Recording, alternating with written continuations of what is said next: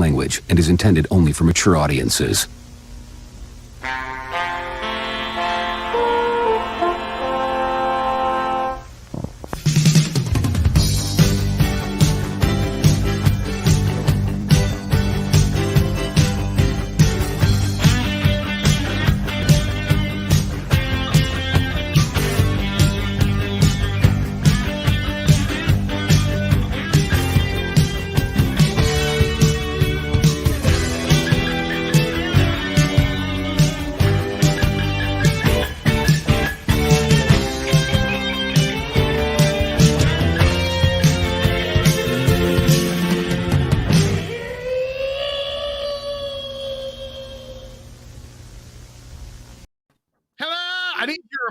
I need your applause, Gary.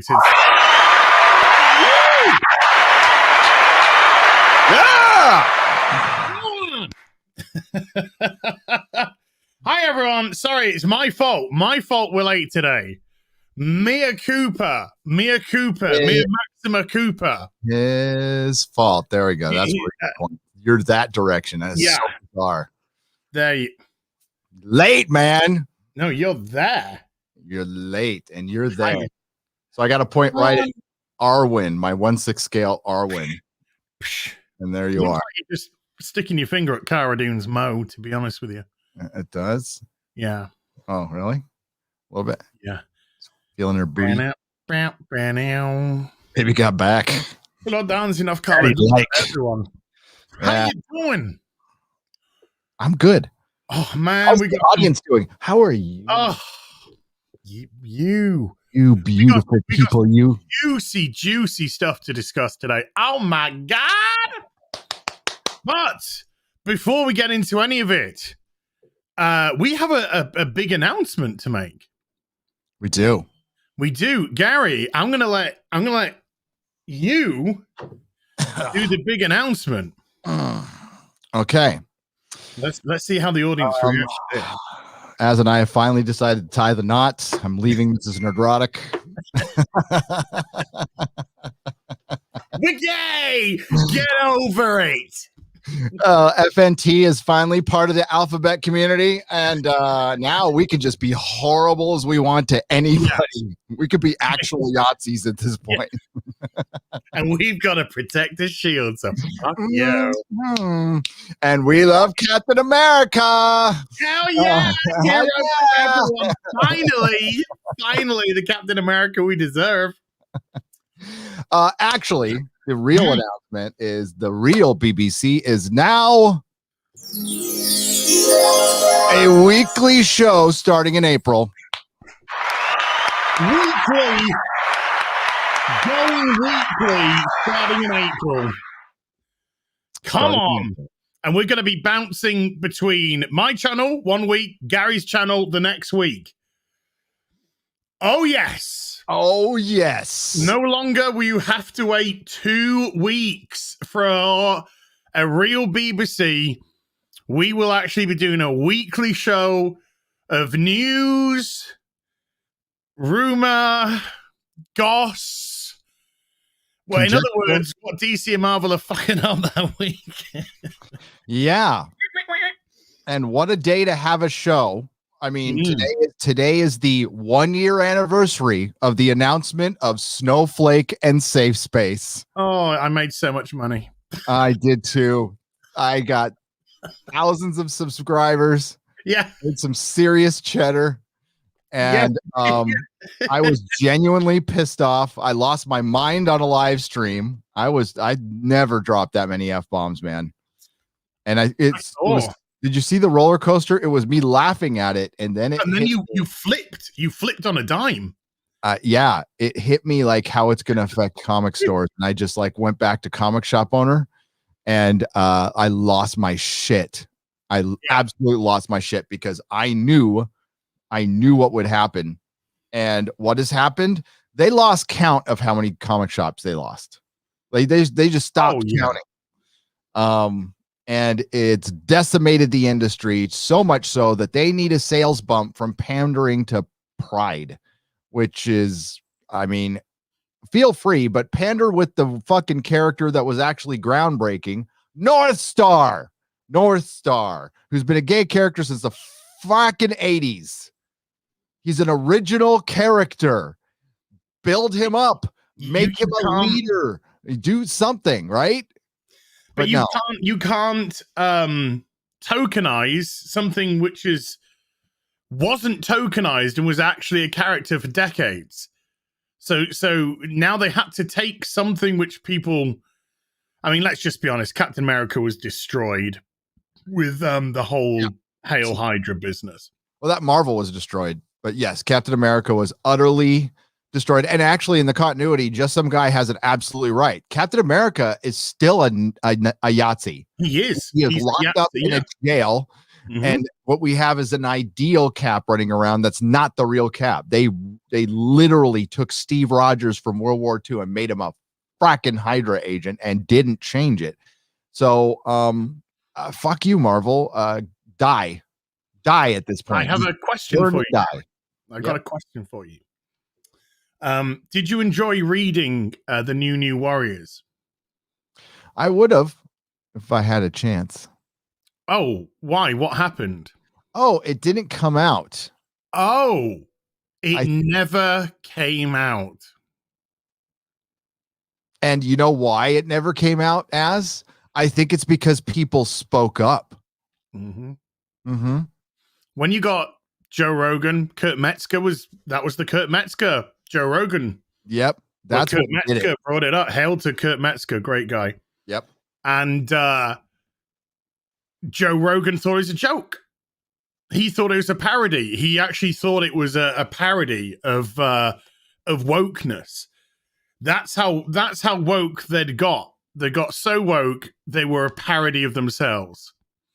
And then they would just normies watch Joe Rogan, normal people, and people were just laughing at this show, like raucously laughing at how pathetic. And more importantly, for Marvel's perspective, because they don't care, because they're not wanting sales, they're wanting to be progressive and to spread the message. The trans community were just like, you fucking taking a piss. Yeah. You fucking is this how you see us? Are you taking a fucking piss? Mm-hmm. So they got it from both holes. We need to hear that a lot more, because I know that sentiment is there. We have people in our chat right now who've said it multiple times, problem being one of them, that like, hey, you know what? I'm an individual. I'm not part of some hive mind. Stop speaking for me. Stop using me to pander. And here's my analogy, gay community. Who, like I've been to Pride in San Francisco. I know it's generally, everybody has a really fucking good time, but it's become really commercialized. And that's the thing is nerds can relate to what I'm about to say. What Pride was to the gay community, was really sticking it to the man when it was not safe to do so for many, many years. Now that it's completely safe and become corporate, anybody been to Comic-Con, San Diego Comic-Con? Remember when it turned shitty? It turned shitty when it became corporate and it stopped being about the nerds. It stopped being about comics and it started to be about everything else. That's what Pride has turned into for the gay community now. Now it's Macy's and fucking credit card companies and stuff. And that's why things are splitting off. And that's why you have different celebrations now, because basically, it's supposed to be their time to have fun together. Right. And by all means, have a good time. I always knew that during Pride, I basically, I either stayed at home or I took off out of San Francisco because you couldn't drive anywhere. Everything, it was nuts. Dolores Park would be filled and you couldn't get across town. And it's like, let them have their party. I'm going to go do my thing. And that's what it was. It was just a celebration. It's fine. It's cool. But now it's this corporate, it's like the fucking Thanksgiving parade now. And it's lost what its actual meaning was. And that's what Marvel just did. They just slap a label on something to try to like make a few bucks off you and then forget about the actual groundbreaking character that exists and I say this all to prove that they don't give a fuck. They don't give a fuck. These are just a bunch of narcissists, especially the creators of Marvel. They don't make any money. So they're a bunch of narcissists just trying to bring attention to themselves using your community or somebody else's. And believe me, you will be old news sooner than later. And, if you ever need something, they'll completely forget you. Once you're not. We're going to see that in action, because we're going to go through the gay Captain America business, which is, again, it's just tokenization. But we're going to go into that, and then we're going to see what the reaction is from the writer. And it's really funny, the vernacular, the language that they use. And like you said, it's quite narcissistical because it always seems to come back to them. Yes. And not the character. And that just sums everything up about why it's tokenism. Because if like this Captain America storyline is meant to be people who have been inspired by Captain America as he goes on a road trip because he's lost his shield's been stolen and he's trying to find where it is. Now, there's a difference between being inspired by something. If I'm inspired by Batman, for instance, do I become Batman? No. I become something that's been inspired by Batman. I become Night Vengeance. I become, something like that. So this idea of just going, hey, I'm inspired by Captain America, ergo I'm going to dress as Captain America in a hello kind of a way, call myself Captain America, and utilize a shield like Captain America that looks like Captain America. That's not taking inspiration. That's copying. That's taking over. That's trying to be them. That's assimilating. That's a very different thing altogether. And that's exactly what Marvel try and do. They take, as we've always said, we've never had a problem with people coming into the comic book industry saying, I got stories I want to tell. They're not stories that, your classic comic book reader may be used to, but, I've got this voice or I've got that voice. Fine, bring them in. Bring them in, make your comic, put your message out there, and hopefully you find an audience. But that's not what's happened. They've come in and they said, right, we don't like the way you're doing your characters. Your characters that have been popular for 8 decades. Your characters that have inspired movies, films, TV series, people, charity work, all this kind of stuff. We don't like the way that we find it a bit too toxic. We find it a bit too sexist. So what we're going to do is we're going to bring our progressive message in and tear down your heroes in the process. That's completely different from coming into an industry and just adding your voice to it.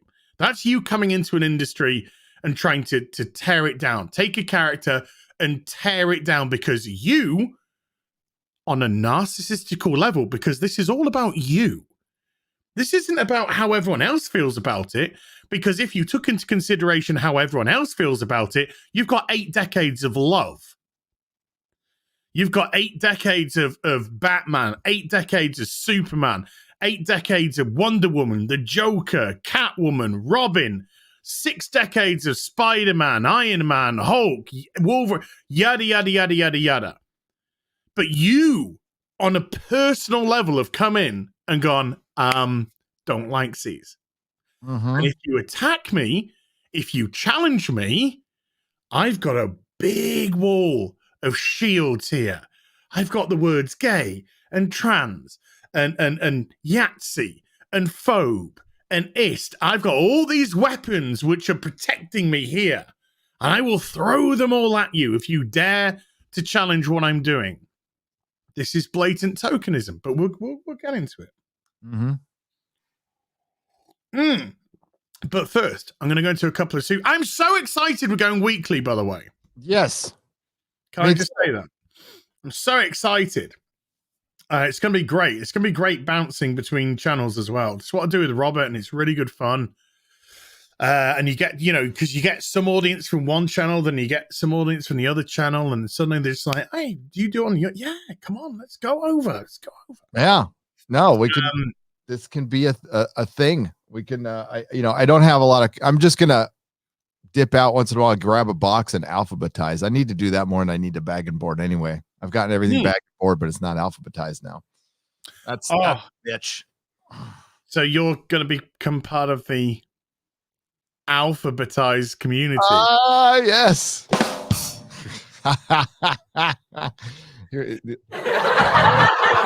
Let's go through a few super chats to keep on top of them, because you people are absolutely mental.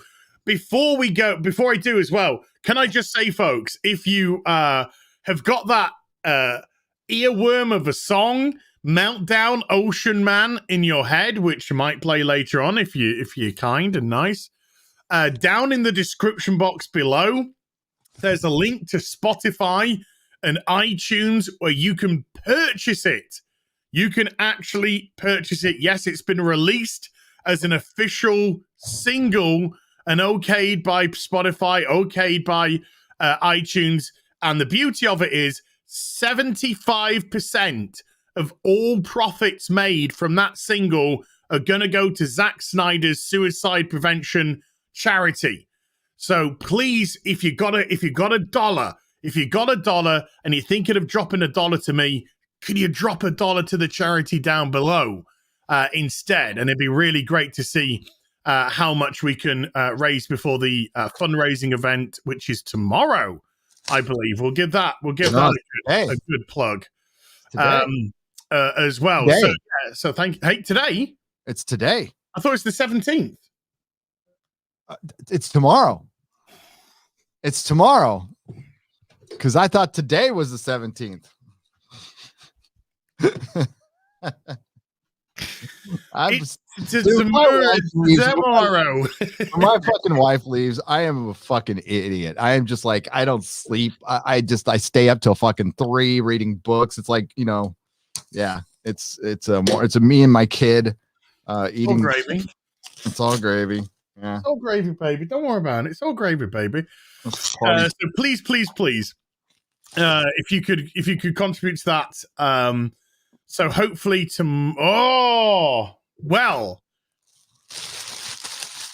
tomorrow is the What Toys, I couldn't possibly comment about that.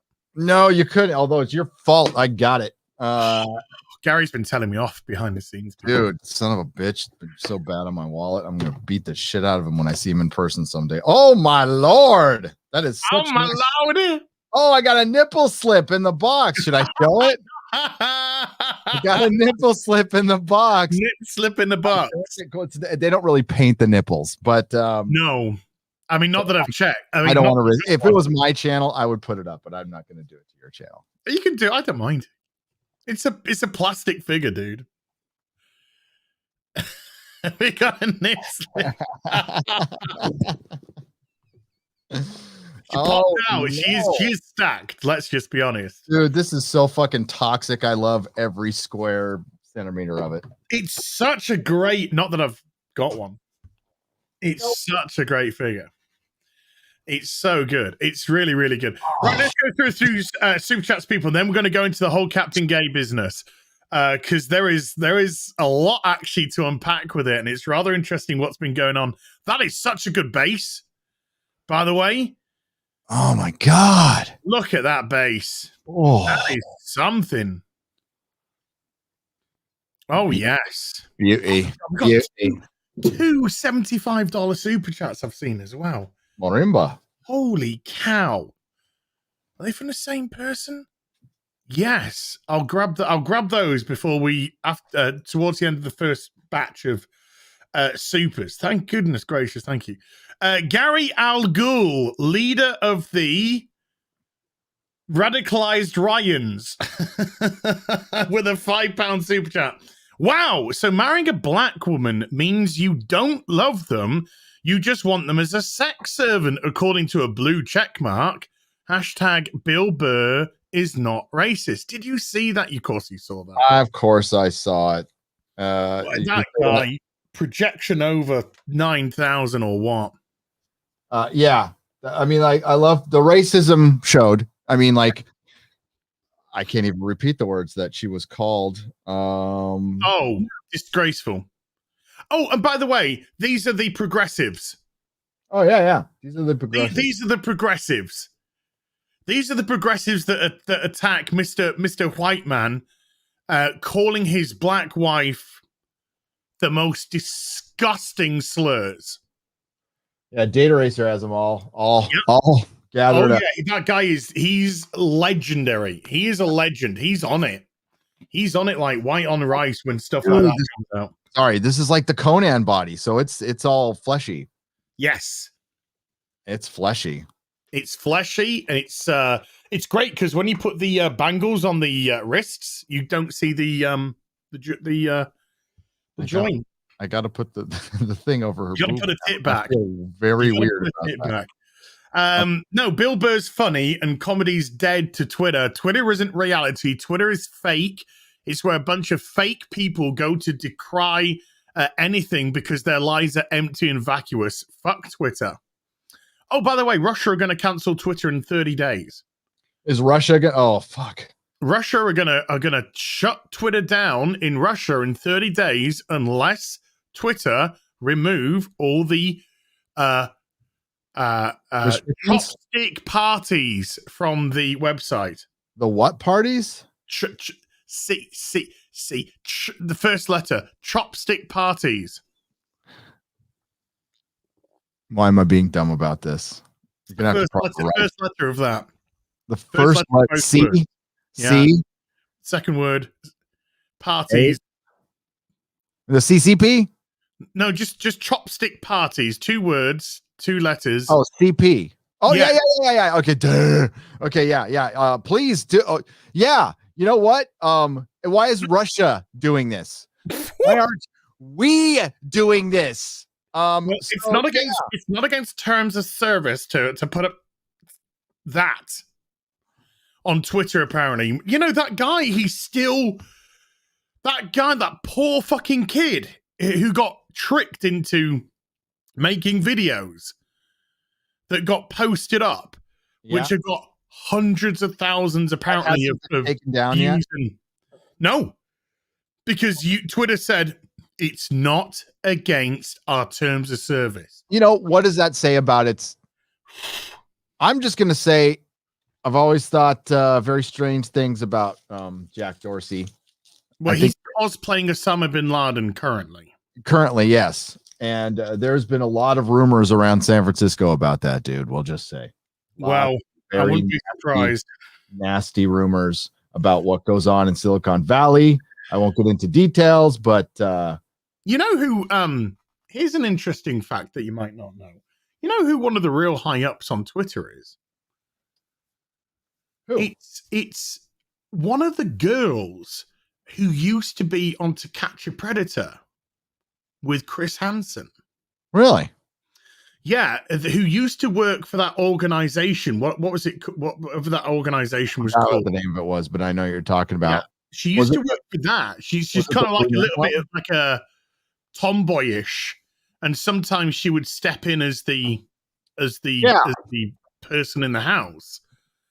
But yeah, she left and she joined Twitter, and she's now like a director of some level in Twitter. Dateline NBC, Lady Grey's Master. Yeah. It was on Dateline NBC.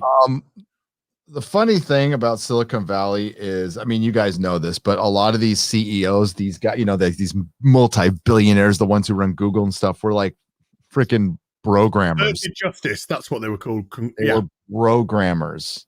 You know, Susan Wojcicki, I don't know if this is true. This is what I've heard. That she rented out a garage, so she did one of those farms. That's what Silicon Valley is about a guy who rents the house out to a bunch of programmers, and then they get together, and if they come up with an idea, the guy who rent the house, it is incubator. Yeah. And it's like it's a bunch of schlubs. It's not like these people were so like no shit. When they get power, as what happens to most nerds when they get power, sometimes they're the worst people in the fucking world to have it. Let's just say. I don't mind schlubs. I don't mind slobs. I don't I don't either. mind lazy people. I do kind of have a problem with people that post chopstick parties. Yeah, that I'm usually, I try to be a forgiving guy, not very forgiving in that area. I think it's like really. you know what, you got a bad, yeah, it's fucked up. You know, you drew the shortest straw in life, and maybe next time around you'll be okay. But on this time around, sorry, can't take the chance. No, not even sorry, can't take the chance. Yeah, sorry, not sorry. No sympathy, no empathy, whether it's a sickness or not. It's one that we can't have in a modern society. No. And good luck cancelling Bill Burr, because Bill Burr, I think, is pretty untouchable. Because there's too many normal. I think we're getting to a point, right, where we've tolerated so much because we are a very tolerant society. Sorry, I'm fucking feeling up Vampirella here, and it just feels weird. I'm trying to get her hands on, and I'm like grabbing masks. If you're coming to the Hot Toys, I'm playing with my doll. If you're coming to Hot Toys tomorrow, just turn away now. But this is how I've got mine. Look at that pose, dude. Where's the cape? It's underneath. You gotta lift it up, and then they got the bangle and the thigh. So I've got mine rested up against the gravestone. Not that you never saw that. You never saw that till tomorrow, folks. You never saw that till tomorrow. There is. Oh yeah, there's a bunch of shit I need. Okay, there we go. There's they only made 300 of these, and Gary, me, and Robert Meyer Burnett, we hold 3 of them between us. So. Yes. Right.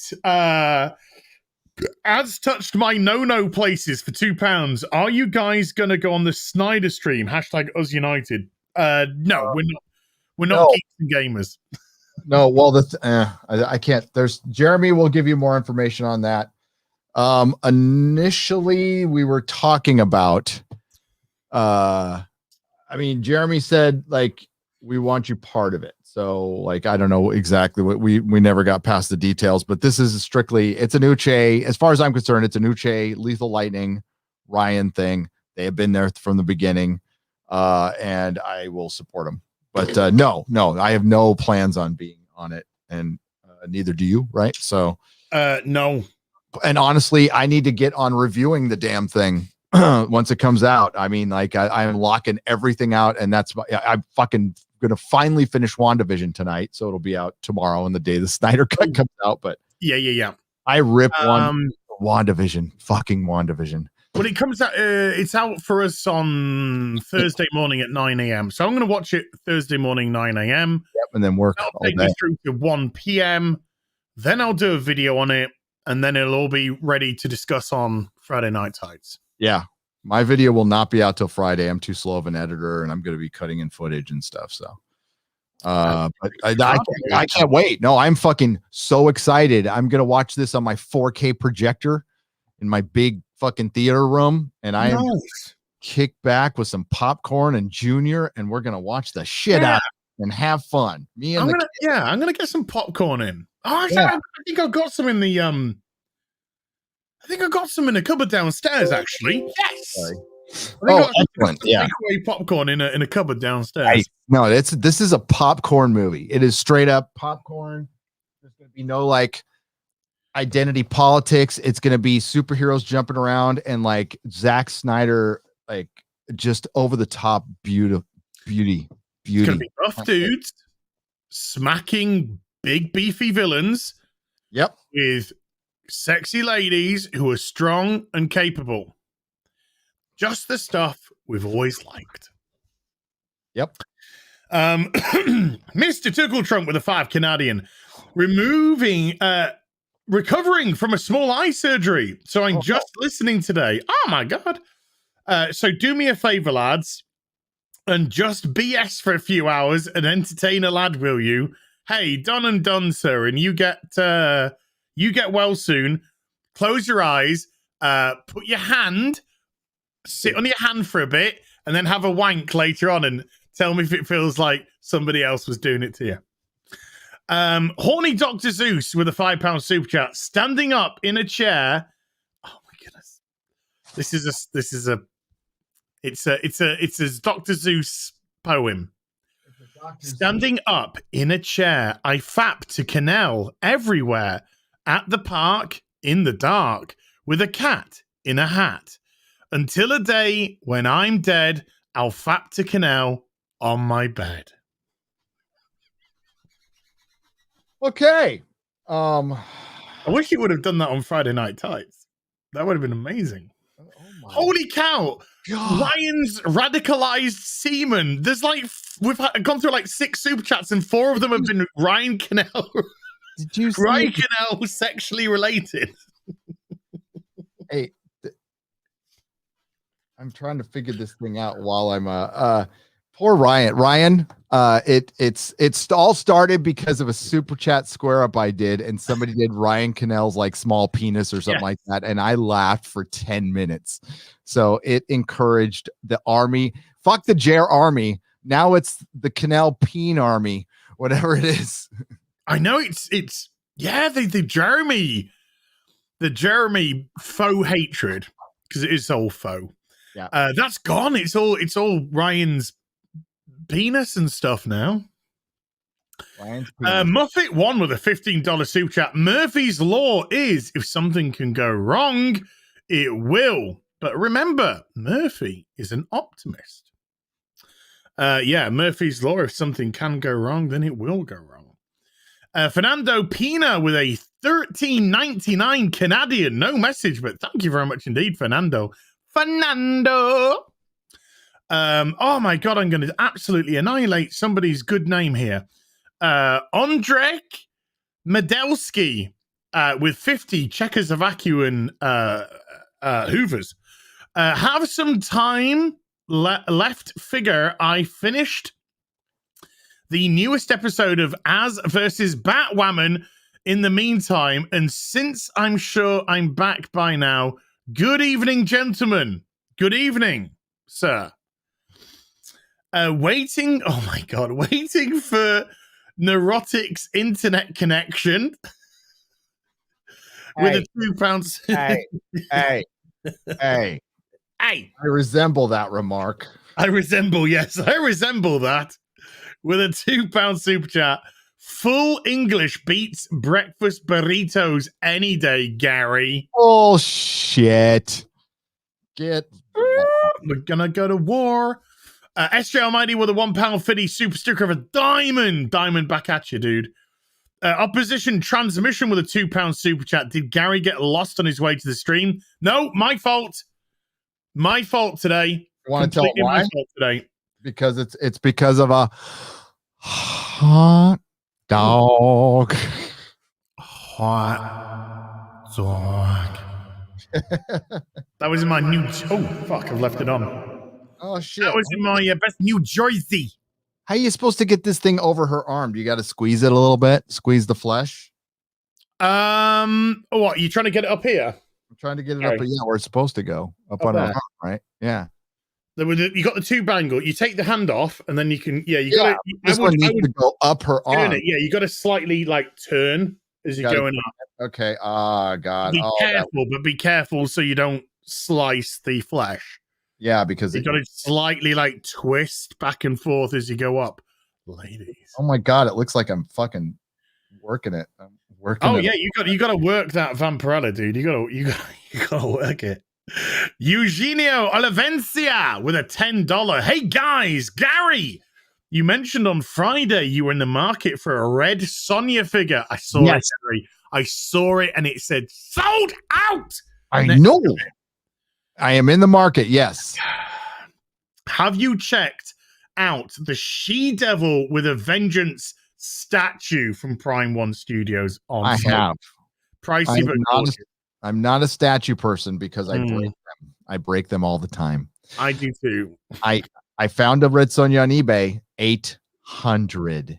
Oh, the one that we were looking at. Yeah, I can't do that. My wife would fucking murder me in my sleep. We're about to buy a house, and she's like, "You're buying half naked women with metal bikinis?" It's like, yes, I am, darling. Is that okay? Yeah. But then she like comes up with like really good answers after that. It's like, oh, does she? She just says, "I'll buy a metal bikini." Oh. I'm like, oh, okay. Okay. This is good. That's good. This is what can you hold the sword too, honey? Yeah. for the Any chance of a loincloth and a sword and a She's all right. She's all right like that. She's yeah. What I did notice though is the omniscient Hydral, is it? It just get to use our words. You sound like me. Look at Gina Carano's tits. I saw the boobies. The Idris Elba figure has seemingly vanished from Toys era.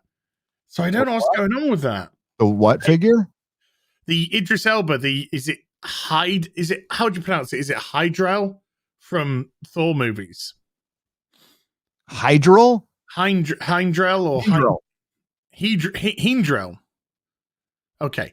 Well, it was him. It was essentially that character, and it's vanished. And by the way, in a fit of I don't know what you want to call it, mental illness probably. I told a stream that yes, I did go and buy, well, pre-order because it's out later in the year, the Batwoman from Toys era, because they created a Batwoman. Yes, they did. And then a week later, I saw it on the website and I was like, "Ooh, I better get this before, just in case they go." So I went and bought another, and then realized only afterwards I'd bought two. So I'm just going to send Gary one. I offered one to Mauler, but Mauler was just like, no. Nice sentiment. No. And Gary, in taking that second one, they're now sold out. They're now sold out. Well, I'm going to pay you. Now sold out. I'm going to pay you. I mean, it's like, I know you did the weekly Batwoman reviews, but like one of my most viewed videos is a Batwoman video. Like I've done very well on the 7 or 8 Bat videos. Batwoman, they've all done very, very well. Dude, people love laughing at, here it is. This is it. This is the offending object. People love laughing at Batwoman. Fucking love it. Uh-huh. Oh, so this is the because they had to know as soon as she got in the costume, they're like, "Oh, she looks terrible." I mean, the figure looks better than she ever did. For one, that is way thicker than Ruby Rose ever was. Oh, yeah. The cloak looks decent, actually. Yeah, the reason that face, you do want to slap that face. In all fairness, it does look like it's annoying. And let's be fucking real. I was around when that comic came out, and it sold because it had some of the best covers ever put to page. I mean, the painted covers, absolutely outstanding covers. And it was a decently written comic for about a year, but it only existed for her to be gay. Okay, because the Batwoman, she got to change her portrait. It's got a second portrait. That's much better. She's not doing yeah, but her face still looks like she got like punched in the face before she put her mask on. That looks a little swollen right there. Got cheek implants. Well, better have cheek implants than ass implants. Yeah, holding a skull and the knife. By the way, I got a couple of super chats through Streamlabs. Yeah, good. It's about time you did that. I know. So I will go into those later as well. Right. I'm just going to grab a couple more, and then we're going to go into Captain Gay. So let's grab the 275s, like I said, because they went back to back, and they're exceedingly generous. And then I will go back and pick up in a little bit, folks. I have to keep on top of it because you're just so generous. Stop it. 72 Shonk with a $75 super chat. You two have inspired me to create a channel of my own. What if history? Any advice for someone starting out on YouTube/Odyssey? Programs for recording? We both use Camtasia for our editing software. Recording, OBS, open broadcasting software, free to use, very intuitive, very easy. Yep. You can record in 4K if you want from there as well. So it's good stuff. Any advice? You gotta have an idea and you gotta be committed. Make it interesting. What if history can be good fun?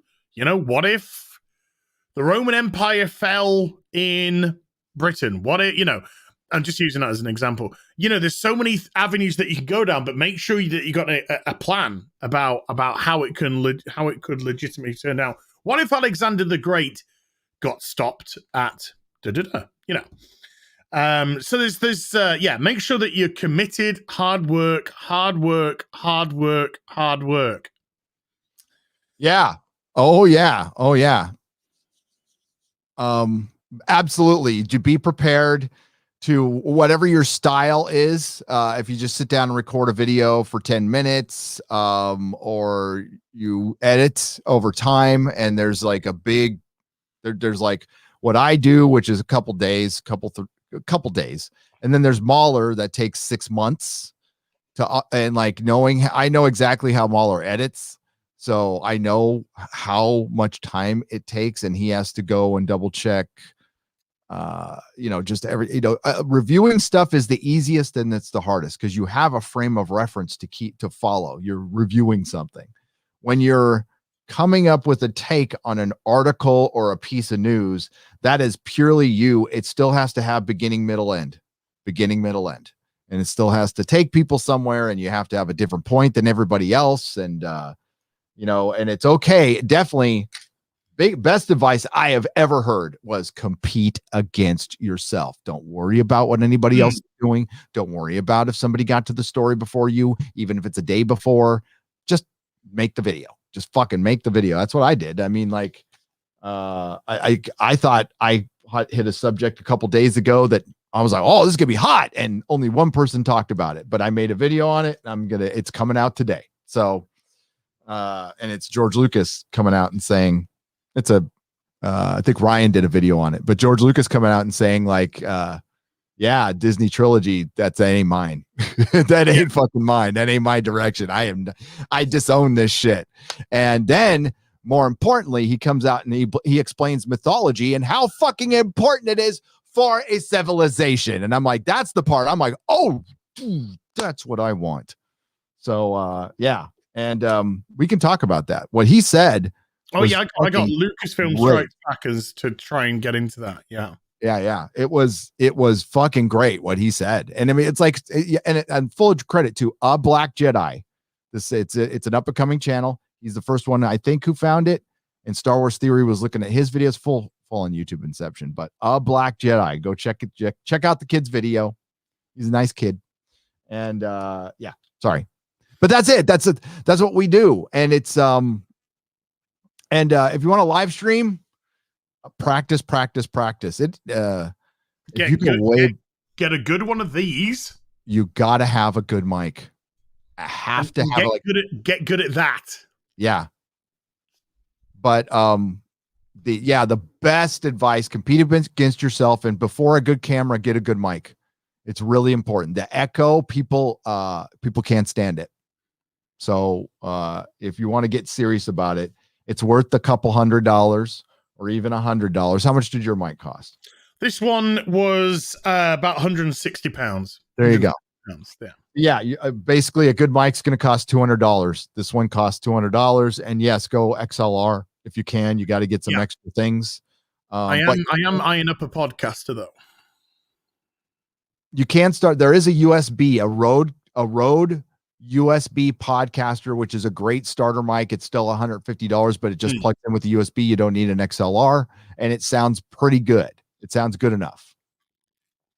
But XLR is the that's best. what the true quality is. All right, here we go. Hi. Nice. The head sculpt, so good. It is so fucking good. Ms. Monroe. That is great. The makeup, the eyeliner, you know, the eye makeup, fantastic. Woo! Going down. Hey, by the way, Gary, you said something really, really important. Then is compete against yourself. Yep. The moment you start competing against other people, you go into a spiral, and we won't say who, but Gary and I were having a chat the other day, and we were talking about somebody who comes across as constantly competing, and it's just like don't worry about your own shit. Just worry about your own shit. Let people get on and do whatever they got to do. You just get on with your stuff and have a gay old time. And then again, 72 Sonk with a $75 super chat, doubling up. Always wanted to ask, why the hate of Jenna Coleman? I loved her dad-daughter relationship with Capaldi and a turn away from shipping with the Doctor. Was it her? Was it the writing? My view might be colored because I thought she was beautiful. She is beautiful. She's beautiful, yeah, and she was annoying. That's the thing. I have a superpower, and I've always had this superpower, and I'm very proud that I have this superpower. I am I love hot women. I am attracted to women. I am super straight, but I am not immune. Like I don't get that mesmerized by the hot chick thing. Never have. Doesn't impress me. There's a million hot chicks, and the hot chick syndrome is their most privileged fucking thing on the planet is hot chicks. And Jenna Coleman is hot, like exquisitely hot, and she was great in Asylum of the Daleks as this fun, flirty, and in The Snowmen. And then they made her an insufferable bitch the rest of the time. And then she started easing up because of fan criticism. They started easing up on it, and she got a little more fun when Capaldi was around. But dude, in series 7 and series 8, I couldn't stand her. I couldn't wait for her to die. I was like, oh, when that raven flew through her, I was cheering. I was fucking cheering. I know it's sad because I think Jenna Coleman is a great actor. She got some great acting chops on her. Like you said, her character in The Snowman was so good. So good. It was just the dynamic between her and Matt Smith was perfect. It was the relationship that they had, and it was just like, oh, I really kind of wish they'd taken the Victorian version of her instead of the modern day one. But even though the modern day one was still good, I mean, it started off well. But yeah, they just wrote her as, well, they essentially wrote her as more intelligent than the Doctor. Yeah, they made her. And it just came across as stupid. Absolutely stupid. Having her be the moral barometer in the 50th anniversary did bother me. It bothered me because it's supposed to be Rose. That was it. She was the key. I like what they did with Rose. I really did in the 50th anniversary. I thought that was a really good way to bring her back. Too bad. Chris Eccleston was a fucker. William Hurt was great, but just imagine how great it would have been for Chris. There would have been, there were tears for the 50th anniversary. There would have been bawling, just uncontrollable snot bawling if it was Eccleston. Of course it would, because the dynamic between Bad Wolf and Christopher Eccleston, because he knows that, it would mean much, much more to that character than it would the War Doctor, which they had to obviously bring in at the last moment because of Eccleston refusing. It would have meant so much more, and that 50th anniversary would have meant so much more if it was Eccleston and not the War Doctor. They had to kind of go loose and fast with the And we got the War Doctor out of it, which is great for a minute. Yeah. And then fortunately, John Hurt died. But Eccleston made a selfless decision, and fuck him. I need to hear an apology to the fandom. And also, it was the dumbest move of his career. And he's made a lot of dumb moves. And I know he's got bipolar and he's got a lot of mental issues. And it's fucking clear because when they came back to him after, apparently when he left, he was the fucker. Okay. He was the fucker. He made it impossible for them they couldn't wait to get rid of him. He lied and he admitted he lied. Yeah. As to why he left. And then I think it was 2015, 2016, he actually told the truth. He told the truth that his personality was just clashing with theirs and he was getting kind of uncontrollable as to but Jeremy shot a video of me at New York Comic Con when I found out Eccleston was there asking for money for autographs, and I just fucking went off. I'm like, this fucker should be just giving them out for free and saying sorry to every fucking fan who walks by. And he should. I'll tell you what, you want to see Jenna Coleman? To me, perfect. Deep breath. Deep breath.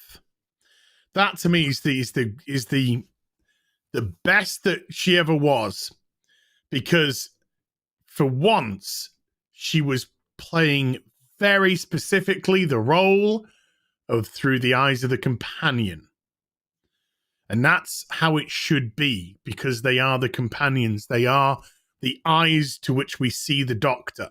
Yep. And Deep Breath was perfect episode because the roles were very well defined. Capaldi was the Doctor, freshly regenerated, and she didn't know what the fuck was going on. And I'm not your boyfriend. I'm not. Oh, that was so good. I'm not your boyfriend, Clara. I never said you were. But he was. No, but he said, I'm not saying it was your fault. Yep.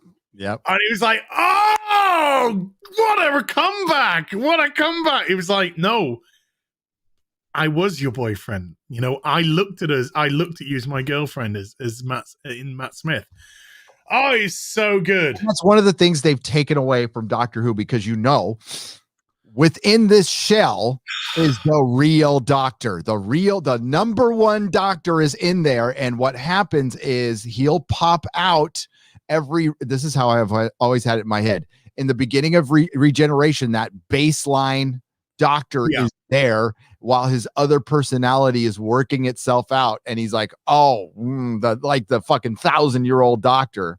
Yes. Because he adapts to his skin, his mode. And I loved what they did, that he can occasionally, like, through his subconscious, pick a face. And he picked and how they explained that for Capaldi. I thought that was really cool. They should have done more with it. Yes. But I really liked that. And they established it in the 50th anniversary that you can revisit faces if you want. Setting a lot of shit up, which Moffat left a lot of red herrings, but that's one of the things I'm very happy he set up. And I went back and rewatched that episode, and I liked it a lot more than I did. I liked it the first time I saw it, but I mean, I love it now. Yeah, I kind of bullied Gary into rewatching Deep Breath.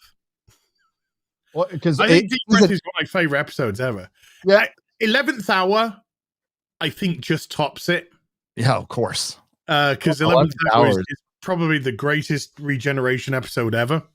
But Deep Breath, for what they were doing with the character. Oh, God. Now, season 5 of Doctor Who is phenomenal. It is so fucking good, top to bottom. I think there might be a weak episode in there, but I was just thinking about it because Perry Chan posted that he's like, I love the 11th Doctor, and I'm like, I do too. I fucking miss Matt Smith. I know. His was it the Rings of Atragan or something like that? Yeah, Acapulco, the Rings of Acapulco. God damn it, his speech in that, holy shit, gives me goosebumps, shivers down my spine when he's shouting at the parasite. Oh my God. And Matt Smith's crying when he's doing it. If you look, you can see he's got. I think that's just the emotion of the expression coming through the actor. God, he's playing. Oh, baby. Yep. Oh, God damn.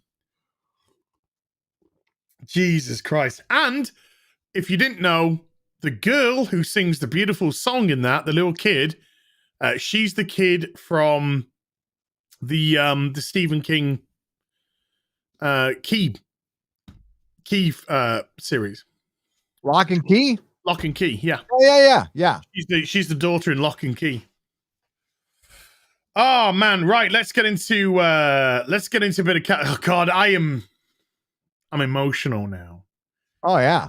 Because I know, oh God, I know what. And Matt Smith has like, if I gave a fuck, Game of Thrones. So he's going to be in House of the Dragon. He's playing Daemon Targaryen, which is like a juicy part. Like he's like the baddest ass motherfucking Targaryen. Ooh. One of the baddest ass motherfucking Targaryens who ever lived. Like he's got an amethyst eye. He's got because he's missing one eye, so he's got an amethyst stone in there. So that's how they explain the purple eye. Yeah. Hey Gary, do you want to see something sexy? Purple Valkyries just sent this to me.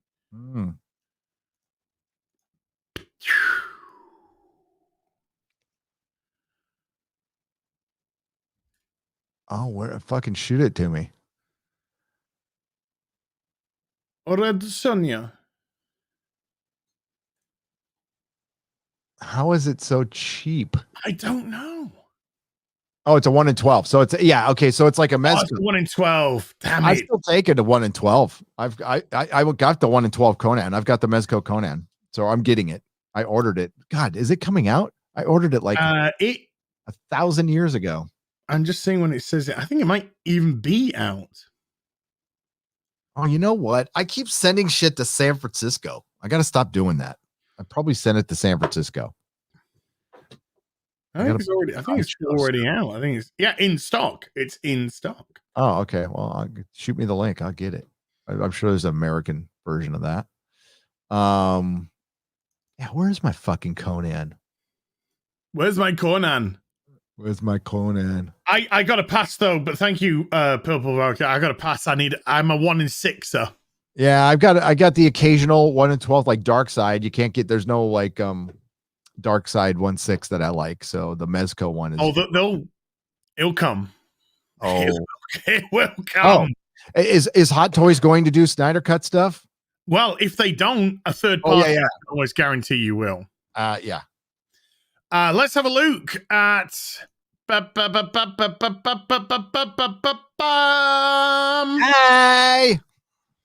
Now this is interesting. Marvel Comics introduces Gay Captain America for 80th anniversary. That's bleeding cool. Okay, sorry, bleeding fool's take. I'll never go anywhere near bleeding cool. Now this is where are you? Here we go. This is Pride.com's take on it. This is what we're going to go with.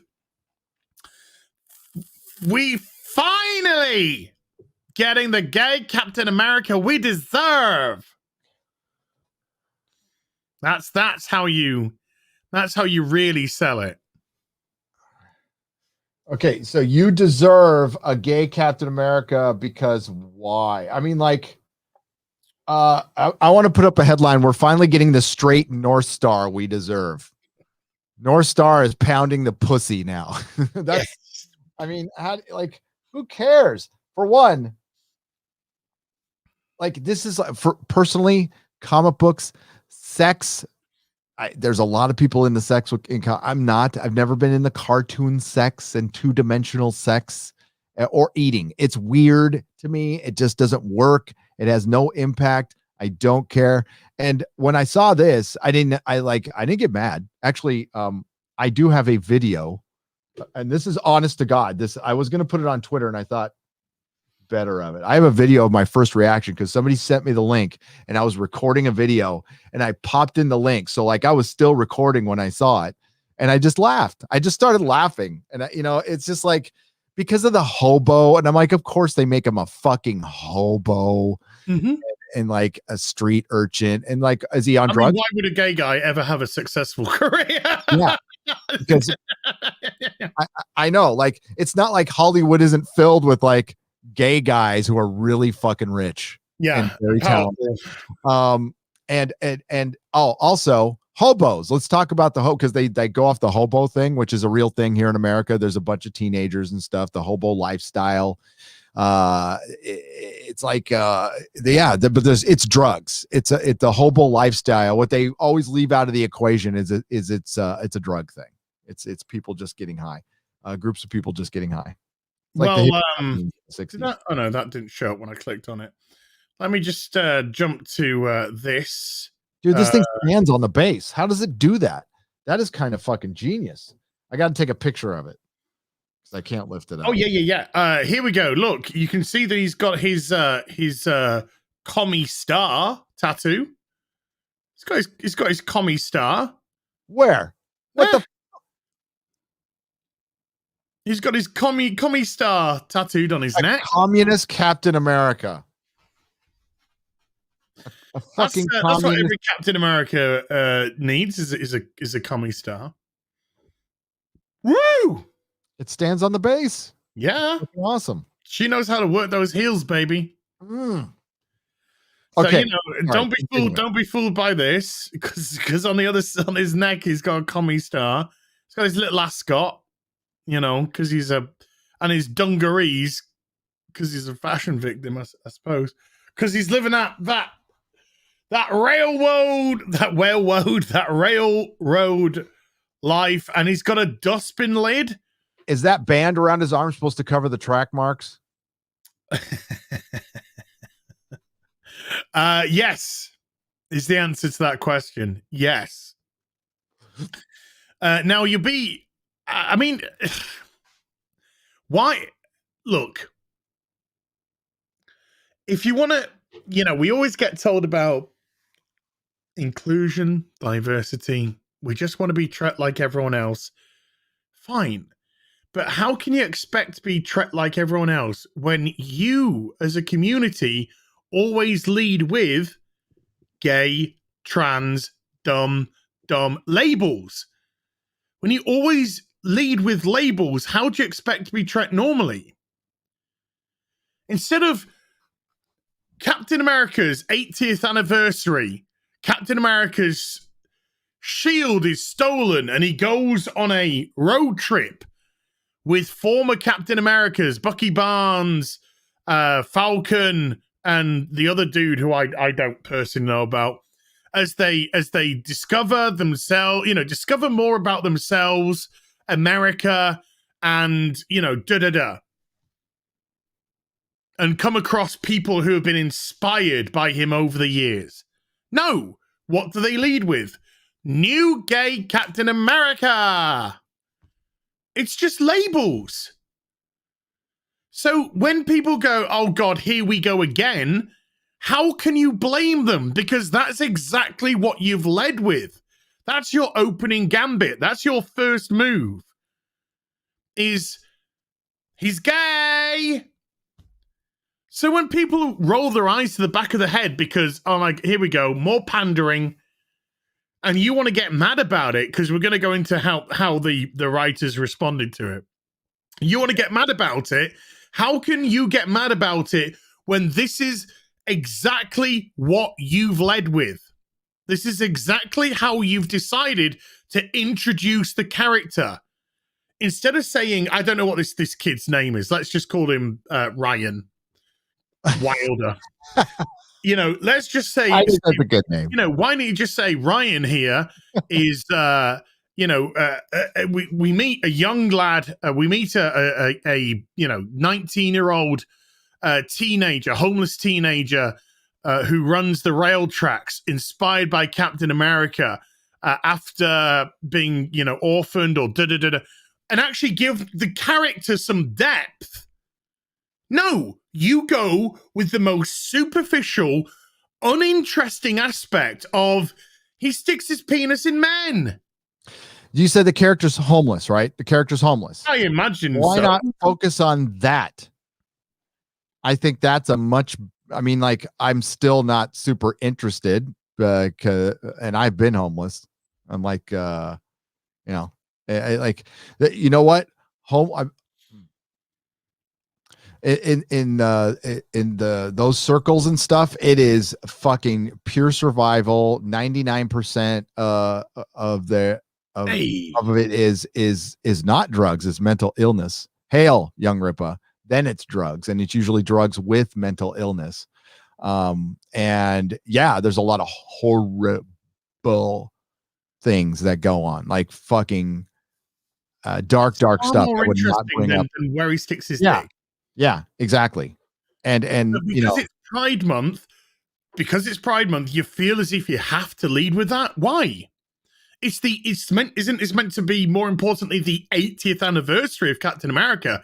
I'm sorry, people, but I think that is a little bit more important than genitalia time.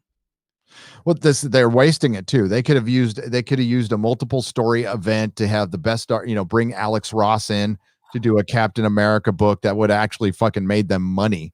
But no, this is Marvel's mentality. It's like, oh, let's grab a headline, make a cover, and this issue will, I mean, speculators might go after it. I could give a fuck. And this is why I don't read Marvel comics anymore. And that was probably going to be the time of my video. Like, this is why I quit Marvel comics. Well, just some guy. It sounds like you actually want a story. I know. Is that bad? Yeah. Is that bad? You know, Marvel don't tell stories anymore. No. And I saw your video. Something interesting. You could have actually had, because I think this is a mini series as well. I don't think this is a one-off. I think it's a mini 5-part mini series. Yeah. Right. Okay. Just some guy did a really good video. Series. You sell a mini series like that, to me, it sounds, not that I'm purchasing modern day comics anymore, but that sounds much more appealing than, hi, we've got a communist gay Captain America who's probably an Antifa reject. Yeah. But what do they say about him? I think they say he only fights for marginalized people. Yeah. All right. Do you go, stop, criminal? Wait, are you marginalized? Hang on. Could you hold on just a second? Are you marginalized? You put down, okay, good. Let's go. Then this guy's in Crime Alley in Gotham City. 9mm. This guy's in Crime Alley in Gotham City, and Joe Chills just pulled out a gun on Thomas and Martha Wayne. He's like, why did you say that name? Sorry. All right, I can't help you because you're not marginalized. You're not you're privileged. So Joe Chill murder you. Sorry, little Bruce. Have a nice life. How a hero doesn't discriminate against who they fucking save. This is discriminatory. Heroes don't call people marginalized. Marginalized is marginalizing them. Yeah, we got a gay, communist, bigoted Captain America. I'm sorry, little. Hey, alphabet friends. I know you're marginalized and we are so much, better off than you are. So we're going to give you something. Aren't we great? We're awesome. We're an ally. Yeah, an ally. I think the writer identifies as queer, but they're married to a woman. Yeah. Okay. I'm talking to the alphabet people right now. How do you feel about like the Tilly from Star Trek being in a completely straight relationship, coming out as queer? And I don't know how, like, if my wife came out as queer while we're married, I'd be all, we need to talk. We need to talk, because that was not part of the deal when we got married and stuff. And that opens up, and I'm like, unless I guess the husband, maybe he's kind of a cuck and just like, okay, to open with open relationships. And if you're in open relationships, that's fine. It's not, they don't work, but that's fine. You can have fun for a while. Just know it will end in betrayal. Yeah. It will end badly for somebody in it. whether it be not necessarily you, might be the wife, it might be the third party, it might be you, but it's going to end badly for one of you. But it's the worst form of pandering. You know they're full of shit. You know Tilly is just saying it to get fucking roles. And like Demi Lovato came out as everybody is now. And I said we both said this a couple of months ago. Like the entirety of Hollywood will be bisexual. The baseline of Hollywood will be non-practicing bisexuals to get work. Do you ever see a Leslie is apparently bisexual? I watched the last episode of Batwoman. Mm-hmm. I can't stand her voice anymore. I can't. Her voice grates on me. It sounds like that. But she's always like projecting. And I'm like, oh. Never just normally. She's always got to berate somebody, and she goes all pitch-wise. She goes all over the place when she does it. Oh my God, at least Ruby Rose couldn't act, so she kept her voice down as much as possible. I know, but this is right. Hold on. Let's get the response of, oh man, I need to click back. Here we go. Let's get the response of the writer, I believe. Yeah. From TwitTwat. So this person here posts, take a guess at how this discussion went. And the discussion is from GameStop, maybe. Marvel to introduce gay Captain America later this year. So I'm not surprised that probably. So here we go. Christopher Cadwell says, from first-hand experience, I can say not well. But from the people this is meant to speak to, and for those who enjoy comics for what they actually are, very well. Brutal day, but uplifting all the same. From the people this is meant to speak to, aren't comics meant to be for everyone? Aren't they meant to be for everyone? So are you literally saying we are only making this comic for specific demographic? And then you complain about kickback. But how does it, what I don't understand is how does this even speak to the alphabet community? Hi alphabet community. We've taken another heterosexual hero and turned them gay. For you. They'll be like, what? You know, when the normal ones will be like, what? How does that make it for me? Well, you can now identify with Captain America because he too sticks kook up bum. No, I can identify through Captain America through his actions and deeds.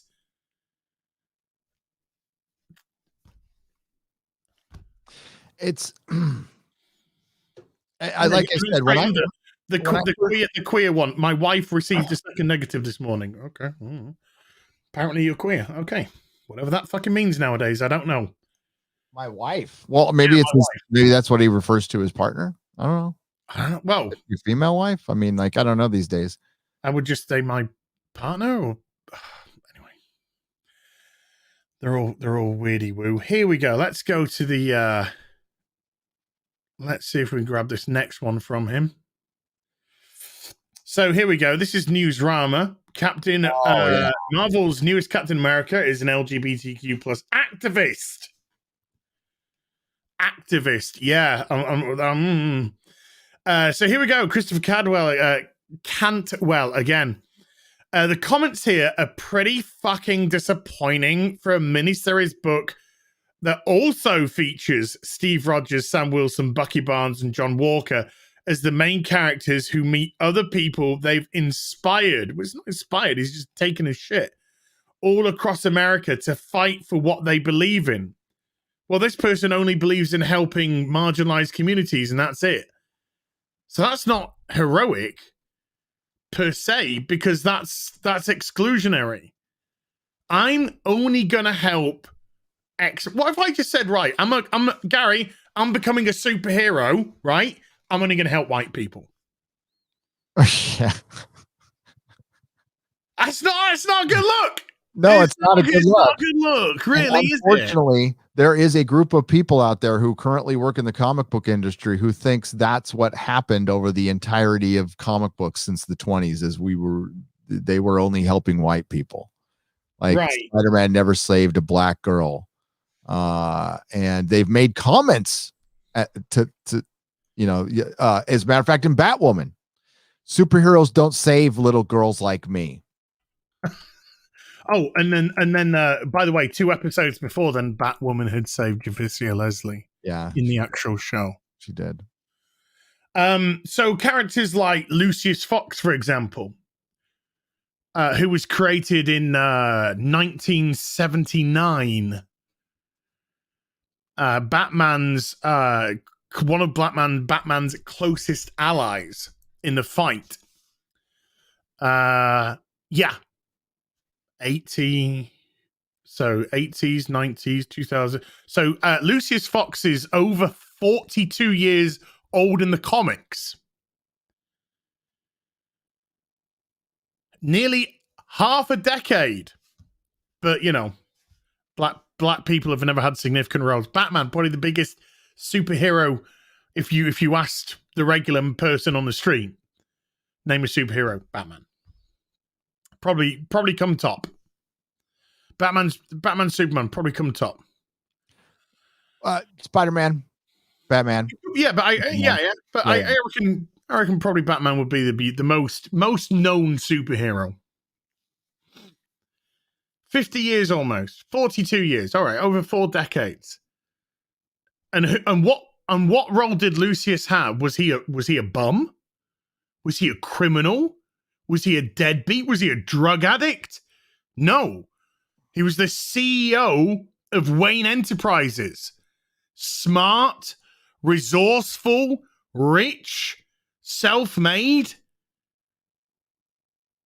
shown in a massive positive light. So that's part of what's going on and why they're destroying. I mean, this goes to the foundations of Western culture. I'll just try to bottom line it, and why they're trying to destroy our modern mythology, spoiling my video a little bit, but they're trying to erase things like Lucius Fox to make it look like essentially nothing's changed, and they're taking away the aspiration. So they're basically preparing you for communism, which is everybody's fucking poor and miserable. And that's what they want. They don't the people backing this don't want to work. They don't want to work. They don't want to strive for something, and they've lost meaning in life. And this is a lot. This is a commonality with cancel culture and people with blue check marks on Twitter. And what Star Trek did in particular, comic books did in particular, was show you that it's possible. The one thing that I've heard the most of, okay, I have zero idea what the black experience is in America, but I did spend some time in prison and I talked to a lot of people. And one of the things I heard that is a legit is the reason there is a revolving door in prison. The reason there's a revolving door, and this is what was told to me, again, I did not experience this, in the hood, is there isn't that example of having a way out. There isn't that thing to strive for. And that's a problem we need to take care of in this society. Obviously, I do not have an answer, but it's something that needs to be dealt with. We've had to deal with this for a long time, and we didn't. And that's on all of us. But that you need that guidance, that mentor, somebody to look up to, or at least show you that it's possible. It doesn't have to come from a father. It can come from a big brother or somebody, but you need a male mentor. A woman needs a female mentor, and it has to be by the sexes. This is what we use in recovery. This is why we split into we have men's meetings, we have women's meetings, and we have LGBTQ plus meetings. And there's a reason for that. So there is a guidance there. But when you're constantly showing characters living in a van down by the river, or this character right here, what's the aspiration? What they're trying to do is, they're playing to adults who want to see themselves as superheroes, essentially. Mhm. It's like, I don't pretend I'm a fucking superhero when I'm reading a comic as a 50-year-old guy. I'm just enjoying, I am enjoying what's presented. That's it. I have no theories about anything. When I crack open a comic, I'm like, where's this going to take me? Yeah. And I take it at face value. I don't like, I am pretending I'm Batman now, but there's a startling number of people out there who still pretend they're Batman or want to be Batman, or they just want to take something away and they don't really give a fuck about Batman or Captain America. And I don't know the background of this writer. I don't know how long he's been in comics. Maybe he's been in comics for years. Don't know. But they're diluting Captain America just like they diluted Spider-Man with the Spider Island and all the fucking spiders. It's fucking the one great thing about Spider-Man for so long is he wouldn't be a part of a team. Mhm. And he didn't have any derivative characters really other than Spider-Woman, but that was very light. But he was just Spider-Man on his own. And I'm talking about, like, my frame of reference, by the way, is from the 70s, from the early 70s on, reading comic books. So it's not recent, it's not the last 20 years. And it's diluting it, and it sucks. And instead of what you said in the beginning, just create a different character, or I don't know, highlight the one that exists, North Star. What's up, Tug? How you doing, buddy? By the way, thanks for the video. Thanks for having my back. I appreciate that. We all appreciate that. No, it goes to undermining Western civilization, the hero archetype, the hero's journey, classic storytelling. It's all bad now, and it must be watered down, and it must be not only diluted, completely done away with. And you know what? They've succeeded. When they get you and I to quit reading comic books, that's a fucking massive win for them. That's what they want. They just forgot that you actually need to replace us with something, and that's where they failed. But realistically, I know we can speak realistically and they can't. But realistically, who is going to replace us? Nobody. Exactly. Nobody. So every time you tell somebody to fuck off, every time you say, well, maybe this isn't for you, you're not ever going to find a person to replace the people that go, bye-bye. Okay, bye. I'm going to listen to you now. I'm sick and tired of this. I'm going to listen to you. This ain't for me. You're not creating stuff that I want to or should be reading. Okay, I'll go. But it's just like Christopher put himself. The people it should be speaking to, who are they, Christopher? Define who this should be speaking to, please. Because that would actually out you as a bigot. And I think it's very easy to pick a bigot. Anybody who says marginalized people. No, Gavin McGinnis said this. Oh, get triggered. Gavin McGinnis said it, and he was relating it to Republicans and Democrats. I would more relate this to the productive and the non-productive. The productive see the world for what it is. The non-productive see the world that they want to see. And big difference. And the seeing the world that you want to see is not seeing the world for what it is, being pragmatic about things. And I've had friends like that. One of the co-hosts of my channel was I won't name him, but lifelong rich kid. His parents were rich. They were part of an old family in San Francisco. He's never had to work hard a day in his life. Brilliantly smart guy. Really, really fucking smart guy, but just doesn't have a work ethic worth a shit because he was never taught it. He was never taught it. So now, of course, he's a Bernie bro, right? And again, like never worked a day in his life. He got a job here and there, would never stay long, never has done a 9 to 5 for anything over a year, and because he never needed to. And now when he's getting to the age where he needs to, he wants compensation. He's one of those people out there. We need to find a different way to compensate people other than money. That was a conversation we had. I was like, what the fuck are you talking about? Like, based on what? Things you like to do? Shit. That's not reality. I'd love to do that too. And also, rather interestingly, Vida Ayala, who, as we know, simply gets work because they have creating themselves a brand of what is it? Queer and brown. That is how they actually push themselves. That's the brand. And of course, in ultra woke comic book industry, that's it. Boom. There's the holy grail. So they just give them work after work after work. And I have not seen anything from Vida Ayala that I could possibly give a fuck about. I don't think they're a particularly good writer.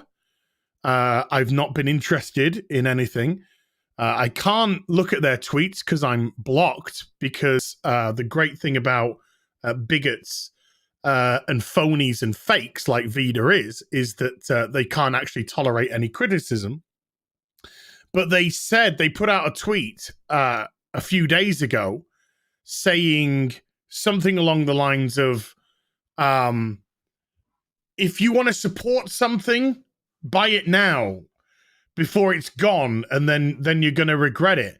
Well, what are you trying to sell us? You're just selling us shit at the moment. So there's nothing that I want to support from you, hence why we've stopped buying. Because you're not producing anything worthy of support. You're not producing anything worthy of being purchased. You're not producing anything worthy of me handing over my money.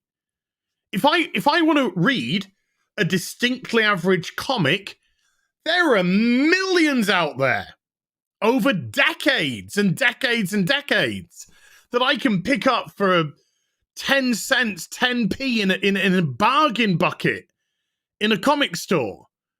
I don't need to spend £5, £4 on a brand new modern day comic for it to be distinctively average, that I will never remember anything about it, that I'll never care about anything about it.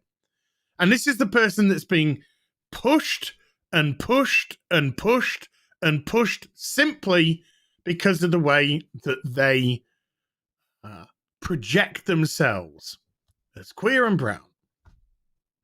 So how do you expect tolerance? How do you expect parity? How do you expect people to respect you? How do you expect people to respect you when you're not getting work based off your actual talent? People aren't stupid. They can see right through this nonsense. And so, no, they're not going to pick up your stuff. And yes, your sales are probably really shit, Vida, because your books are really fucking mediocre.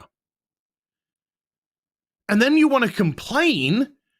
You then want to complain on Twitter that you're not actually getting the support. Well, yes, because people are literally pandering to you because of how you have like Mags before, have literally missold yourself. I am putting myself as a label and a label. And so what does Mags do when they didn't get their way?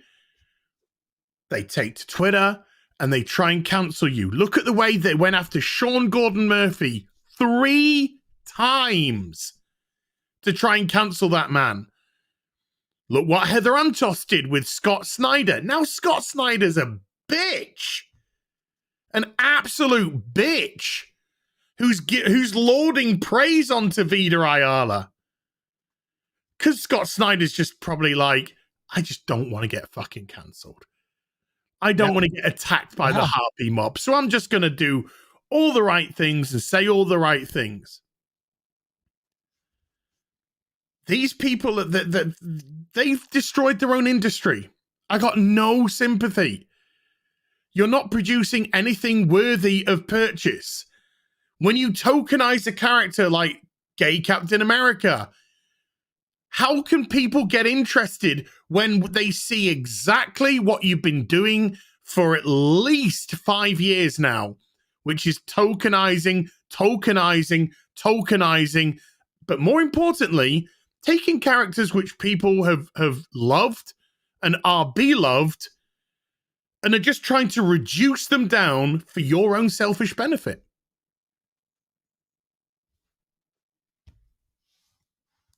But hey, it's all gravy, baby, because the comic industry don't need guys like us in it anymore, Gary. According to Gail Simone. No, it doesn't. We are replaceable. We are. Gail Simone, by the way, who was thanked in the credits of Justice League alongside Ethan Van Sciver, by the way. Who was? Gail Simone is one of the special thanks to, and there's a list of comic book writers and artists throughout the years that Zack Snyder wanted to give thanks to. One of them's Gail Simone, one of them is Ethan Van Sciver, which has caused a lot of people to bring out. Last year, Gail Simone put out a massive bunch of tweets attacking Zack Snyder. She did? Yeah. Now they're all deleted. Oh, they're all deleted. Now they've all been deleted. What did she attack Zack Snyder for? I would love to see the archives of that. Let's bring that to life. She was doing stuff like what's your favorite Zack Snyder film? Watchmen, Justice League, something else, and Ant-Man. Obviously, he didn't do Ant-Man. That was Peyton, whatever he's called. So she was just like trying to belittle his work. Zack who? She put in one tweet, who's Zack Snyder? Never heard of him. Lots of this sort of Gail Simone, aggressive bollocks. whose most notable attribute is being fat, and then like she wrote some comic book some decent stories 20 years ago that were never ever on time because she was fucking too busy on fucking Twitter back then. She was the result of my first Twitter absolute meltdown. So remember when I was yelling about Snowflake and Safe Space? Every time I saw a Gail Simone tweet, I fucking lost my shit in the store. People can attest to this too. I'm like, this fucking bitch. She fucking can't come out. People are looking forward to her Birds of Prey book, and she says she's late, and I see her on fucking Twitter all the time. Yeah. And yeah, she's got the same fucking problem as George R. Martin. She's got impulse control issues. She has no discipline, no self-discipline, no discipline at all. And it shows. So yeah, I mean, she's a has-been. She's a fucking has-been now. And barely was. I will say she did write some stuff that was entertaining and that was good but Twitter fucking ruined her. The Birds of Prey stuff that she did was fine.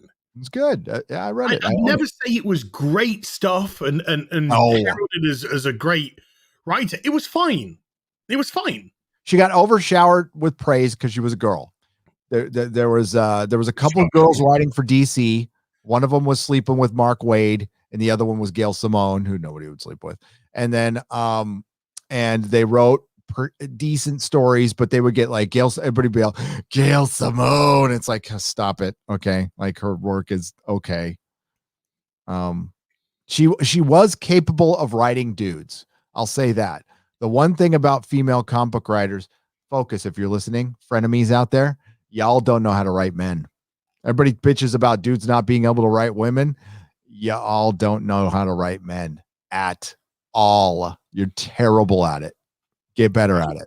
Do you know what? Do you want to know something scary? What's scary? I foretold what was going to happen. You did. You're Astradamus. I'm Nerdstradamus. In my musical video, which is available on iTunes and Spotify right now. Link in the description box. Please go click it and purchase it. Wait. I'm going to charity.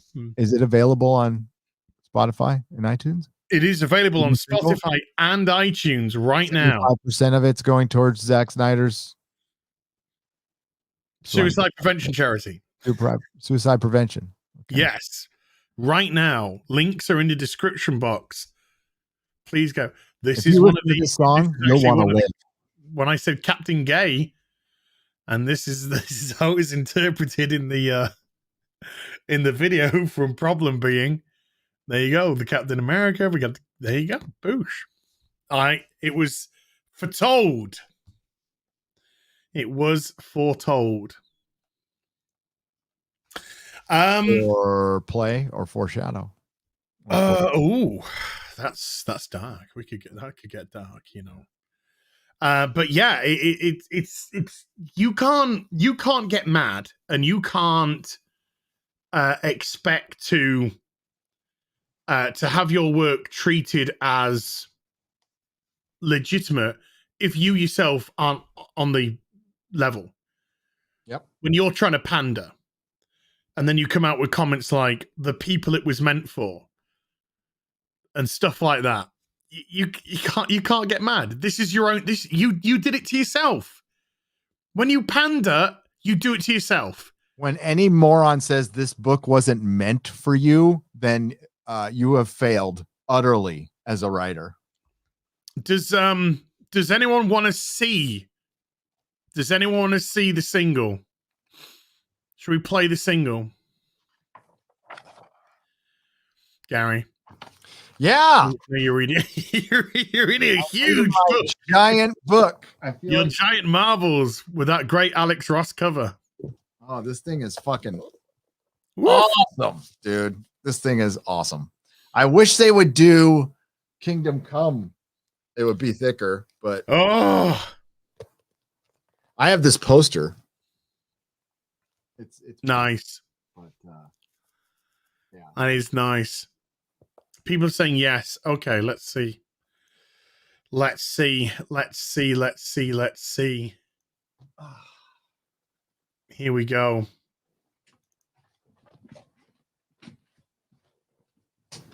It's really ready to go.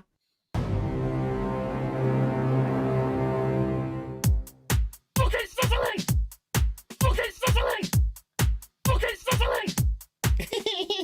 Take me by the hand, take me by the hand, take me by the hand, take me by the hand.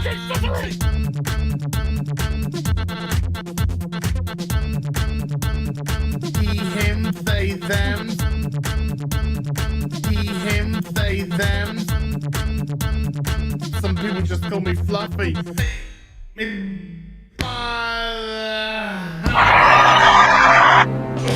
All right.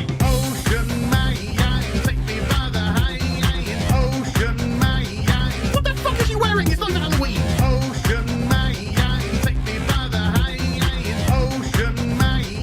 Fucking sizzling! Oh my god, how am I bending the head?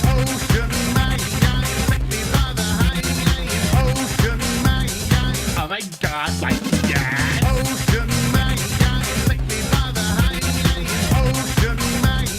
Hey darling, you can smile more.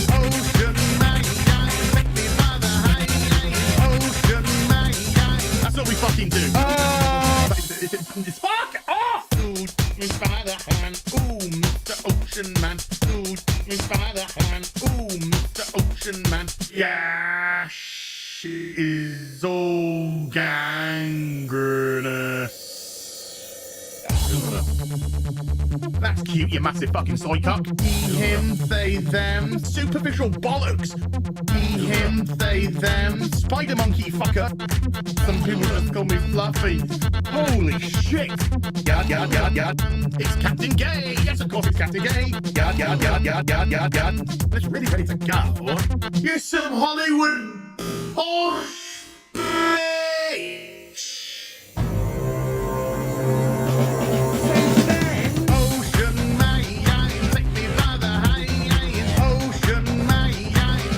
Kitty fuck. Ocean man, take me by the hand. Ocean man, fucking sizzling. Ocean man, take me by the hand. Ocean man, I'm gonna make wad your main balls. Ocean man, take me by the hand. Oh my God, like yeah. Ocean man, take me by the hand. Ocean man, beat him into submission. Ocean man, take me by the hand. Ocean man, ocean man, take me by the hand. Ocean man, yada yada yada yada. Ocean man, take me by the hand. Ocean man, you got me. Ocean man, take me by the hand. Ocean man, so fucking crazy. Ocean man, take me by the hand. Ocean man, fuck off. Fire, fire, big pants, flyer. One of them. So that went well.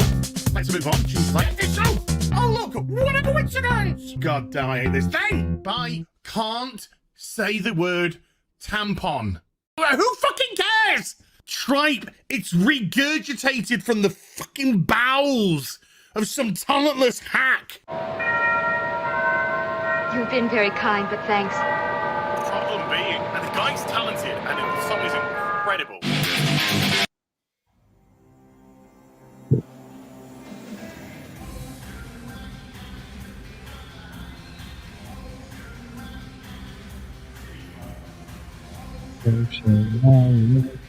God damn it. Problem being, you are a legend, sir. A legend, sir, who mixed that. Hey, and do you know what the beauty is, Gary? No, you can't attack that video because problem being is gay. I have my own built-in shield. There you go. Boom. Well, That's how we play the game. That's going to be our whole philosophy with our book, which we are going to work on in April, by the way. Okay. April is when we're going to work on it. So good. After my vacation. So okay. Oh yeah, of course. Yeah, you're hitting the road soon. Fucking A. Going to Hit Vegas. Road, Jack. Motherfucking Vegas. And I'm going to Mesquite. And then I'm going to I think New Mexico after that. Gonna go check out some ruins, some ancient ruins, some slot machines, and hang out with the wife and drive my fucking FJ and off road, and I'll probably have to stop and make videos because I'm not going to stop. Yeah. But yeah, it's going to be fun. Folks, if that earworm got into you, please, description box down below. Description box down below, the link to Spotify, iTunes. It's available to purchase right now. 75% of the profits are going to Zack Snyder's suicide prevention charity. So please, if you enjoyed that and you've got $1, you got 80p, I think it is in the UK. Please go purchase that and support a very worthwhile charity. I'm not making a penny off it. If it sold 1 million, I'm not making a penny off it. It's not going to sell. Damn it. Although, apparently, one site said that it was trending on some streaming site the other day, not Spotify or iTunes, but some like smaller streaming site. It was trending on that or something. It's quite cool. Well, did anybody get a screenshot of that? I think I've got some analytics. I get like daily analytics coming in. Yeah. So what was it streaming? So it was trending on something.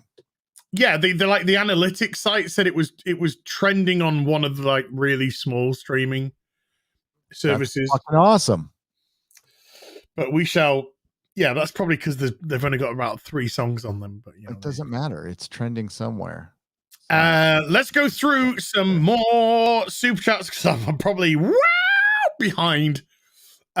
Jester of Roanoke, maybe, with a $2 super chat. Either of you read The Spectre? Just got volume 2. A long time ago. I used to read this The Spectre back in the 90s. And then Hal Jordan died and became the Spectre. Yep. Because he sacrificed himself at the end of Final Night. I didn't read any of that. I wasn't reading DC at that time. In the late 90s, I was such a Marvel snob. Like if it was a DC, it was like Vertigo and Marvel was like the only thing I was reading in the 90s. Yeah, I wasn't reading Marvel. I'm thinking of getting Demon in the Bottle. Can I share this real quick? Sure. All I'm seeing is your glasses. That's it. No, I know. Oh, well, I'm trying to share my video, but I went to Facebook and it threw up one of the memories, and it's Hi. from Khan. How you doing? It's from Khan. Yeah, you'll see my God. From Khan. Not having these two things hurts me so fucking much anymore, but it's fine. It's fine. Oh no, you don't have these anymore. I don't have my life-size Superman and Batman anymore. They used to sit in front of my booth.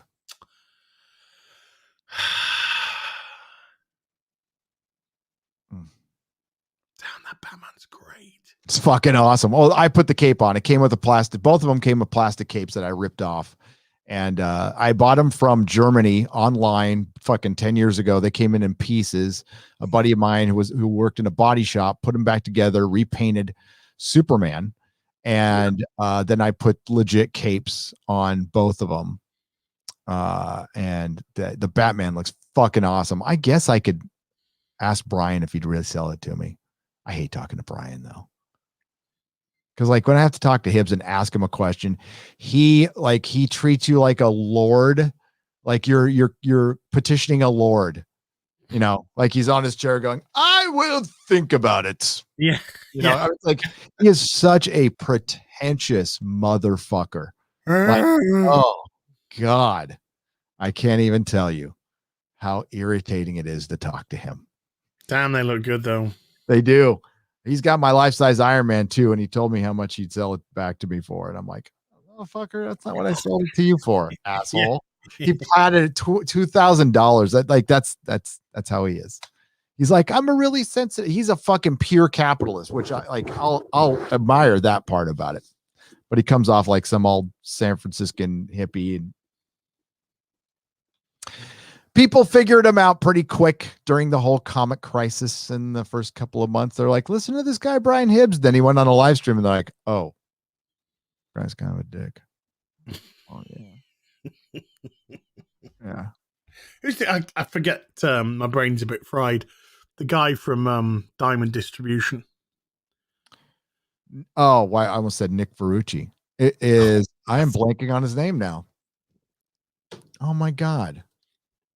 I know, my brain's just gone dead with him. But yeah, you know how he's kind of like, oh, we've got a loan extension and all this kind of stuff.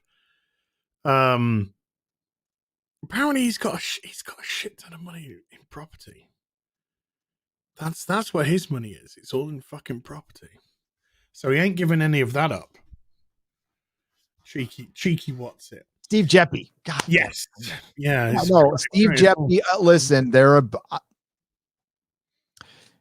he's a collector. Okay.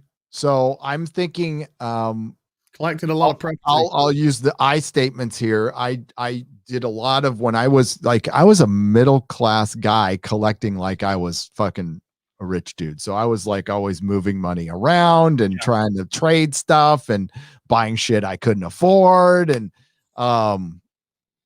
as big as this collection is, my older collection would put it to shame. This is about a third of what I used to have.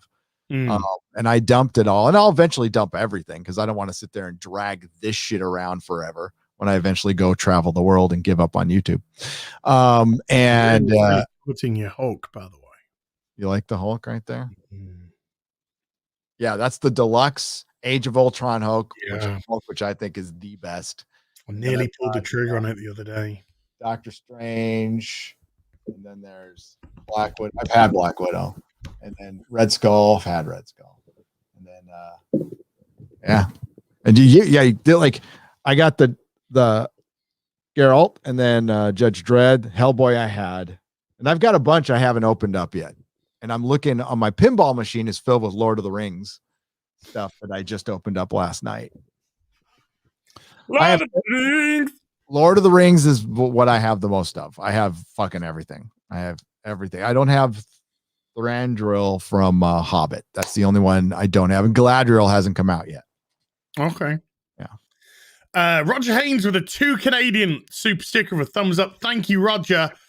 Will Gentry, who's in rehab at the moment. I talked to him last night. Oh, did you? Good lad. With a £5 super chat. Just wanted to say thanks, Gary.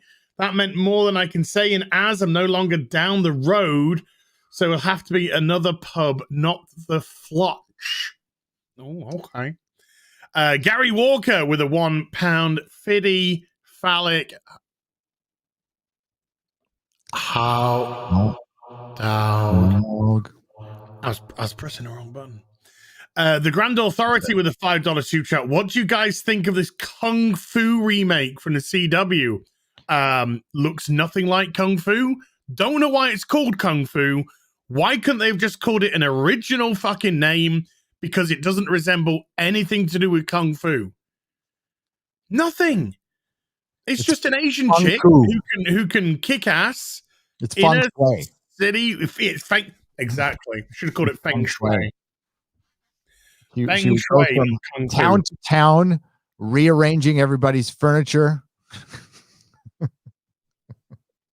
There's a voice keeps on calling me. What I think you should do is probably move the table and chairs to this corner of the room. Open up the space, allows more light to come through the window. More energy flows through the house, and positive energy. Yeah. And you could have a baseline of that as you go through your day. Centers in the chair where you watch the TV. Shogun, not Shotgun Gaming, with a 14 Danish crown phallic unicorn. Beep, bop, boop, with a $5 super. As have you informed Gary of the upcoming format change from B.B.C. to ANT as Nerdrotic Trillium. Love you guys. Keep it up. We should ask Trillium to come on to Friday Night Tights. Do you know who she is? No. Trillium, right. Trillium is, last year had a very small YouTube channel. And she just used to talk about, she likes to talk about seeds and she works outside. Very hardworking person by the looks of it.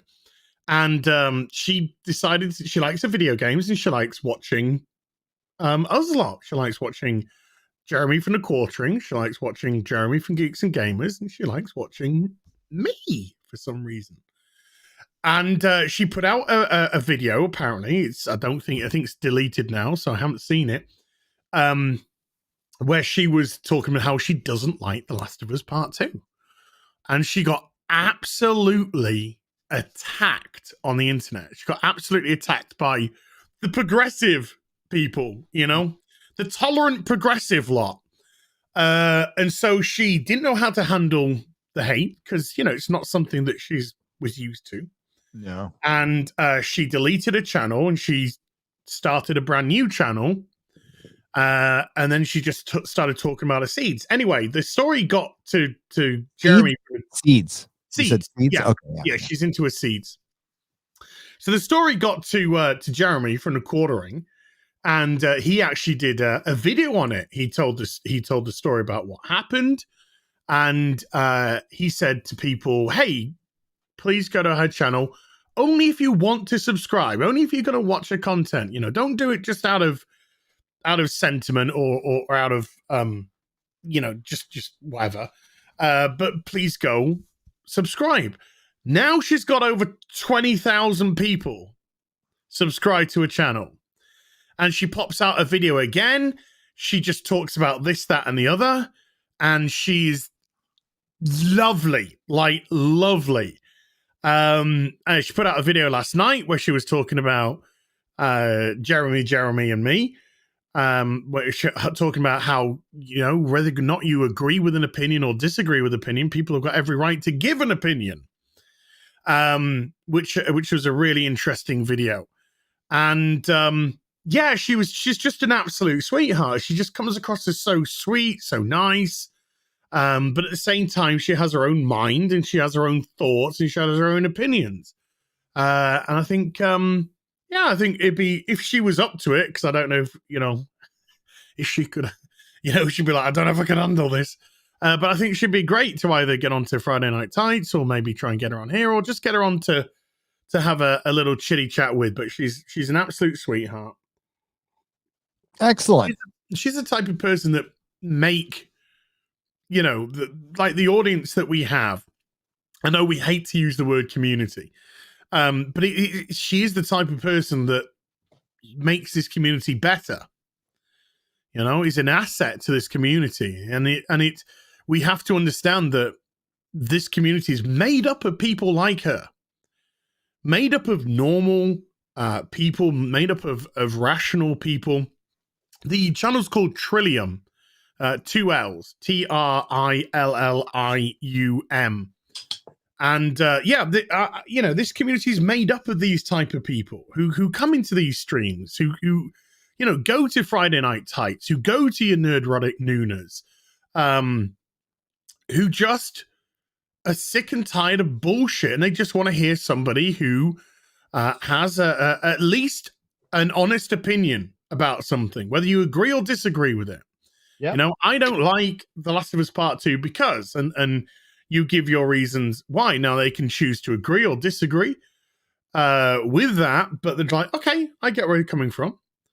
You know, I've watched videos from like Critical Drinker. I watched his, I think it was his Batman Returns. Was it Batman Returns? Where he's just like, I don't really like Batman Returns or something. No. Sorry, it's Things Dark Knight. I don't know. It's one of the Batman films. I can't remember if it was old trilogy or new trilogy sort of thing. And I was like, that's a really good video.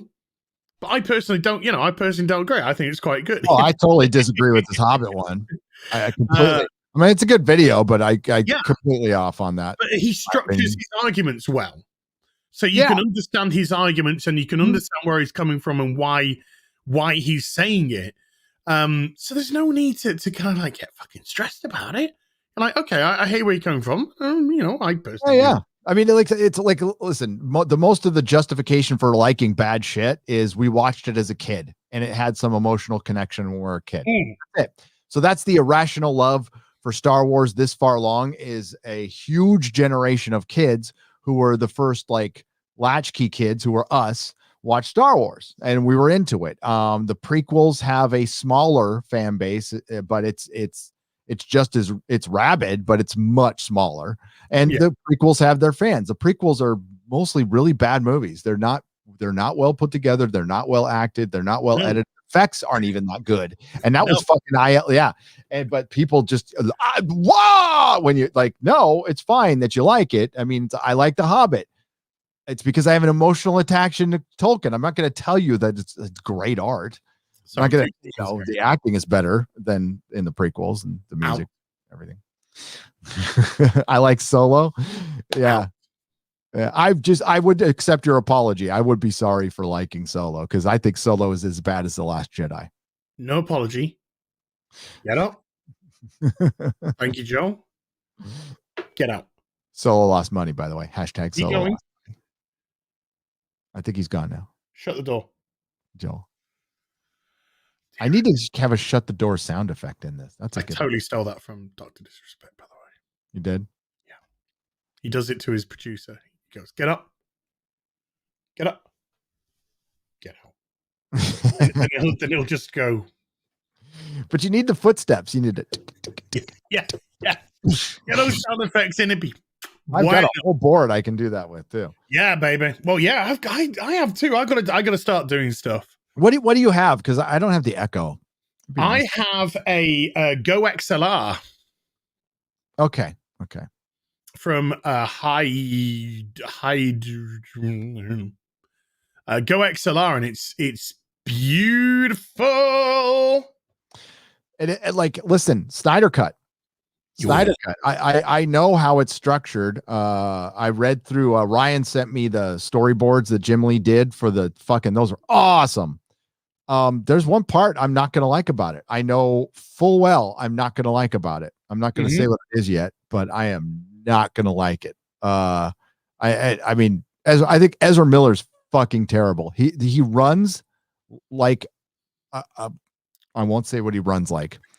I know. I can already hear it. That's what he runs like. Okay, it's like Dude, you couldn't like Mongoloid. stunt man to run, and they do it in slow motion. His arms are like, whoa, and I'm like, this looks terrible. It's terrible. The costume's terrible. Like the goddamn show, the costume's good on the show. Grant Gustin is fine as the Flash. I think he's fine. I think everything around it, the CW, everything is shit. But the Flash is supposed to be kind of a skinny dude. Now, when I grew up, the Flash was like Barry Allen, like a fucking man's man Flash, but I'm okay with him being like thinner and faster. But fucking Ezra Miller is such a studio hire. It's like, well, as I said, they should have had him in a shitty ass suit to start with, and then when Batman picks him up and takes him to the cave, I've had this made for you. Yeah. Or they should have just made him goes into the armor. If you have to have him in there, like a younger Robin or something, I don't think he's that great of an actor. And I tell you, I know exactly why he gets a lot of roles. I know exactly why. And so does everybody. Yeah, I'm just saying, nods as good as a wink to a blind bat eye. Yeah, Flash. No. How about fucking hiring a redhead to play the Flash?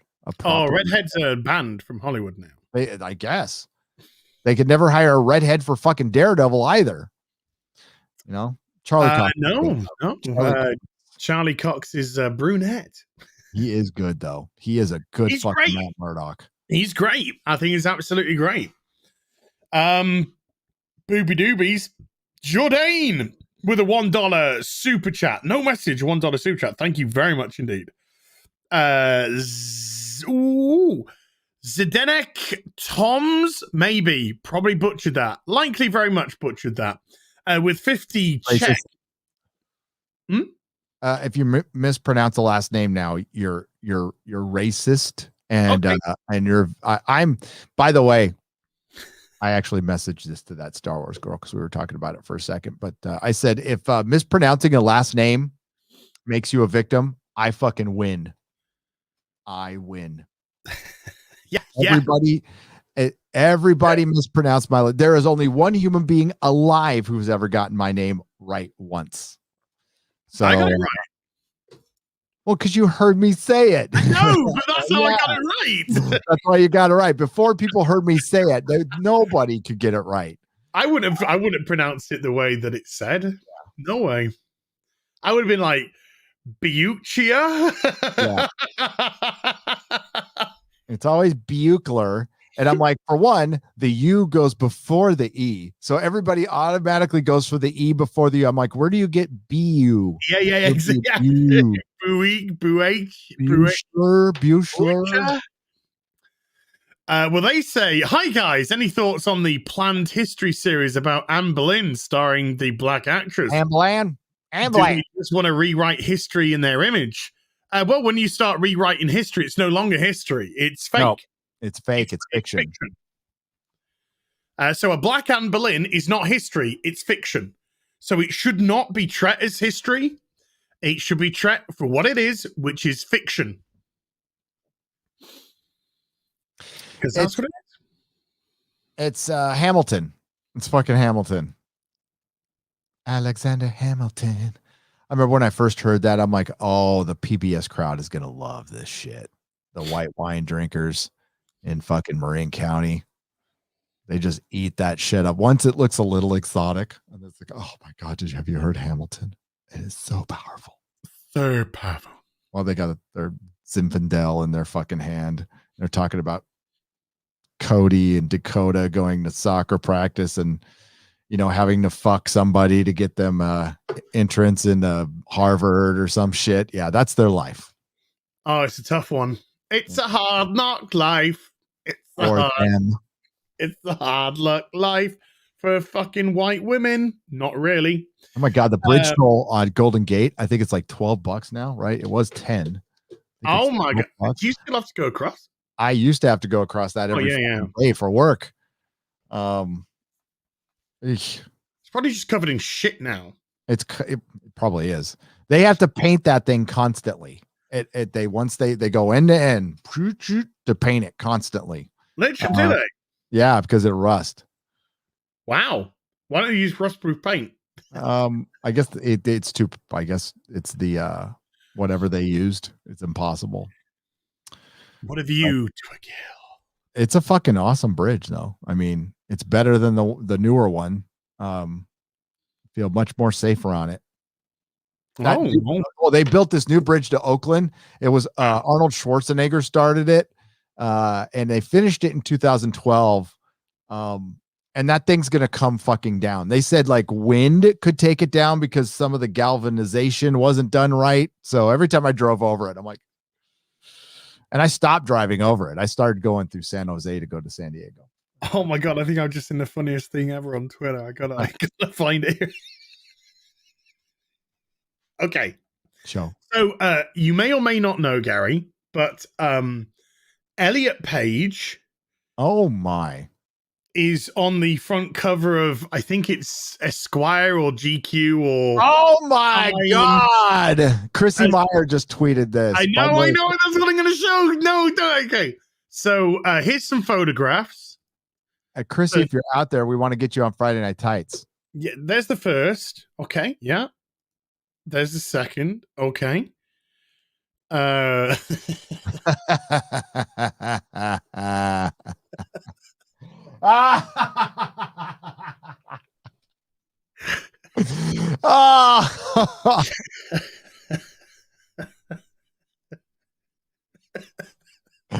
one, Tom's smiling, right? Yeah, Tom's everyone's friend. By the way, Facebook was better. Not Facebook. MySpace was better.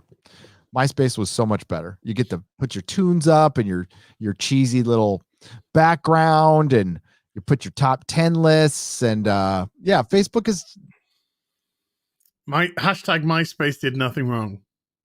MySpace. Well, it sold to Rupert Murdoch. That's what it did. Hold on, let me try and find the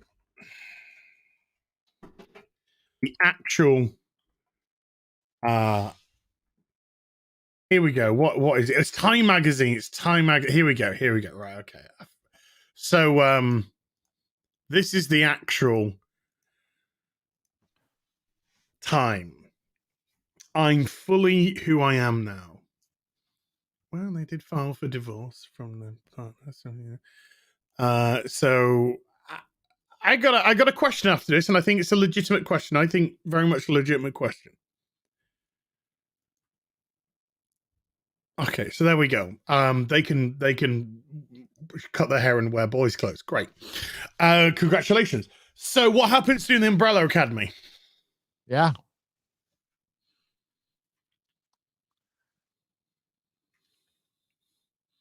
Is she gonna like grow her, put a wig on? Is she gonna play a woman? Like huh?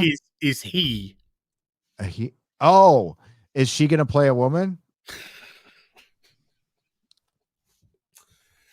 Oh, look at Gary. Dead naming, unbelievable. It's unbelievable. I mispronounced. I have a lisp. If they play Anya, then it is Anya, isn't it? Then that would be Anya, a male playing a female. So you're taking roles away from women. Do you see the problematic point? Let it play out. I'm right now. I'm like, let's let it play out. Let's see what it does for her career. Let's see how many butts she brings to seats. Let's see how much money she brings to a theater. Now she knows how to bring attention to herself. And I thought the Elliot Page was a decent actress. She plays like one role the same pretty well. Remember she was Kitty Pryde. Yeah, she was pretty good at it. Emphasis on I think there might be some midlife crisis stuff going on here. Maybe. I mean, it's real. You hit your. How old is she? Is she hitting her 40s yet? Or I think she's about 34, 35. Looks like she's in her 30s. Yeah. Yeah, so she's got a ways to go before she hits the midlife crisis. I don't know. He, More sorry. power to her. Did I say- sorry, I meant he. Yeah, sorry. No, I'm not. We'll see how much money they bring to the table, because that's what this is about. This isn't about bringing attention to yourself. I'm glad you're you. Are they going to cast her as Peter Parker next? Is that the next Spider-Man? Just turned 34, by the way. Just turned 34. Just turned 34. Yeah. It's a rough looking 34. I'm just going to say.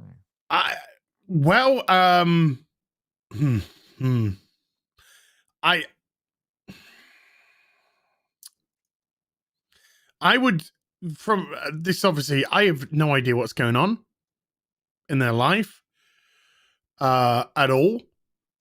But I would say maybe, just maybe, this person needs to talk to some professionals. I think maybe there's stuff they need to work out. Just a friendly bit of human advice, empathetic advice. Yeah. Can we kick the shit out of him in boxing now? Yeah. Cool. Because the male to females are smashing skulls at the moment. Reet, Midnight Green 20 with a $5 super chat. I'm a guy named Guy from a planet called Planet. Yeah. I fight an evil emperor named Evil Emperor. Am I a Star Wars writer now? You are. You are. And a very good one, can I just say?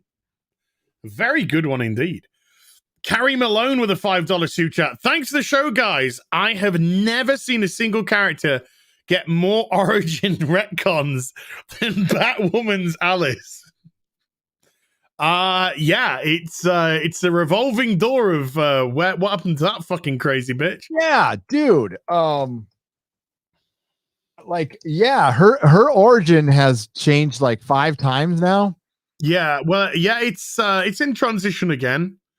Now it's like she didn't actually go crazy and pretend to be Alice. That's now a hypnotic suggestion which was put into her so she could forget about her slightly ethnic, unassuming, unaggressive boyfriend, because there's a lesbian who wants to les with her, but she's straight and doesn't want to les with the lesbian, so the lesbian's so mad she's wiping their brains. So because the straight woman won't go with the lesbian's now wiped the mind of her lover and her lover's mind, so they can't rub genitals. That, ladies and gentlemen, is how the CW portray lesbians. Wow. As literally jealous, psychotic bitches.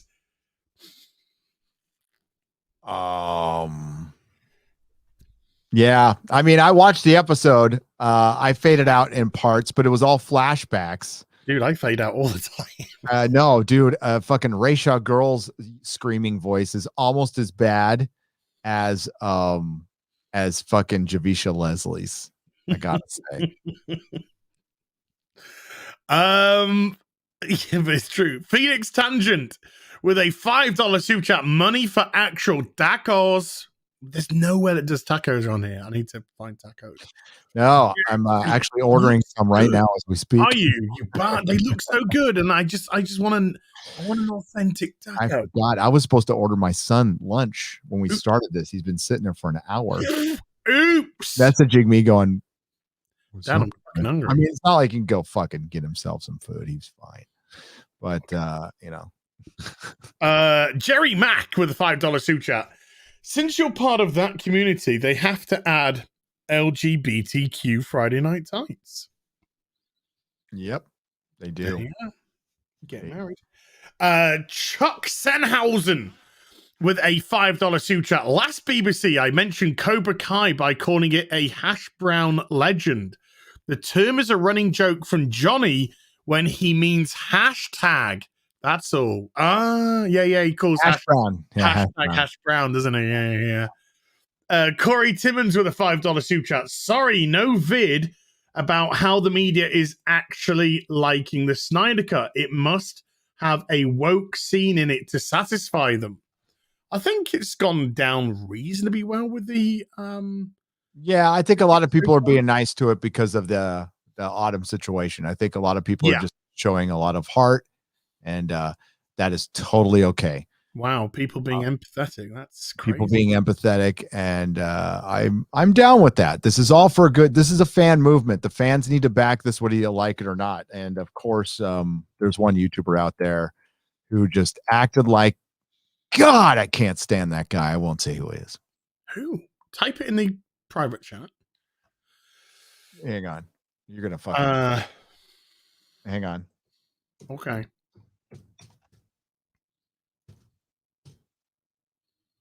Oh, really? Yeah. I can't. Everything is about just drawing. Listen, I know we're narcissists. We're like we're about drawing attention to yourself, but I think there's like certain levels of it where it gets like insane, and like we're like if somebody writes a hit piece calling you a radical, sure, make a video. If somebody slights you a little bit, or you get a bad comment on Twitter, don't make a video. Nobody cares. I don't care. I just don't. That's just me. I get horrible comments every day. I got a comment saying it was pretty funny, actually. One of the comments was, I hope your kids grow up to be everything you hate. I laughed. Yeah, I just thought it was funny. You know, I don't sit there and go, I've been attacked. Somebody came after my kids, and something. I don't know. But yeah, that just this one, they just used Sorry, an I decided opportunity. to use that moment to try and shovel the rest of that hot dog down my throat. No, that's okay. That's okay. That one YouTuber just used the Snyder Cut to bring it back to like it's this person, and I'm just here to inform you're not that interesting. The Snyder Cut is. That's it. That's Fair point. Yeah. That goth nerd with a $5 super chat. Actually, sorry, the Invisible Man. There you go. That's why I missed him. The Invisible Man with a $5 super chat. I am thankful for Snowflake and Safe Space. Before, I was only a casual listener. Listening to your rant, I vibed with it. Thanks for the hours of fun since. Thank you, sir. Probably might be related to your epic rant on that. That was so funny to watch, I gotta say. It was. Yeah, because when you like you were laughing to start with, so I was like giggling, and then when the penny kind of dropped about what effect this is going to have to comic book shops, and you just flipped on a dime and then just started raging, I was pissing myself. Were you? I was just pissing myself. You were just tearing them up, and I'm just sat here like, go on, Gary, keep going. It was great. Thanks, not laughing with you, not at you. No. You could laugh at me too. I was fucking mad. Oh no, you just went for it. You just were like, it was like all the restraints came off you, and you just went for it. It's like, this is like, I was watching a Lauren Chen video a little while ago, and then Lauren is very she's very calm, she's very cool, very calculated, constructs excellent arguments. And I just watched I watched this video of her, and she just went ham in this video, and it's just like, I've never seen Lauren Chen go ham, and it was great. Oh, how did I miss that one? You got to send me that. I would love to see that. That was a few months ago, and I'm gonna have to try and find. I'll go through her stuff. I usually watch every one of her videos, Lauren. I watch almost every video. If I miss one, it is an anomaly. So it's like Az. I watch all of Az's videos. So sometimes I have to build. Excuse me, I'm just pouring a drink. Sometimes I have to build a few up, but when I build a few up, I'll tend to like back to back them. So you just kind of like go through, 3 at a time, 4 at a time. And that was cool. Like yesterday, I was just watching tons of people's videos to catch up. Oh yeah. Oh fucking I'm gonna hey, it's a Gundam, big friend of ours, and been on Friday Night Tights, and we'll get him back on soon. He is definitely in like the YouTube doghouse again, because this guy still puts out like some of the funniest shit you will ever fucking hear. So go check out It's a Gundam if you haven't. Good subscribe, watch his videos. He did a good one on Captain America. Ooh. Yeah, so I haven't seen that one yet. Yeah, he did one, and just some guy did one that those are guys when their videos pop up, I watch them immediately. I drop everything I'm doing and I watch. That's when you know. That's when you know they're good. When it's just like, oh, Drinker's video out. Time to stop. Everything stops. It's time to watch that. Your videos come out at a more because Drinker's on the same time zone as me, you see. So I'm normally working when his stuff drops, and it's like, oh, stop everything. When it comes to my more American, like your videos come in late at night, so it's great because normally I've finished everything by then, and I'm on the relax mode, and it's just like, oh, it's a Nerdrotic Daily. Here we go. Oh God, I love normally constructed something beautiful. He did. Yeah. I was just talking to him, and we're trying to coordinate how we put out the vids, so we don't step on each other and stuff. And I think we got a pretty good system going now. So, because Perry fucking runs the channel. He's gonna have access to my channel pretty soon too. He finally made us some emojis. He's got some of you guys, right? So Nerdrotic Daily memberships are open, and that's to help Perry, by the way. So if you want to sign up, you get access to the videos early. It's a one flat fee. You get access to the videos early, and then maybe we'll do a live stream when Perry's ready to go live. But when Perry's ready to go live, he's going to be on Friday Night Tights first, and then we'll do something on Nerdrotic Daily. But yeah, Perry, nicest guy in the world. Like he's got this killer wit that just cuts deep, but he is the sweetest human being on the planet. Like, could not be nicer. Smash that like, folks. Smash the like button. Share. Subscribe to Heel vs. Babyface. Subscribe. Buy custom emotes. According to Az's analytics, over 40% of you out there in the audience have not subscribed to his channel. Correct. I think today is the day that he has earned your subscription. Dude, I think we both had a couple of great rants. That goth girl with a $5 super chat, they nuked my Twitter again. I called myself what I am, and I'm tired of being used by these corporations. I think the goth girl's trans. So if they call themselves trans, I don't know what you said or what context you said, but Twitter's very reactionary nowadays. Very. If you want to know who I was talking about, Ryan Cannell just tweeted about him 14 minutes ago. I think he starts his tweet with, "You are a pathetic bitch." Oh, I wish Ryan wouldn't hold back. Ryan always I'm sick and tired of Ryan holding back. I just want to say how he feels. He really needs to say how he feels. Oh, wait. I need to like this tweet. Hang on. Oh, yeah. Odds board with a $3 super chat. Boys, how does it? Going good. Thank you very much indeed. I think Gary's okay. Robert Lovido with a $5 super chat. Hey, Gary, what's the price of U-Hauls in Cali right now? Last I checked, I could rent a semi and drive you to Texas myself for less. Say again? Gary, what's the price of U-Hauls in Cali right now? Last I checked, I could rent a semi and drive you to Texas myself for less.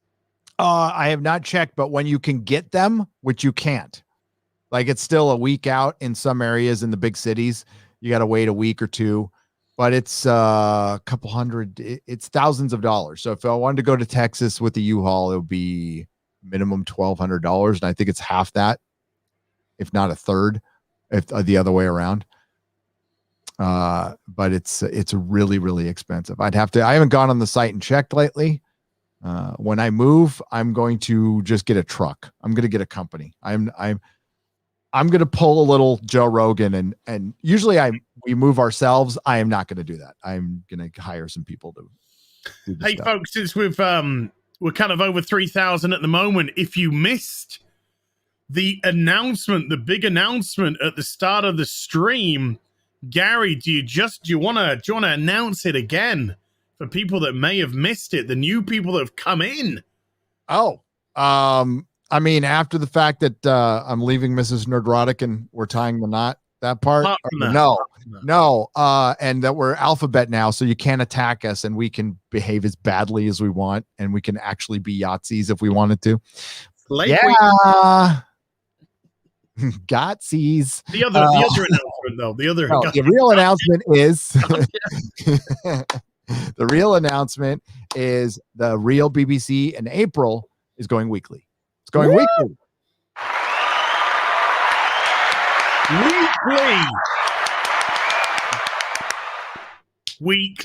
Weekly. And we're going to be bouncing between channels. So one week it's going to be this channel. The week after it's going to be on Gary's channel.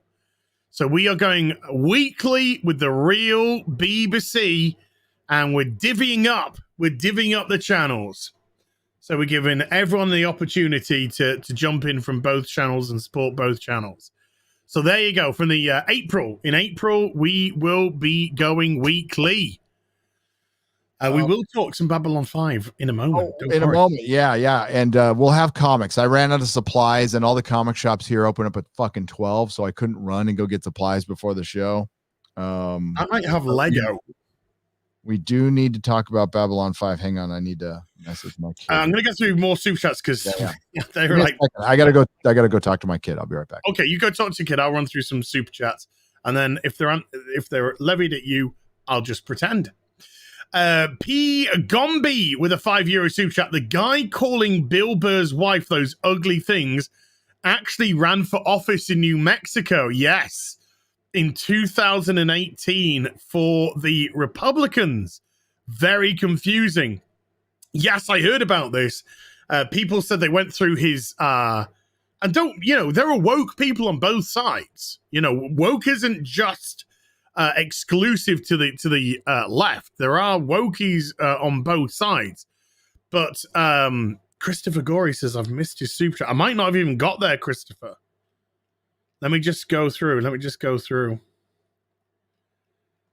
I've not even got there, Christopher. We're so far behind, dude. Yeah, we're not even got there, Christopher. Don't worry, mate. Don't worry. Not even got there. You're still to come. But yeah, somebody said if you go through his Twitter, this guy is completely fucking woke as fuck. But yeah, he's a disgusting racist, and I'm glad that he didn't get in to office.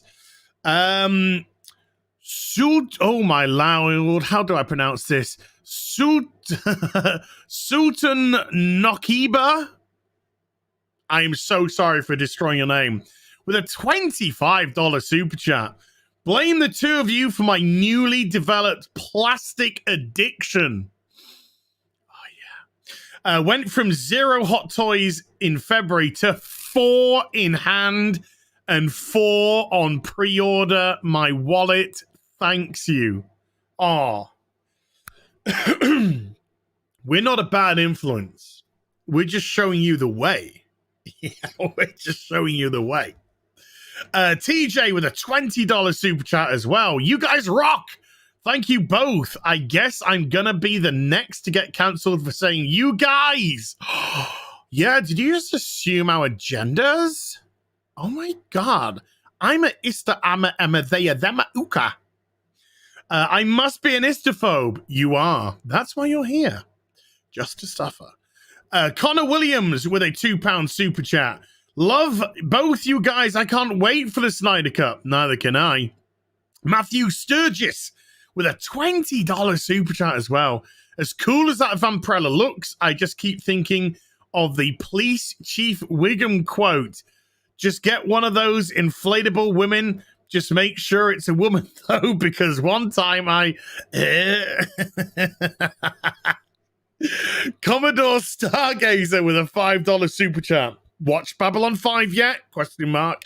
Just finished season 5 myself. Rangers next. Gary has watched The Gathering. We'll have a little chat about it in a moment. Star Trekker 58 with 5 Australian. Hey, Az and Gary just ordered Vampirella. Left it too late because an extra 75 Australia as was only available in US Unreal postage. Should have gotten it earlier. Well, this is why we snap them up. This is why we just snap them up.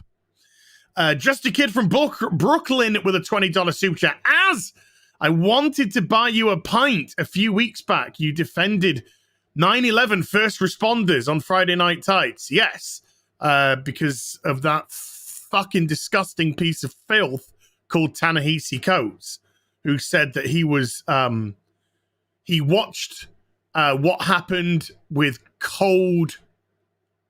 through cold eyes, and the responders, the 9/11 responders, many of the first responders who gave their fucking lives, he said they were, I know, he said something absolutely disgusting about them, and I'm glad it's not on the tip of my tongue.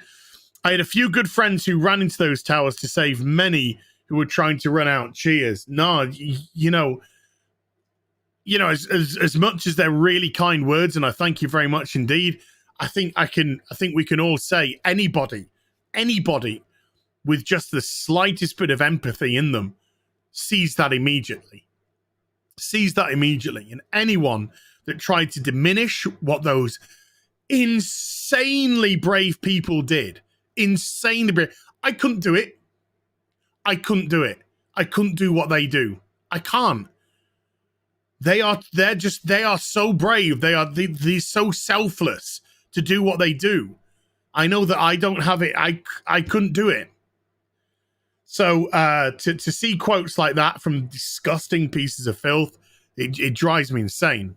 It drives me insane. You can't be human. You cannot be a human being and say things like that. There's something fucking wrong with you in the head. Something really fucking wrong with you in the head. Big Fat Nerd with a £1.50 phallic. How dog. And Darius Munchausen with a $1 fiddy phallic. How dog. And then a Dana B with a $1 Philly phallic. How dog. M Tax Shark with a $5 super chat. Thanks for keeping me entertained while working. Glad that curve got bent over this last 15 days. Year. Yeah. 15 days to flatten that curve. A Radical Ryan makes me moist with a $2 super chat. No message. Terry62 with a $5 super chat. Looking forward to hearing your thoughts on Babylon 5. Woo. Oh, man. 4K? Mondo, Iron Man. Oh. That is such a good film. Yep. Damn, it's such a good film. Looking forward to hearing your thoughts on Babylon 5. Also, looking forward to receiving my Caroline Monroe Vampirella figure this week. That, do you know, consider it's only 300. I reckon we'll probably flog 20 between us. Christopher Gorey. There you go, Christopher. Here you are, buddy, with a $10 super chat. Hey, fellas. Looks like our boy Claiborne is also an affectionate towards kids type. Uh-oh. Let me know if you'd like the proof. It seems legit. Christopher, a.k.a. The Good Reverend. That is such a...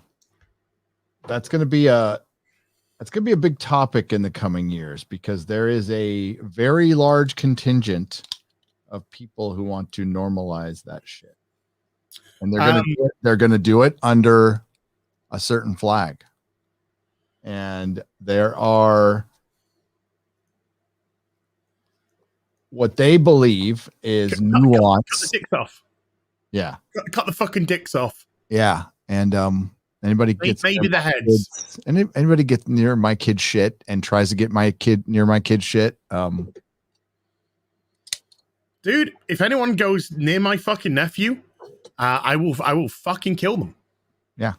You do that kind of shit with them, I will kill you. I will fucking kill you, and I'll do it with my bare fucking hands as well, so you know. Dullest prison shank out of a toothbrush. And it will be personal. It will be fucking personal. Yeah, it's to the point where, I mean, I don't think this would have been considered like really dangerous bad advice, and I don't think it is at all. If you have a kid and you have the resources, and I would say find the resources, get them out of public school. Oh, amen. Amen.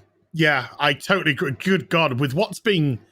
I was watching Toxic Femininity last night, and they were discussing tolerance. Where did you kind of come across your first sort of level of intolerance?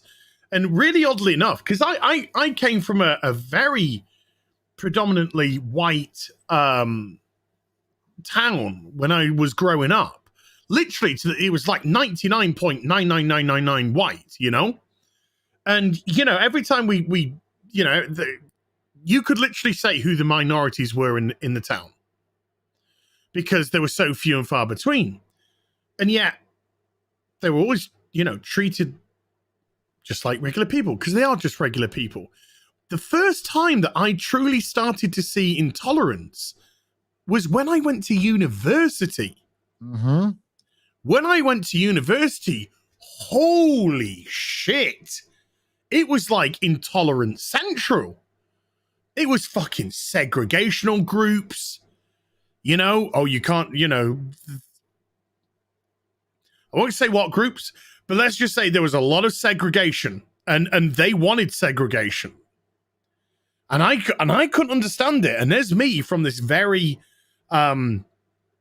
predominantly white. You'd think I would, be more inclined to be a slightly more prejudicial because I haven't experienced the sort of levels of diversity that I'm coming across at university. But no, to me, I was just like, it's just, a bunch of people at uni. But woo, discovered very quickly university was the most prejudicial, segregational, yeah. And that's in education. That's when you should be your most open and tolerant. And it was complete intolerance, complete and utter intolerance. Unbelievable. No, it's I've never been to university, so I have no idea. But I think that's been a huge problem that people have been warning us about for years, and it's biting us in the ass now. It really is. Yeah, but I agree. Get them out of public school if you can. And I know it's expensive, but if you have the potential to get those resources, get them out of public fucking school. Get them out, particularly in the US, by the sounds of it. Because Jesus, from the videos going around about what's being threat to those fucking teachers on TikTok who are exposing themselves. Get them out. Get them out. Muck D Staples with a $5 super. I'm 18 and I had a comic book love longer than I know. Been sad at the industry's political and higher prices on singles. What can they do to lower prices? Oh, they can't. They can't afford to. They don't even have the volume of books anymore that you could flood the market with, so you could have slightly lower prices. If you want lower prices, you got to reduce the quality of the paper. You got to reduce the quality of the ink. They're not going to do that. Nope. No. Sad, but no, No, Peter Simone had a great idea, and because of who he decided to associate himself with, which was simply just, I won't blacklist anybody. I'll talk to anybody. They welcomed in their own demise instead of bringing in somebody like Simone to, hey, does the pulp thing work? Reducing the price, because that's what would have helped. And I love that comic shop owners were against this too. And it's like, and what they're afraid of is the comics going into all the other markets again, to Walmarts and stuff like that. And what they have done is they've reduced the market so much that it's no longer financially viable to put comic books in 7-Elevens and Walmarts. They don't want them, no matter what price they are, thanks to the direct market having a stick up their ass and cement for shoes for fucking 2 decades. So I got an idea. Stop giving work to Vida Ayala and give it to a proper fucking writer. There you go. There's just a little bit of fucking advice. Red Lantern Frank with a $5 super chat. The hell with DC and Marvel. I have stopped buying comic books. All comic book shops are going to feel it. Poor people. They have, and they've closed. Yeah, and any shop that's just a new comic shop now, they've had to throw a bunch of pops in there, get board games, toys. You don't make any money off toys. The toys is straight up. It fed my collection basically, but unless you buy collections, but if you're buying toys to resell them from a distributor, you're making fucking 20%. Like it's ridiculous. At least the comic books, you made 50 to 55% off those, but nobody wants them anymore. No. Play Doctor with a $10 super chat. As this Friday Night Tights, bring back Terrence Von. He put Van. It's Terrence Von. Please. It's Terrence Von Higginbottom for the whole show. I miss him so much. Toupee with a €5 super chat. I thought the boys playing with cars, not with dolls. Problematic. Lol. Great show. Cecil says with a $5 super chat. Good afternoon, gentlemen. Running a channel is easy if you never create content. Same with writing comics. I'm a natural. Yeah, where's Cecil's comic? Where's that cash grab? I thought Cecil left the internet. No.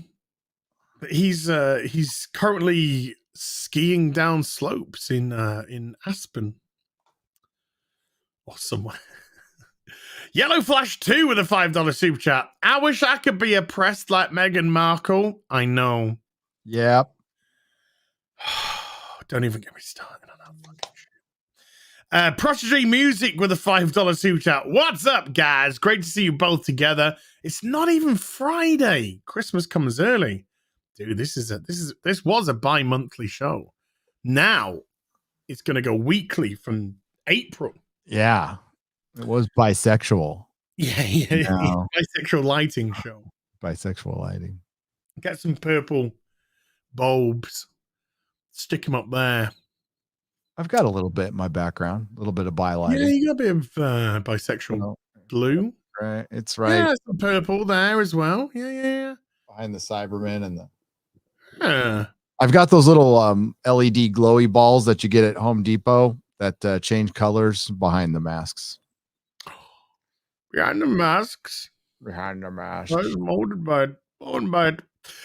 Penny Wisdom with a $5 super chat. Do you find new fandoms to make up for old ones that have been ruined by getting into 40k lore and its magnificent run circles around Star Wars? I got into 40k because of diminishing comics. Yeah. 40k. I 40k. I tell you guys, stop inviting people in. You don't want that right now. Right now, you want to be a little niche thing that nobody knows about. Just be what you are. See, nerds want to share what they love, though. They always want to share what they love, and that's a good thing. But no, we got a new fandom right here. YouTube's. We've got each other. Yeah, I mean, look, you get we do shows Friday Night Tights, Nerdrotic Daily, Nooner, the real BBC, Hot Toys. We do these shows, and we get together and we have rants and we get off his chest, and I guess we self-flagellate each other. You do. But yeah, it's a good way to get shit out of the system. Yeah. Ryan's radicalized Simone with a £5 super chat. Funniest thing I ever heard all week is that Meghan Markle wants to run for president. Good luck, USA. Markle/AOC joint ticket. Oh God, I nearly threw up in my mouth. I've never heard her speak a word. I've avoided that like the plague because I know she'd piss me off. She is just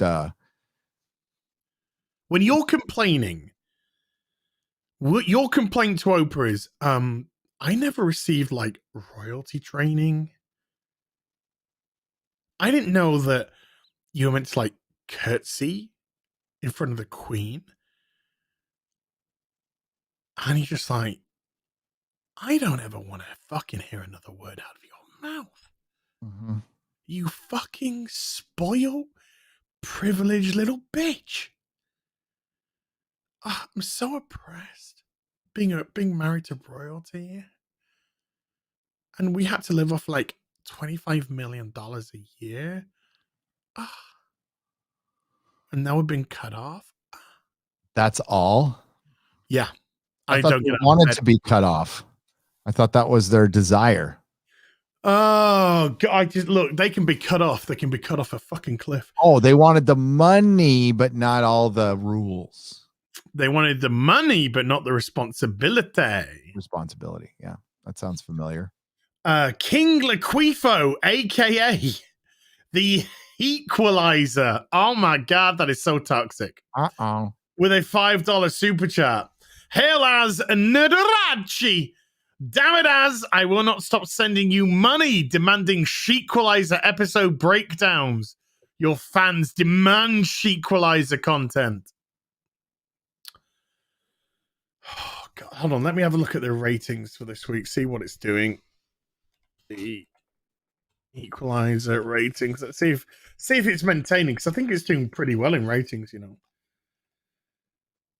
Let's have a look. Yeah, it's holding at around 8 million. It's holding at around 8 million an episode. After the original, Super Bowl one, which did 20. The demo's going down, but it's kind of holding around 8 million an episode. It's so boring, though. There's only been 4 episodes. So there hasn't been an episode for a couple of weeks. Oh, okay. John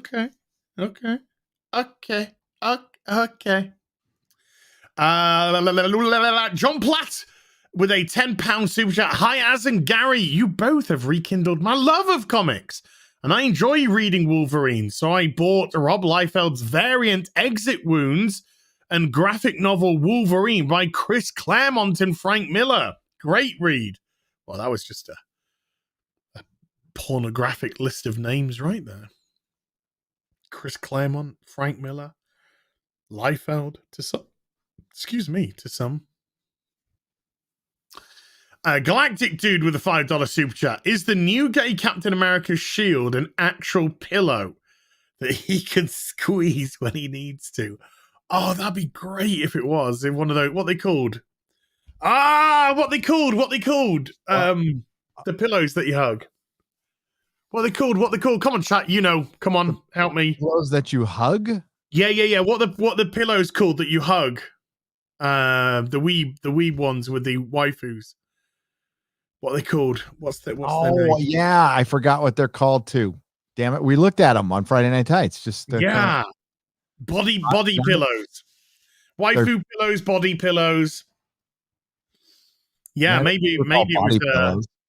Yeah, that he has got a pillow of a pillow. Is it My Pillow?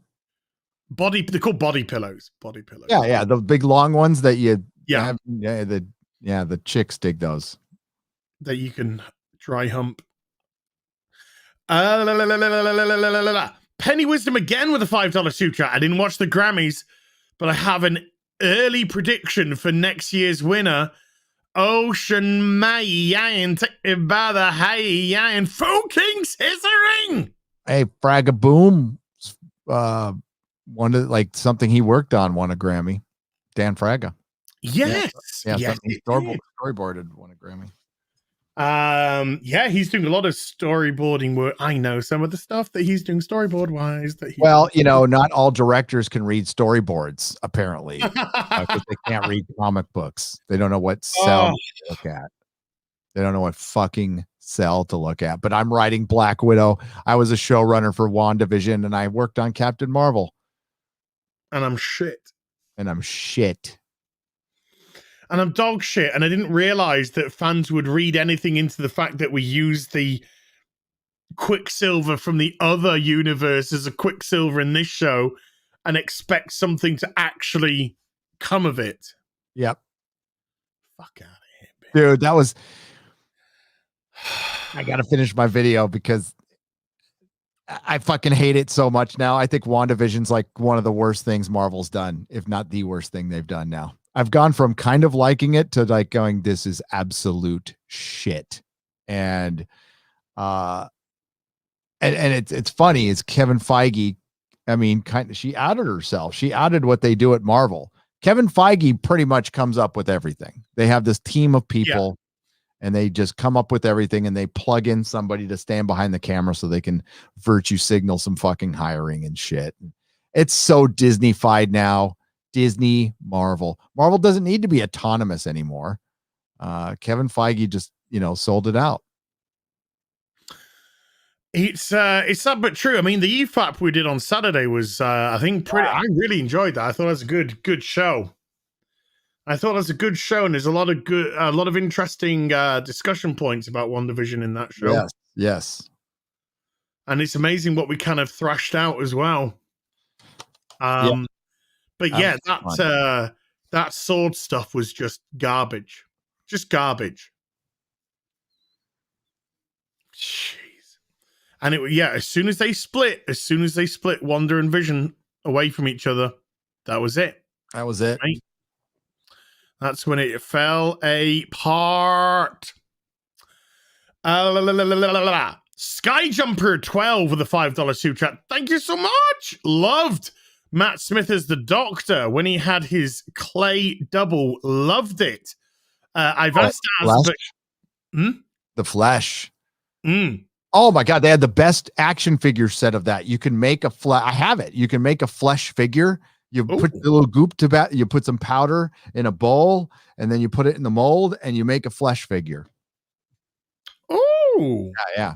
Doctor Who toys were clever little things for a while. I've asked Gary, but what editing software do you prefer? Oh, I use the same thing he does. I used to use if you're using a Mac, I used to use ScreenFlow, but I jumped off a Mac and now I just use Camtasia. And I use OBS.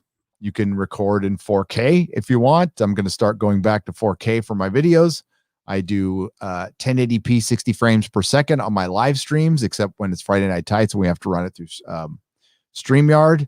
I use a Logitech Brio camera. It's very simple. I got a big fancy camera, put it up, set it up, and it didn't look that good. It blurred out my background too much. So I'm like, nah, I'll just keep it this way. And it works. And it's cheap. It's relatively cheap. Camtasia is what, $100? A little bit over, maybe 150. $150. And it's once a year, right? And you got to update it. I'm still using Camtasia 2019. Oh yeah. I got 2020 and it made zero difference. Exactly. I was I didn't what see the fuck? Bring 4K in and I'll pay for it. Bring 4K in and I will pay for it. But until then, 2019 is all I need. Yeah, when are they going to do that? Come on, Camtasia. But Tech Smith, come on. But I think, what does Perry use? Some kind of Sony one, right? Sony Vegas. And I don't know if that uses 4K or not. I'm going to look into it. But no, just basic. I think basic Sony Vegas stuff. does use 4K. But Basic. I've been using Camtasia since 2012.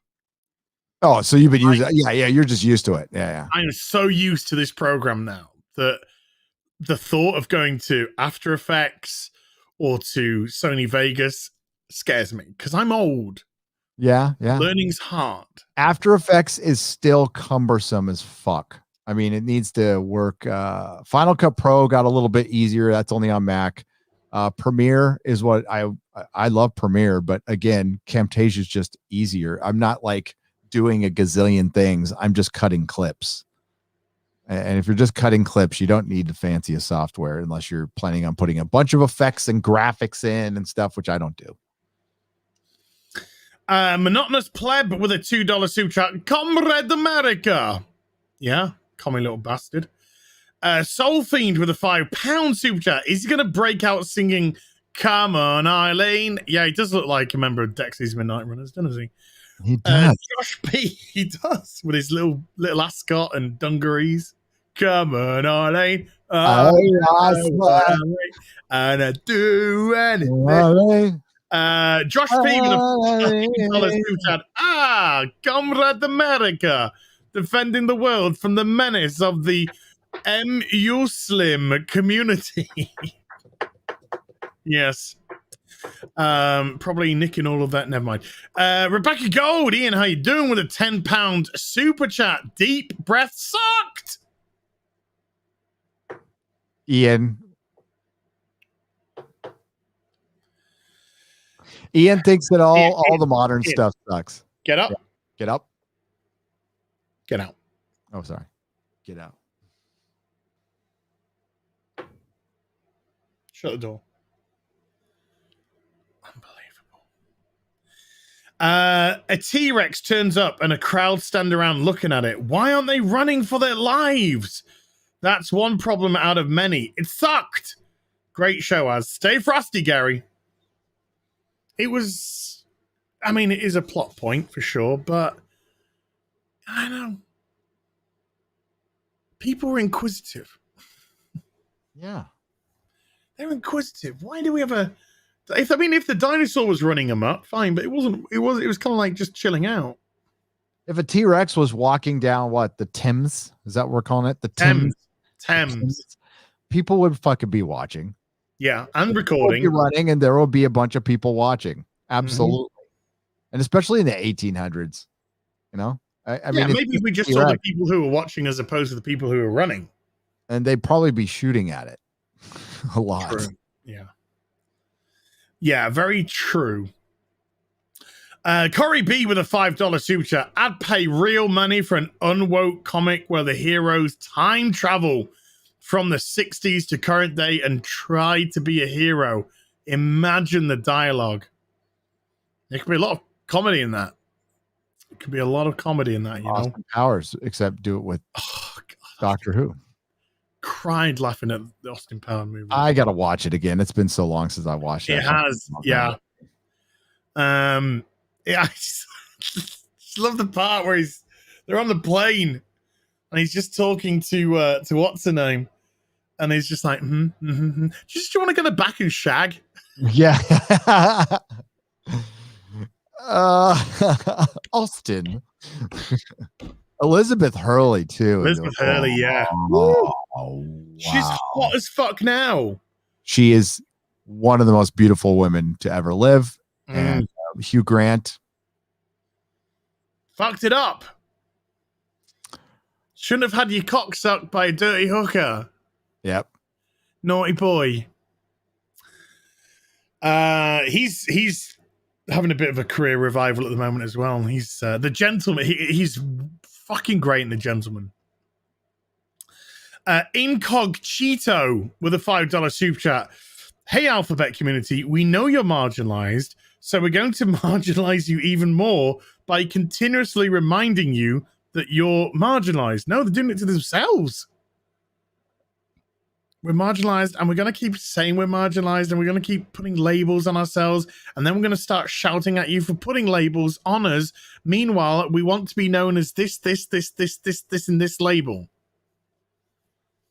You got more letters than the fucking alphabet now. We've gone into fucking, it's gone keyboard. We've got fucking pluses and fucking asterisks and shit going on now. Peppermint oil capsule with a £2 super chat. New Red Sonja to be played by Whoopi Goldberg. Oh, no. Rupert Patterson with a £5 super chat. My story. I got the visual in my struggle, head. my journey, my experience, etc., etc. How many times do we hear this from narcissistic creators? Exactly. It's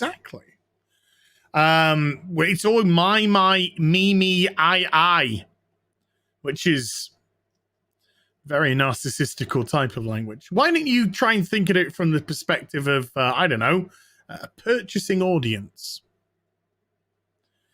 See it through third-party eyes. You know, do research on the character and make it relevant to the character. Nah, fuck it. Just do what you want. Yeah. I ain't gonna buy it, so I don't care. Shark Dentures with a $2 super chat. Don't want my heroes relatable, but inspirational. Yeah. Nick B with a £2 super chat. Hail as Gary, R.I.P. Yapet Koto. I know. 81. Good innings. Yep. Good innings, you know. But yeah, he was in so much stuff. I'll be right back. Sure. I'll go smashing through them, and then we'll do some Babylon 5. NXL 493 with a $5 super chat. Meltdown Ocean Man is a prophetic song. It predicted Captain Gay. Correct. Miguel Hernandez with a $2 super chat. Great point on productivity, Gary. I'm sharing it. Problem being with a £2 super chat. Didn't we predict Captain Gay in our hit single? Yes, we did.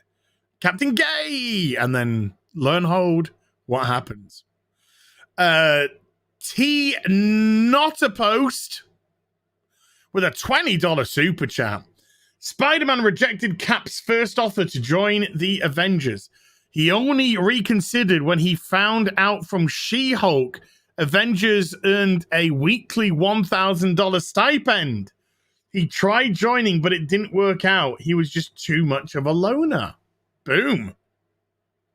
Stephen T with a £5 super chat. Hail as Gary and the chat. As is great, but Gary's the dude. Peace. Thanks.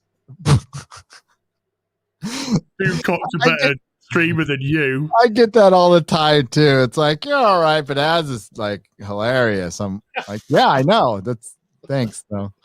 Az is great. Az is great. Az is a great YouTuber, great content creator, great live streamer. Those are two separate things, by the way. And yeah, there's a lot of really nice, good, great people making content. I'm gonna take that. I'm gonna take that money. I'm gonna take that £5, and I'm gonna get something aggressive with it that I can take out on you. Not you, Gary. Steven, I mean. Oh, you can take it on me. It's fine. Listen, there's always a bigger fish. There's always a bigger fish. Like, I am not going to be as good as Critical Drinker, like, ever. And I'm okay with that. I don't need to be the best in the world. I am very happy where I'm at. Yeah, I'm living my best life. And I know that totally pisses. Oh my God. I just living my best life ever. With my truth. With my fucking truth. Fuck off. Oh, I hate that. Yep. This is my truth. No, that's bullshit. It's not true. It's not true. No, it's your very subjective opinion. Yeah. It's your exceedingly biased and subjective opinion. It's not your fucking truth. But it's kind of like, is my truth? No. When you hear that, it means I did no research. I pulled this one out of my ass. Pulled out my ass and put onto Twitter. Don't come at me for my truth. Anti-derivative Jill with a $4 super sticker of a pear drinking a cup of coffee. Yes, please. Ms. Kim 1223 with a $10 super chat. As I live for your reviews. Well, tomorrow there's going to be a Superman one. And then there's going to be a What Toys in the evening. Noda A with a $10 super chat again. Could you recommend a couple of great comics? Haven't read that many, but interested in delving. As much as I hate Mark Waid, but we attribute more of this to Alex Ross by every growing week. Kingdom Come. Kingdom Come. Get it in trade paperback. Yeah. Absolutely fantastic series. Yeah. Funny how Mark Waid forgot all the lessons of the past. There you go. Yeah. Yellow Flash 2 again with a $5 super chat. The best way for a woman to rise in the comic book industry is Mark Waid's zipper. Oh my God. Do you know, didn't Mark Waid kick off a black woman from a comic so that he could put his white ex-girlfriend in her place? Yes. Naughty Mark. Taking jobs away. Sci-Fi Freak with a $5 super chat. Did Nerdrotic do his homework? Oh, yes, he did. I did. We're about to talk about it. Yeah, because It's just that you guys are being so generous. I got to get on top of these super chats, otherwise we're going to be in trouble. Yeah. And I can say, thank you, by the way. Thank you. I got to go in a little bit too. So, how long you got? I got God, it's almost 3 here. Shit. Half hour. We'll do a half hour. About half hour. Okay, I'm going to smash through super chat, so we might have to have a brief chat.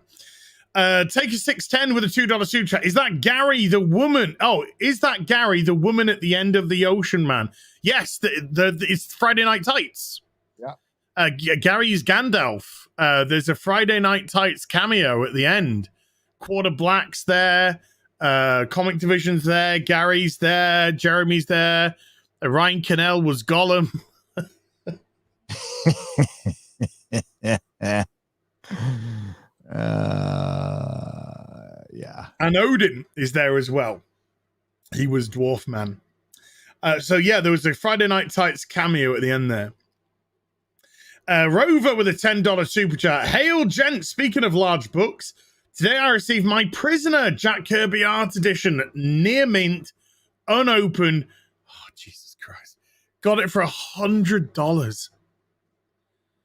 What do you get? What? I couldn't believe it. What? Oh my God, that's made me so jealous. Well done though, dude. I'm so fucking jealous. Oh man, here we go again. Andre Medelsky, maybe, with 100 Czech kebabs. You, sir, just made my probably whole month with that song. Genius. I'm getting it right now. Thank you. Links are in the description box down below. 75% going to Zack Snyder's suicide prevention charity. Please go buy. 99 cents, 80p. Please. Aitken with a $8, 8 Australian as track purchased and reviewed you non-practicing pansexual. Thank you. Yeah, stick a review on there. That'd be great. Positive, please, because I want it to rise, not negative. Brandon Stackhouse with a $5 super chat. How important would Adam Warlock have been if they kept him in the story in the MCU? Well, he would have had to been very important, considering the effect that he would have had on Infinity War. Aren't they bringing him in Guardians of the Galaxy? Isn't that the rumor? And then James Gunn came out like, why would I even consider casting a Caucasian with somebody with gold skin? And I'm like, he's got blonde hair, but I guess that doesn't matter anymore. And well, yeah, Zoe Saldana, she's black, but she's green. Yeah, she's great. You know, she's great. She is great. I do like her a lot. No, I she's do like her a lot. fantastic. Well, until recently, I would say that she was the best female character in Marvel by far, the most developed, fleshed out, even more than Black Widow. You get more of a background. I really liked Gamora. I thought they did a good job with her, and Nebula too. Love Nebula. Karen Gillan fucking kills it. Story. Yeah, great story in Endgame. I prefer her costume in the original Guardians of the Galaxy. I wish they would do a 1/6 scale on that. I know the Nebula one out there with the but I don't know. Doesn't look as good. It's good stuff though. It is. Karen Gillan, being in all that makeup, and I loved when she first got the role. She shaved her head. Yeah. She shaved her fucking head. She's like, I've got this Marvel role. That shows you a commitment. Oh, yeah. I mean, she offered to do it again. They're like, no, you don't need to do it again. But like, that's the kind of commitment you want to see from people jumping into superhero roles. Well, she had to cut her hair, but she didn't have to shave it off. Yep. She could cut it down to sort of, that level, and then they could. But yeah, I think she actually said it was a contract negotiation that she got to keep her hair going forward. But yeah, I thought Nebula had a great arc in Endgame. And of course, Gamora had a great arc in Infinity War. Yeah, that was, oh God, that Thanos scene with her. Oh my God, it's so good. Yep. Oh God, it was so good. Man, God, now we've got fucking 3 women with undeterminable, incredible, super duper whooper powers. Yep, they're automatically the bestest ever. What all the F's in chat? What's all the F's in chat for? F for Babylon 5. We're going to talk Babylon 5. We're going to talk F. We're going to talk Babylon 5. What's all the F's for? Stop effing. Zaraka, stop effing. Because I'll fucking F you off this fucking platform. I've got to, like I said, I've got to keep on top of the super chat. So we will discuss Babylon 5. So stop it. Where do we get to? Brandon Stackhouse again with a $5. Oh, no, sorry. Tom Fox with a $2 super chat. Hi, guys. # restore the Snyderverse. Well, they might have to. Mr. Reborn with 20 Danish Corona. Danish crowns, sorry. Gary, are you okay? Are you okay? Yeah, I'm good. Why? Is there something stable? Gary, are you okay? Yeah. There you go. I'm good. I'm good? I'm fantastic. I woke up in a great mood this morning and got a video done and working on another one. I'm like going to actually be putting out more content than I have in years pretty soon. And very excited. Yeah. Only thing I was bummed about was missing my live stream on Monday. We're going to fix that problem, but I keep missing my Monday because I was fucking burnt, dude. We did Friday Night Tights, EFAP, Inquisition, and then I guested on Geek Blend, and I was like done. I'm like, I can't do anything right now. Yeah, somebody said, do you have a nice relaxing weekend? I was like, we had Friday Night Tights, then I had EFAP, then did a 5-hour stream on Sunday. So no, I was very busy. So no, I didn't have well, it was good. I enjoyed the stuff that I did, but there was a lot of it. Chico Escuela with a $5 super chat. Lucasfilm strikes back. In this second stage of Jeremy from Geeks and Gamers is going to have to confront Filoni. Who knows what he'll reveal? With Texas Cowboy off his hairline. Brew House Xbox with a $5 super chat. I never knew I had an interest in gardening. I've now binged all of her videos. That'll be Trillium. T&J Media with a $5 super chat. Love you guys. Keep up the good work. Thank you. R4 with $5 New Zealand dollars. It's criminal you haven't gotten Vara Dark or Gothics onto Friday Night Tights. Look these ladies up and subscribe. Being told off. I know who Gothics is. With another super chat, dude. Thank you, man. Solo is Solo is worse than The Last Jedi, in my opinion. I think The Last Jedi is worse. I think Solo suffers from probably the worst sin, though, that Solo is fucking boring. Yeah, well, it does, it deconstructs the character. I understand what you're saying out there, and if Han Solo died in it, I would say yeah, it was just as bad. No, Solo is as damaging to Han Solo as you can get.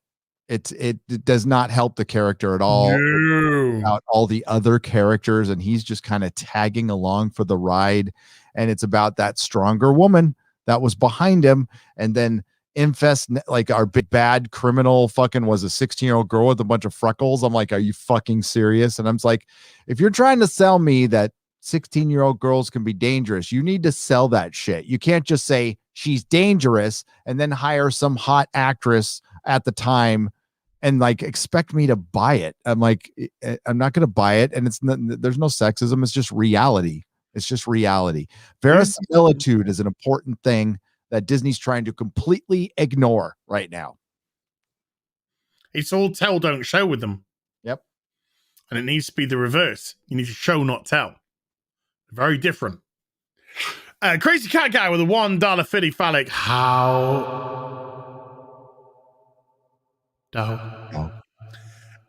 Crazy Cat Guy with another $5 super chat of a good job super sticker. Thank you, sir.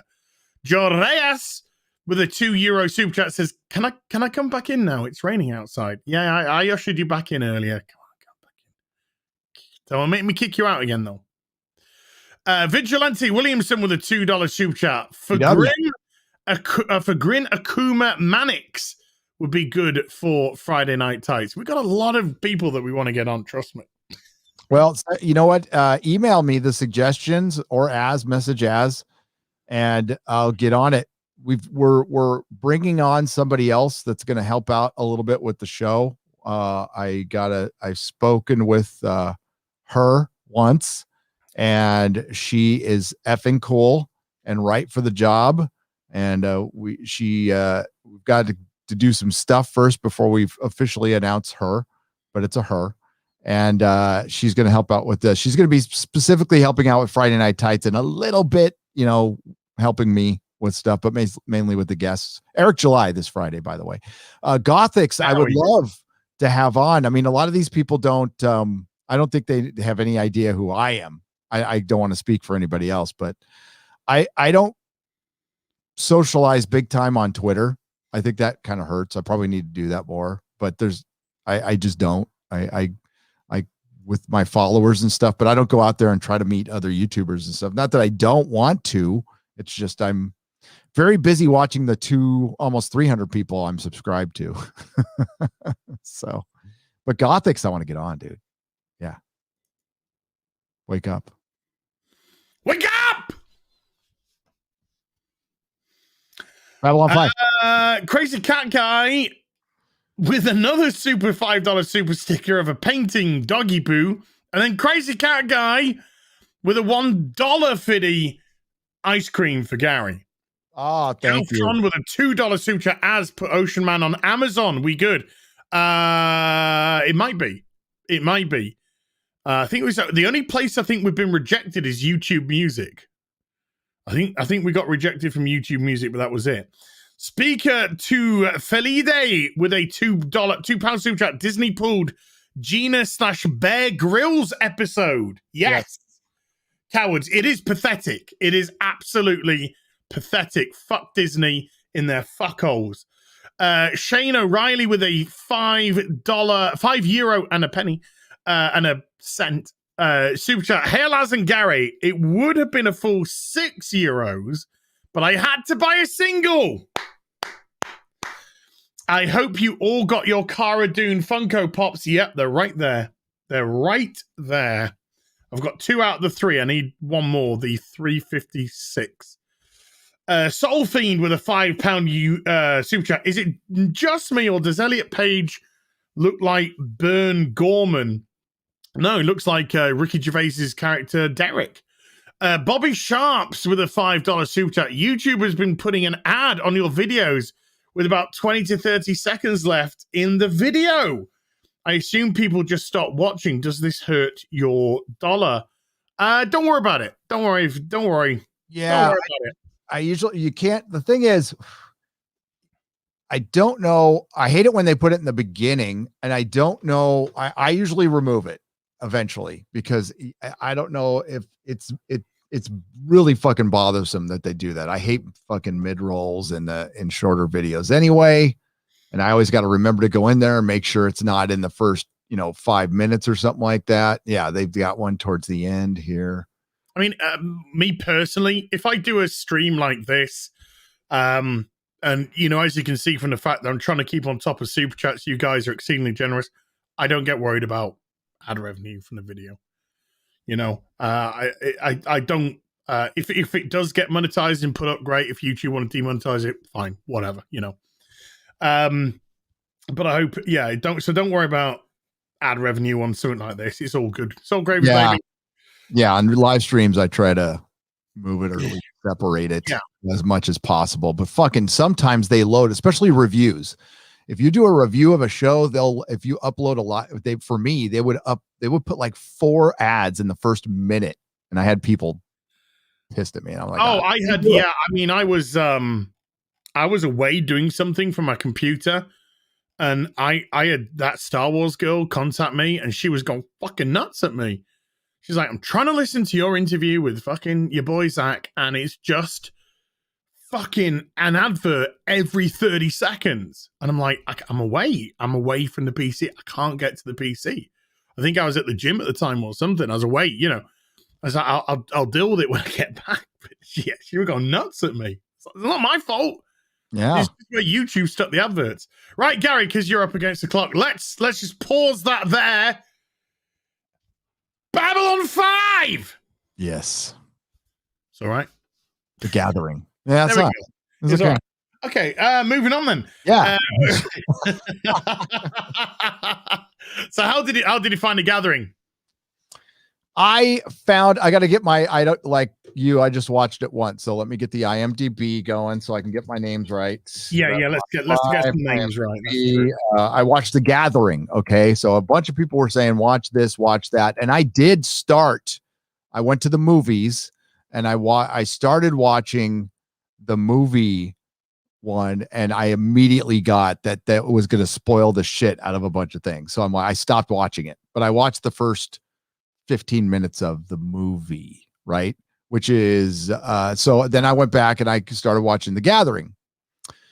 And I'll be honest, this was a pilot, apparently, by the way, where they recast the main character. I completely understand why they did that. He wasn't terrible, but he was just nothing. He brought nothing to it. It was all the characters around him that were much more interesting. Yeah. They also replaced the girl from Karate Kid, the Asian girl who was in Cobra Kai, and yeah, you could tell she wasn't quite ready to act yet. But the ambassador from the one with the hair, what empire is he from again? I want to say Alpha Centauri, but it's not Alpha Centauri. The one with the things going to the hair, the one who was gambling all the time. The Londo, was it Londo? Was he the one that the Londo? Yeah, the big the capitulating one with the big fan, Yeah. Londo, yeah, that's right. Londo, yes, Londo. I love Londo. That's one of my favorite characters. He kind of was very Quark-esque. Yep. To me, it kind of looked like he'd maybe because it's very similar time. I think this was 1993, and wasn't Deep Space Nine 93, or was that 91? Oh, they came out right around the same time, and there's always been the controversy of who came up with what first. And yeah.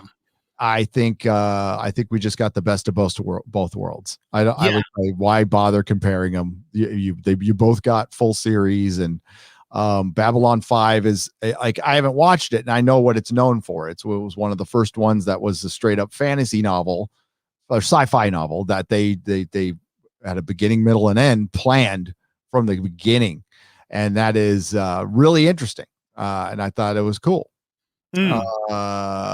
The security guard, Michael, how do you Garibaldi. Garibaldi. So just like the biscuit, Garibaldi biscuit. Garibaldi. I don't even know what a Garibaldi biscuit is. Don't you? Garibaldi biscuits are lovely. They're like biscuit, and they've got like currants all in them, and they're very thin, like wafer thin, and they've got currants in them, and they're great for dunking in tea and coffee. And But it really helped. They kind of broke down where they were at, why Babylon 5 was there. The first Babylon 4. At least 2 and 3 were destroyed, right? And then the fourth one disappeared without a trace, which yes, curious. 1, 2, and 3 were destroyed. Fourth disappeared. Yep. And all I know again is they had a casino in it, and it just made me miss Vegas so much. I felt it in my soul. I did. I was just like, oh, I can't wait to go. I just can't. I felt the character of Garibaldi, because bear in mind, again, this is the first time I've seen it. The character of Garibaldi, it felt like that actor can really go if you let him. Yeah. He could really go. He felt like he was almost being slightly restrained in the way that he projected his character. But you kind of felt as if he's given something to get his teeth into, he could really go for it. And the alien who is also a Romulan on Star Trek, Andreas Katsula Guitar, he looks like he could be a really good character, like a kind of a dual, you know, fly sort of. He kind of reminds me of the Cardassians a little bit. That was the one who sat down with the empath and said, "Hey, you know, our species doesn't have an empath. We need to mate. We can do it in person." Yeah, I like that part. That was fun. By the way, I don't know if this is a weird thing. I don't know if I'm like yearning for the 1990s, but I wanted to fuck the shit out of that empath. That she was a redhead for one. Yeah, she hit a button with me. I was just like, she's hot. She's really fucking hot. We need to have the conversation about what we said before the show, and I'm just going to say it right here. I don't know if there's something wrong with me, but Delon, I would have fucked her.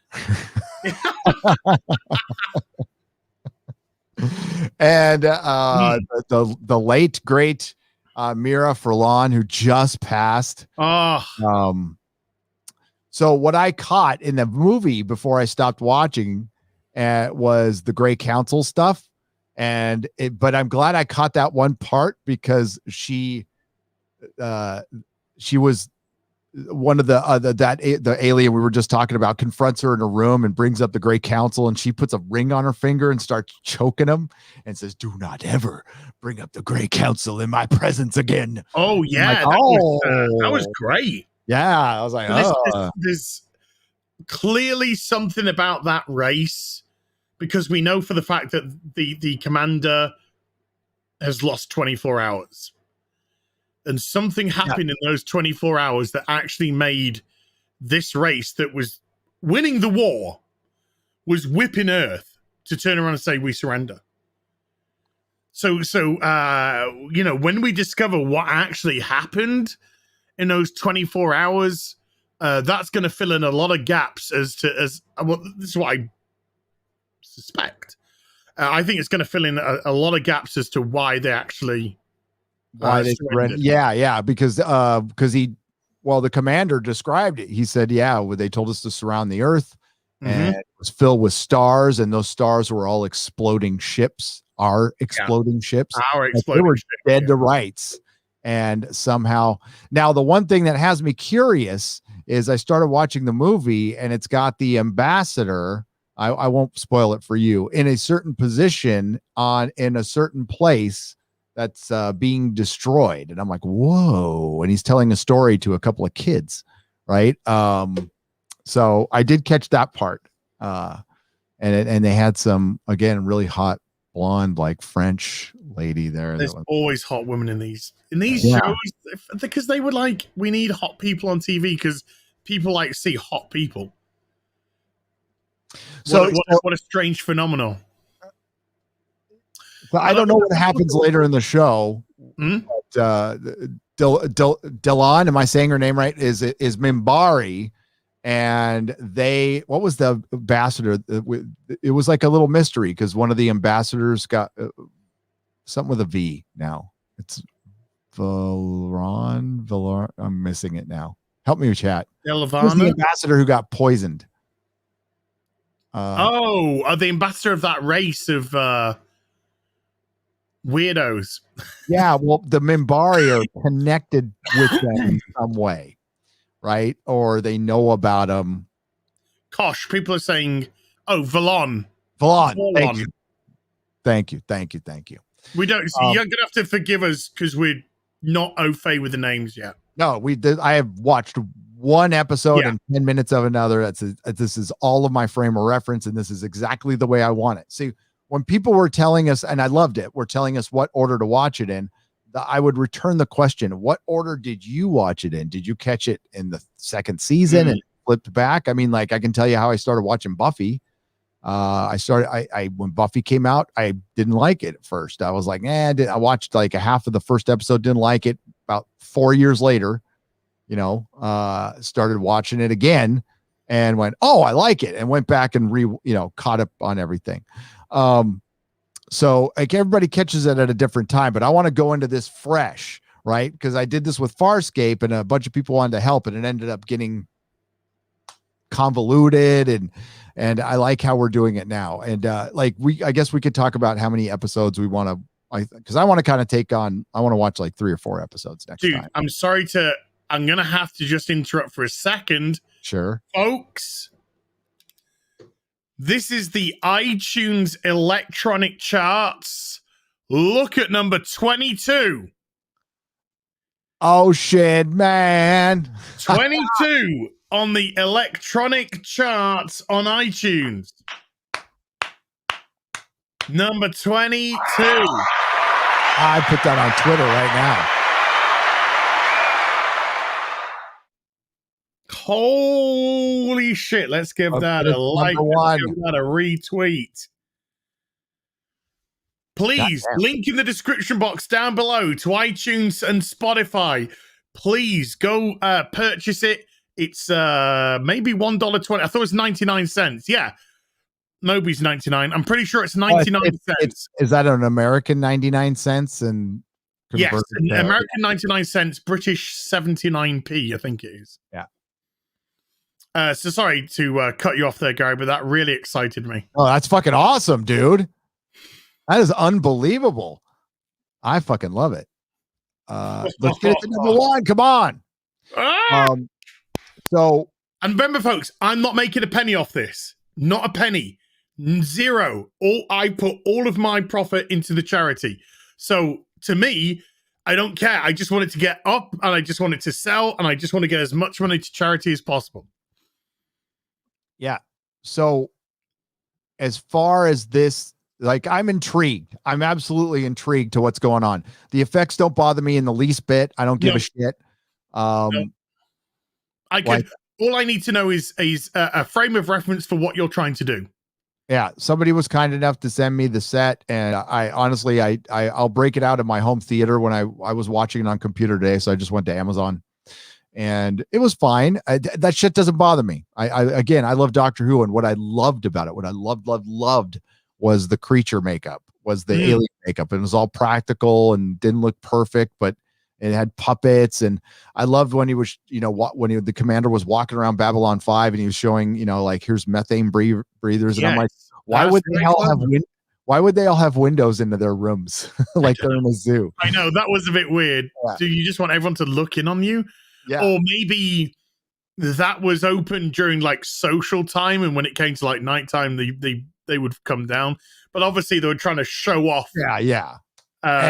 Everything's not a nitrogen oxygen breather. No, and the concept of this, for one, the world building is excellent, and like if there's one thing I'm attracted to in a story, it's lore and world building. That's why I'm a fan of Lord of the Rings. So why I'm a fan of was a fan of George R. R. Martin. He was one of the best world builders like ever, and I love that. I love the whole. The costuming was good. I think with what they were given monetarily, they did amazing work. Now, yes, there was when they're in Babylon 5 and they're looking at those Japanese gardens or wherever that goes forever, it's like the worst map painting you've ever seen, but it doesn't matter. I get it. Okay. No, I love that. I love that they get creative. This was all done on a soundstage, and that's the kind of shit I like. So good for them. So I hope we find out what happens to Babylon 4, though. Yeah, I'm definitely intrigued about that. You can't say something like that and not. Yeah, if something goes missing, I need it to turn up. Yep. Don't ruin it, please. But I need it to be paid off. I don't care if it's season 4, 5, whenever. But I need something to be paid off when something's gone missing. Well, I mean, I guess the Great Council thing is going to pay off because they definitely address it later on. So, and Straczynski, what I know of his writing, like he's very good at least going back. I don't know if you're going to like the payoff, but he will go back. Yeah, he's not, will be. Yeah. He's not Jar Jar Abrams or at times Stephen Moffat, who would just throw out a red herring and not do anything.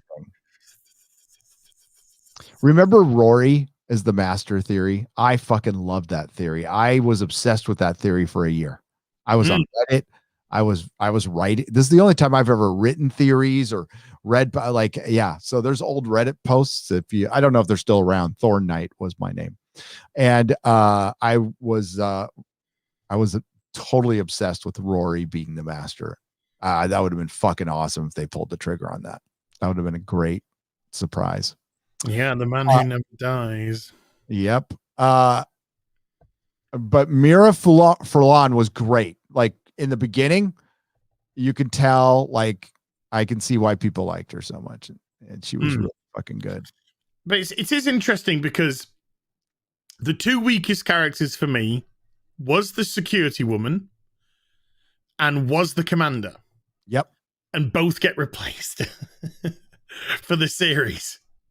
So it's like, that's kind of really good because what it shows is they saw the pilot themselves and they realized where the weak links were and they realized where the stronger links were. But I really like the idea of having this telepath on to do business, particularly with alien races, and you're trying to discover true intention. Sure, they might have stolen the idea from TNG with the empath, but it kind of felt natural for a more militaristic organization to have the ability to get a little bit of an upper hand. Or at least to get the true intentions. Oh, Stephen First is in this too, from fucking Animal House. Was he in Animal House? Yeah, Stephen First from Animal House is in this. Okay, and when does Boxleitner come in? I'm trying to skip ahead here. So the commander's in the second episode too. Is he in like the whole first season or something? When is? Yeah, Michael O'Hare is like, he's there for a while. Hang on a second. I'm skipping ahead. Yeah, he's in it for like, the whole first season. That's gonna be rough. Yeah, he's in the whole first season. He's pretty stiff. Yeah, he's stiff, man.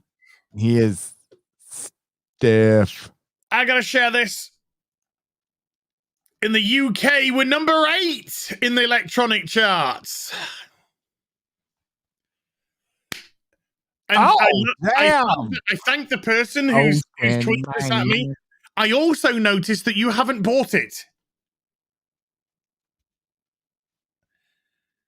Maybe he doesn't have the money. Well, it's fucking iTunes. If you could sort that out, that'd be great. Number 8 in the UK electronic charts. Crazy. That is amazing. You got to tweet this shit out there right now. I have.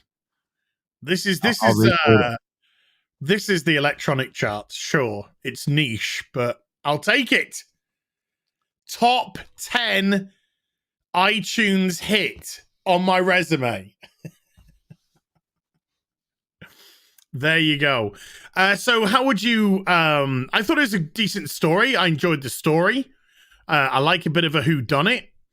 I like the fact that it was one of the... is it Mbari? Who was trying to do the naughty. Which again shows that there's still plenty of tension between races. So yeah, I thought it was a good watch. I was interested, and I left the episode saying, yeah, I want more. Minbari, thank you, Minbari. So I left the episode thinking to myself, yeah, I want more. I mean, I could have gone straight into season 1, episode 1 from here.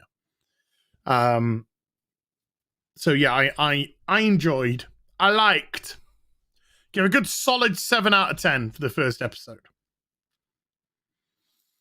Solid 7. I would give it a solid 7 again. Solid 7.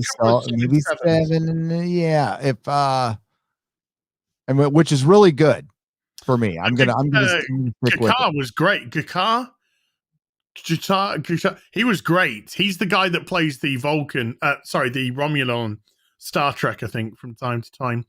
But he was excellent. I feel as if he, like I said, I feel as if he's a little bit dodgy, but at the same time, I feel that there's something good in him as well. You know, the character wasn't one note. It wasn't one dimensional. Every character in this show, apart from the security woman, really. Felt that, you know, they had multiple dimensions to them to be explored. Obviously, you can't explore everything in one episode. Like I said, with Garibaldi, you felt as if that actor could really kind of let go with a juicy story. So yeah, I think there's a lot to come from that guy, from Jatar, however you pronounce it. Yeah, I just can't wait for the trans representation to come. It better come in. It better be there. Otherwise, I won't be able to relate. So, how many episodes do you want to watch before next BBC? Because I could burn through the series probably by then. Should we try and go through like at least half of season 1? Yeah, let's do like here. Let me go look at the episode count. Yeah, how many episodes is it a season? We've got Bruce Boxleitner does not come in until season 2. Okay. So we've got this is back in the day when a lot of episodes. So it's 1, 2, 3, 4, 5, 6, 7, 8, 9, 10, 11, 12, 13, 14, 15, 16, 17, 18, 19, 20, 21. So let's do 10. I guess we'll go through 1, 2, 3, 4, 5, 6, 7, 8, 9. We'll stop at "And the Sky Full of Stars." So go up till "And the Sky Full of Stars." And the Sky Full of Stars. Okay. What? Watch it or get up to? Don't watch it. Watch that one. Okay. I'll burn through. Well, I mean, I'll burn through some tonight. I got to do a video, and then I'm gonna watch fucking Snyder Cut. I'm gonna watch twice, so that's 8 hours. So I could do that. Yeah. Got 2 weeks. Got 2 weeks the next one, so it's fine. Got time. Does anybody give a shit about Falcon and Winter Soldier? Oh, I'll watch the first episode, but I couldn't. I'm only watching it because we'll likely discuss it. Yeah. Depending on, I thought the final trailer was the best trailer of all the trailers, but the show just does look so generic. It looks generic. It does. We're bringing on Lethal Lightning Friday night, about 2 hours into the show, so we can talk about Snyder Cut. I wanted to bring Lethal on. Okay. Lethal's a good guy. He's a Australian. He's a little pipsqueak. I think he's like 12 years old. I don't know if he's old enough to be on the show. I might have to check his ID first, but he's going to be joining us. Eric July will be there, and we will definitely. I hate Sam Wilson, Captain America, and I love the character Sam Wilson. I'll just say I loved him in Winter Soldier, and I love him in the comic books. I thought he was always yeah. I mean, I had that Mego when I was a kid, so I'm playing with the little Falcon Mego all the time as a kid, and so that stuck with me as a character, just like Vision stuck with me as a character too, because I was in one of my first comic books. And it sucks that we got this far and they got things so right in the beginning, and now they're just starting to get things so wrong. And it's because they've abandoned the comic book fans. They don't give a fuck what we think. They don't care. There's not enough of us. They got what they needed out of us, and they have moved on. I want the alphabet community out there and all the marginalized people that they label you to remember that. Once they're done getting something they need from you and they fully commercialize it and it becomes theirs, they don't need you anymore. They need you for free advertising, and that's it. And that's why Disney or Lucasfilm and Marvel and CBS do coordinate and send people out against you and I. And I'm talking about you in the chat. We all came to YouTube. Maybe that should be the topic of our next B.B.C. How did you get to YouTube? What brought you to YouTube? What brought you into this sphere of YouTube? Because I can tell you exactly what brought me into it. It was comic books went crazy, and I needed to know why. I was on YouTube looking at fucking UFO videos and shit like that, but I wasn't like specifically looking for a thing. And I looked for a thing, and I found Zack. So Zack was my gateway into all this. He radicalized me. So, mine was Doctor Who, of course, because of what was going on there, and Bowles tracking and getting in touch with us, and then ended up going on to the podcast, your podcast with Starry Eyed Girl and Bowles Trek, and the rest, as they say, is history. And that was a year ago. That's a year ago this month. And man, has it gotten fucking worse. It's been a year since Timeless Children. Yes. A year since Snowflake and Save Space. Yes. And we had no entertainment, no box office. And now, shit, I can go walk into my gym today. Right after this, I can go walk in my fucking gym, and I can go to a movie. I can't. It fucking sucks. I can't. I'm still. Hey, by the way, I am seriously thinking about figuring out a way to send you a burrito.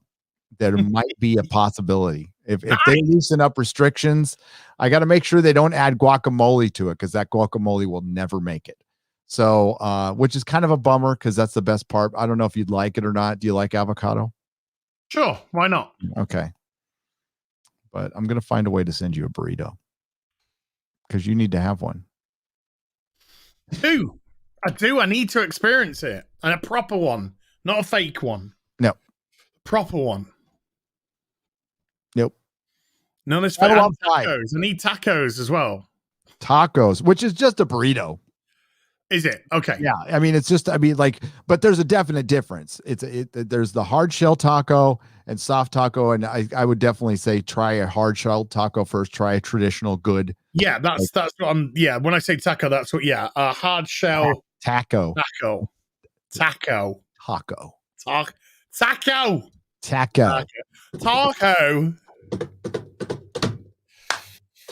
Have you got a skedaddle? I got a skedaddle, and I just fucking knocked down my she's in a great pose. Look. Wow. She fell down in like the best. Hello. My goodness. Oh, I just felt her. That's so boob. You just felt a boob. Oh my god, the boobs are squishy. They are super squishy. Oh my goodness, they are squishy. They are. Here, I'll show people how squishy it is. It's very squishy, right? Oh no, you got back. There you go. Yeah. Squishy. She's okay for breast cancer, by the way. Checked her out. Doing all right. All right, yeah, I gotta run. I gotta go do stuff, and fuck, it's already time to think about preparing for Friday Night Tights and Super Chat square ups and videos to make and shitting on WandaVision a little bit, and then getting ready to. I'll tell you right now, there is very little chance I am gonna not like the Snyder cut. It's just a matter of how much I'm gonna like it. So that's a spoiler, and yeah.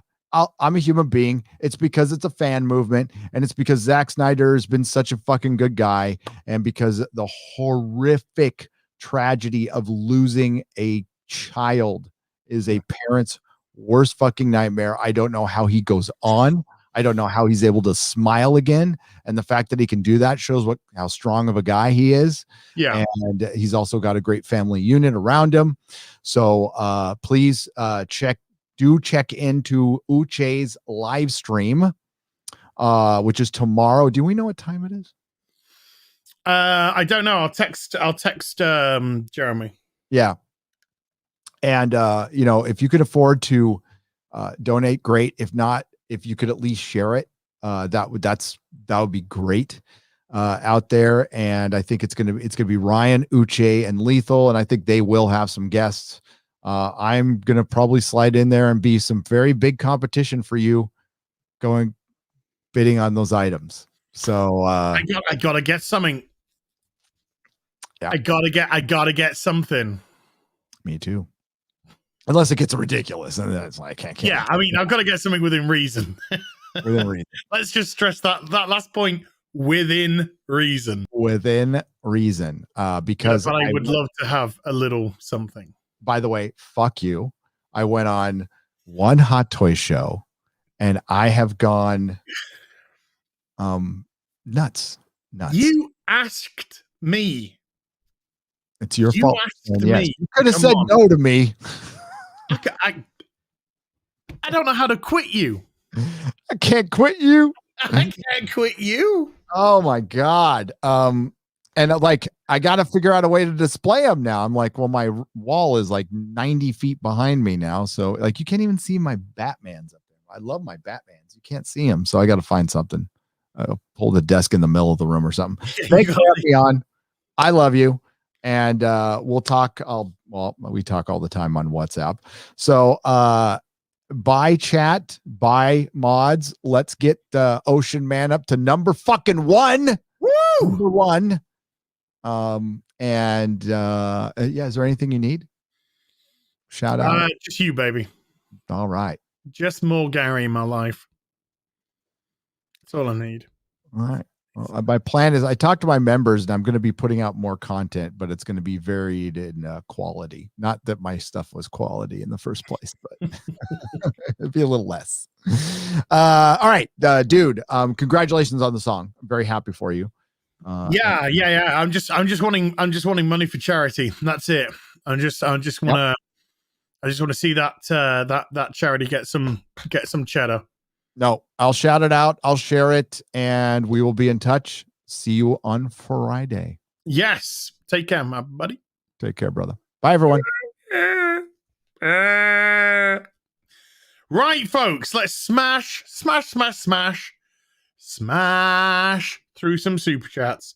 But before I do, again, folks, in the description box down below, there's the Spotify link. There's the iTunes link to Ocean Man, which I'm going to play. I'm going to play right now. I'm going to play it right now. Let's do it. I pressed the wrong thing. No, wrong one. Share a video file. There we go. Let's play it again, folks.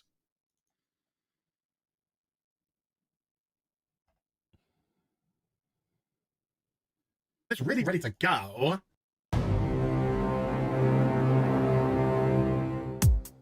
Okay, Sicily!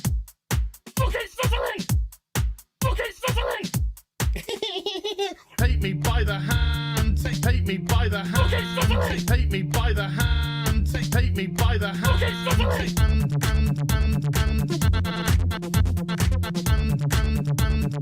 He, him, they, them. them. Some people just call me Fluffy.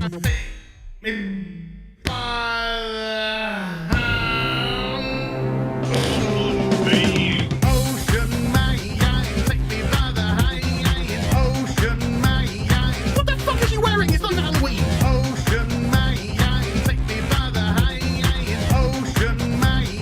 Fucking sizzling! Oh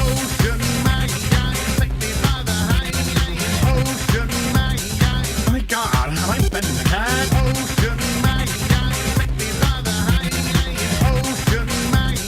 Oh my god, like that.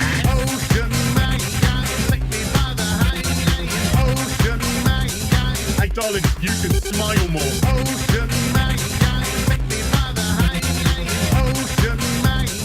That's what we fucking do.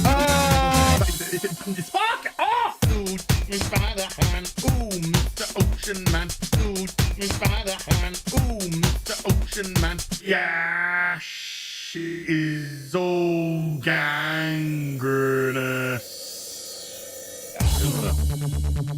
That's cute, you massive fucking soy cock. He, him, they, them. Superficial bollocks. He, him, they, them. Spider monkey fucker. Some people just call me Fluffy. Holy shit. Yad, yad, yad, yad. It's Captain Gay. Yes, of course it's Captain Gay. Yad, yad, yad, yad, yad, yad, yad. It's really ready to go. You're some Hollywood horse bitch.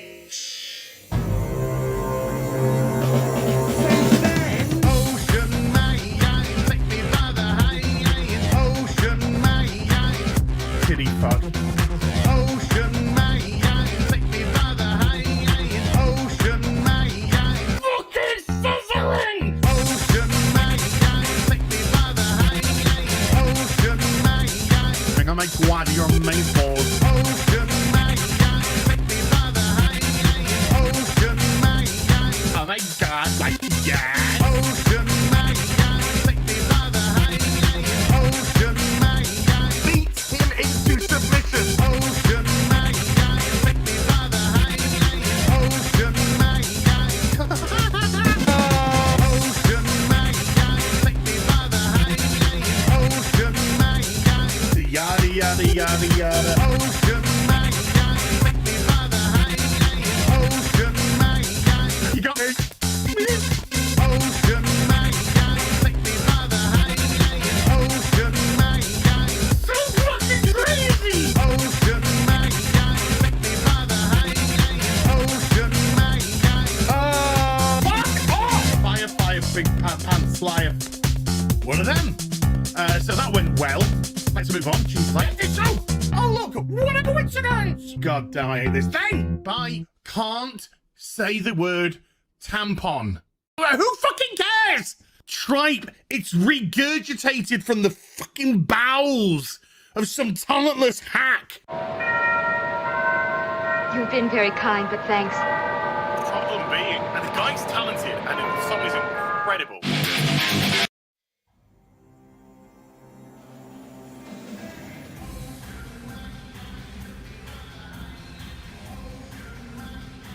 Woo!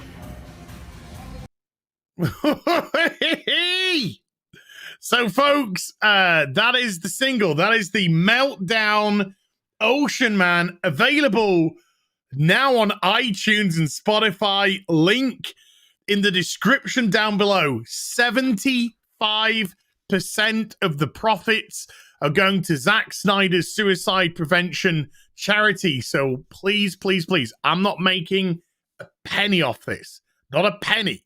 So please go support it. Please go support the charity so we can hopefully raise some cash dollar for it.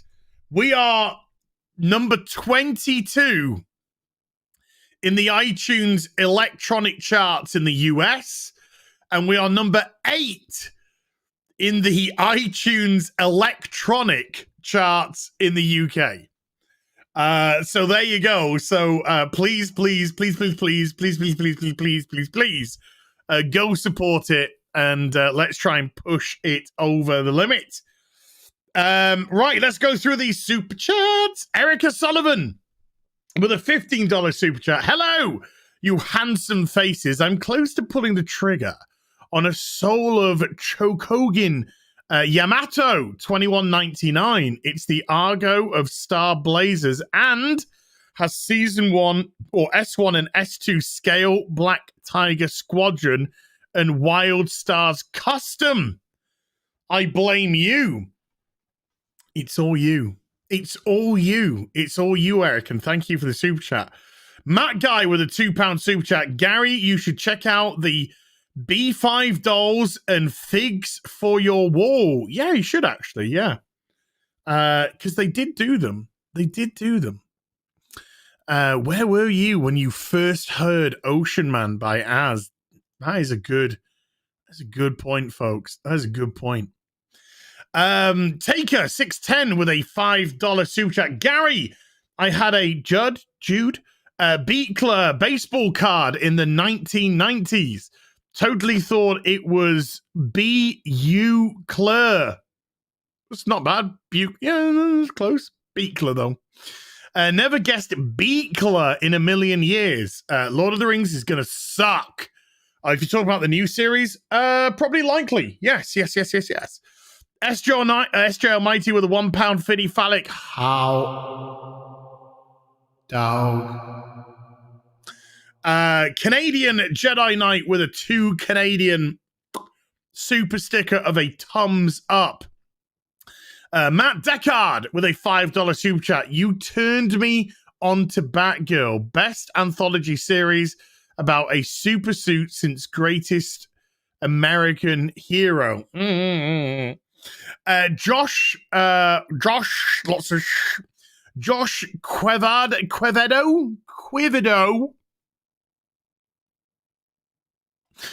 with a $1 super chat. No message. Thank you, sir.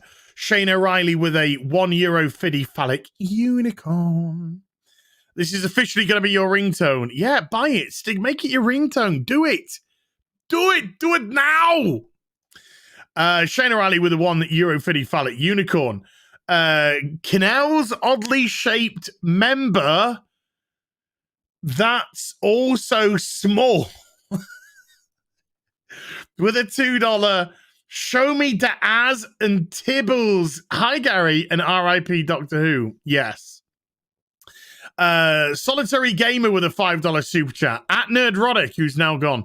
Check the article from Daily Wire about woke private schools. Best bet might be homeschooling or lawsuits against public schools. Public schools would have to change, I think, rather dramatically. El Besidente with a €10 was a voluntary EMT for almost 20 years. Popo for almost 13. Oh, Popo for almost 13. Gary, you got license for being cool, and people like Coates sicken me. Also has agreed. I have 3 goddaughters and 1 niece. No mercy for the touchy. No mercy for the touchy. You touchy, you get broken. You get broken in half. Oh my God, you guys are insane. Buttcrack Studio with a 2 Canadian. George Lucas and his wife next to be cancelled. Probably. Well, George Lucas for sure, probably, because he dared to speak out against the shitty Star Wars that we have now. But it's great because that was, it kind of went against Lucasfilm, who clearly had something to do with that hit piece, which has just died. That hit piece that they put out about Ryan, Jeremy, Nerdrotic, Mauler, it's just died. Nobody cares. Nobody cares. But who was retweeting it? Lucasfilm employees. What a coincidence. What a coincidence. What a coincidence that people who are trying to get it to trend were Lucasfilm employees. What a coincidence. Ecanalist with a $5 super chat just sent you a picture on Twitter of the surprise I promised you a while back. Bear in mind, it's just a base layer and will be better when it's done.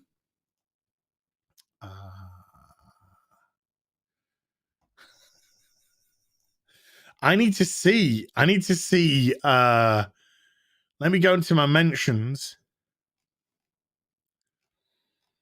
Let's see if I can find it. And in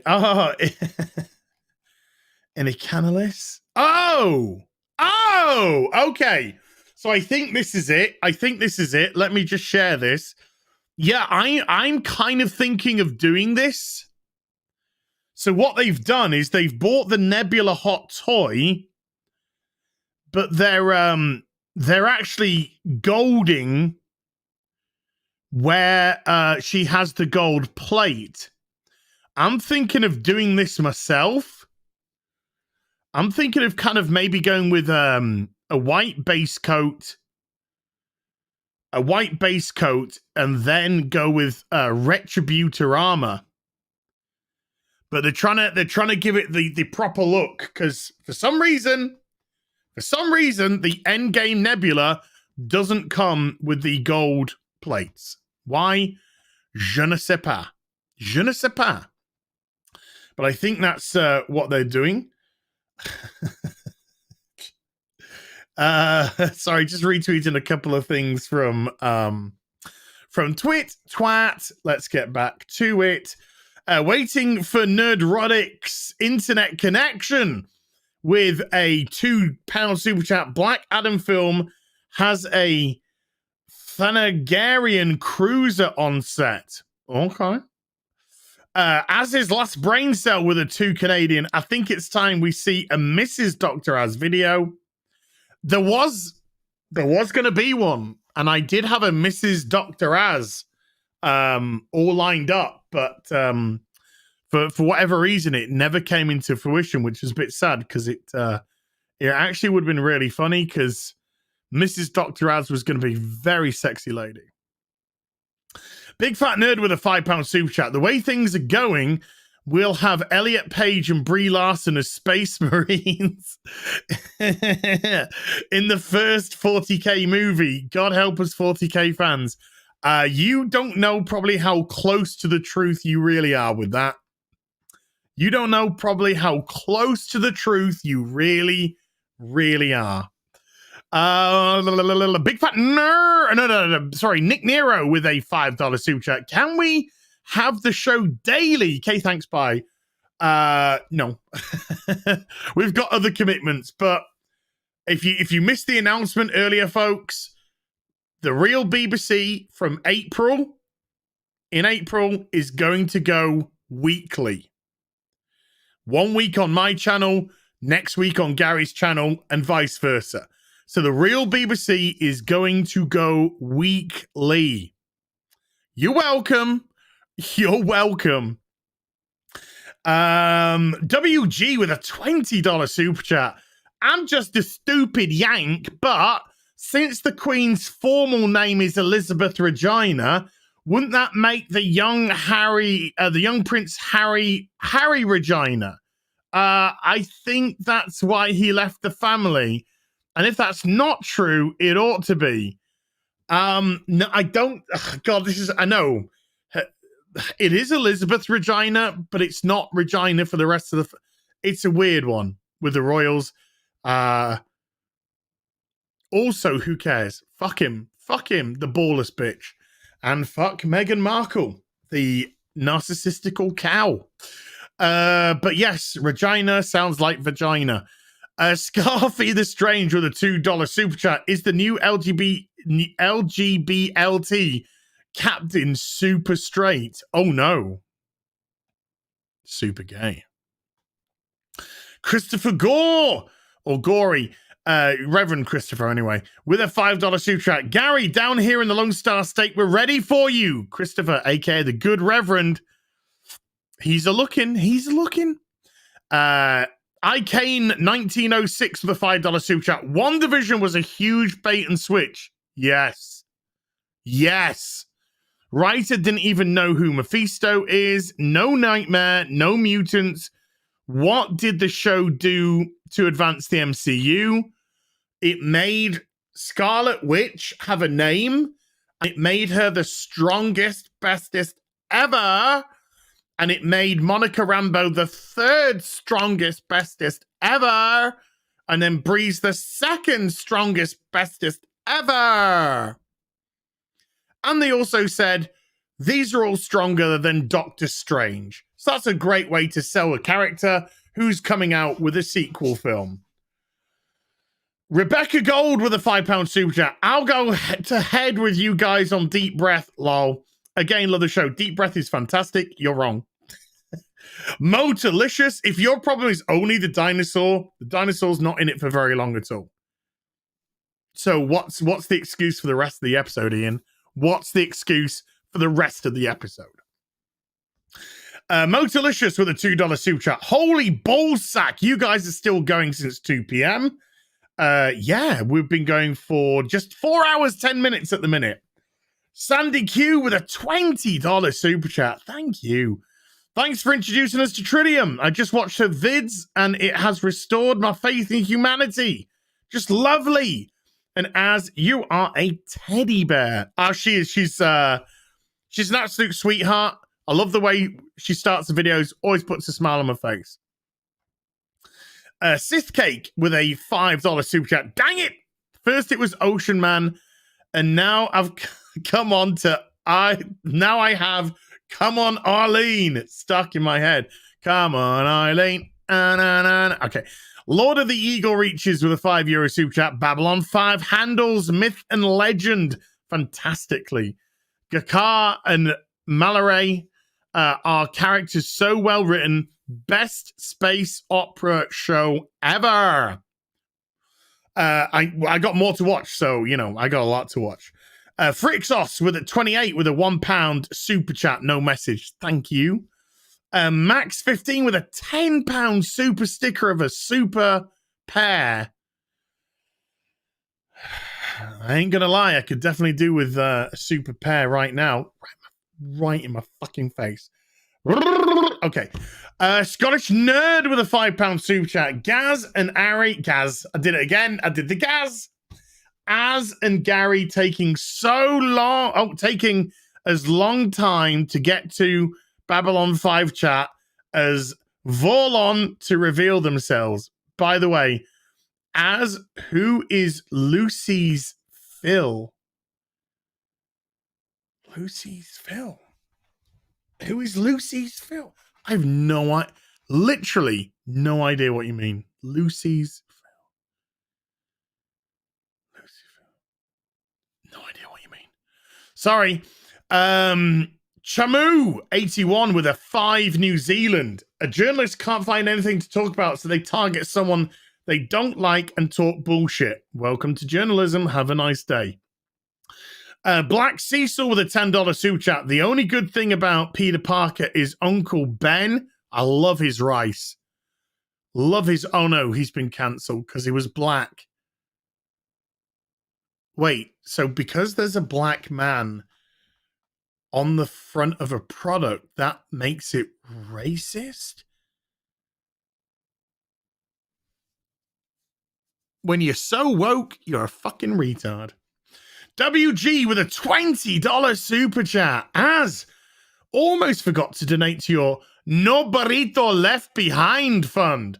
Breakfast burritos are highly encouraged. Also, you don't put HP sauce on them. No, god damn it, I love a bit of HP. Oh man.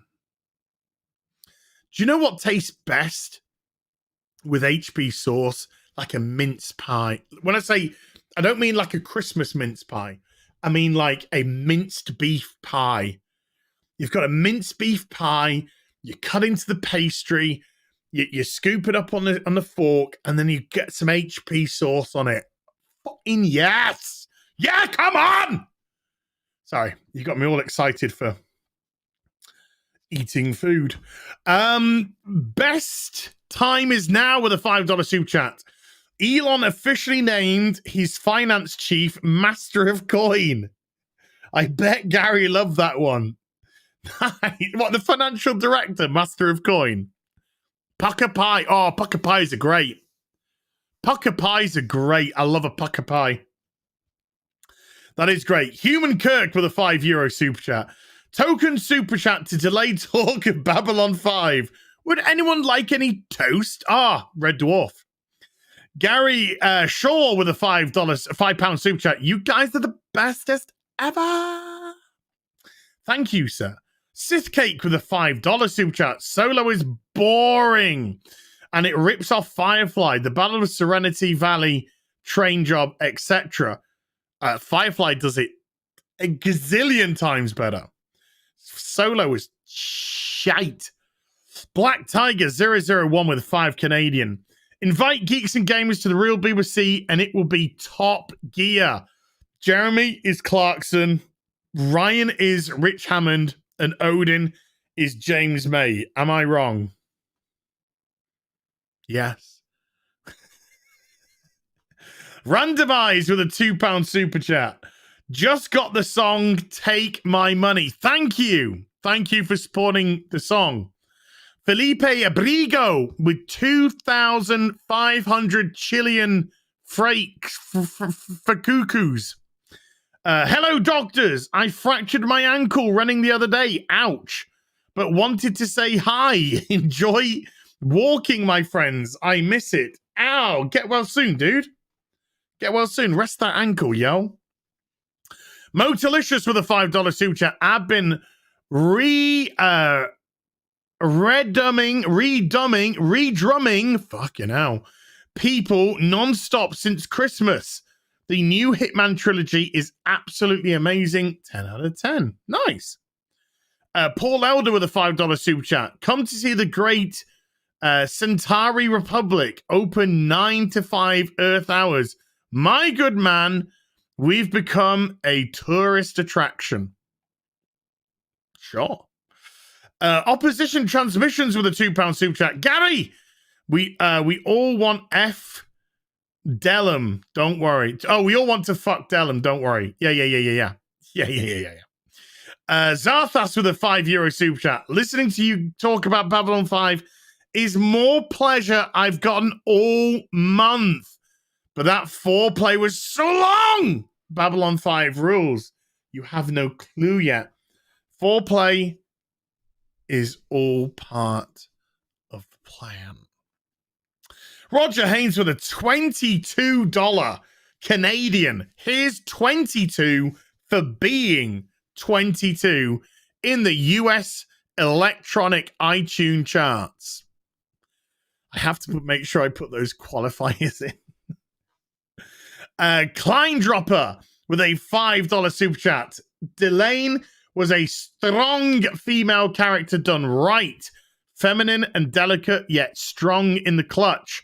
Why can't the dummies in Hollywood figure this out? Because they associate femininity with weakness, and that's not true. That's where they get it wrong. So these strong females that we have now, they're men. They're just men, but female. They need to understand that femininity is not a weakness.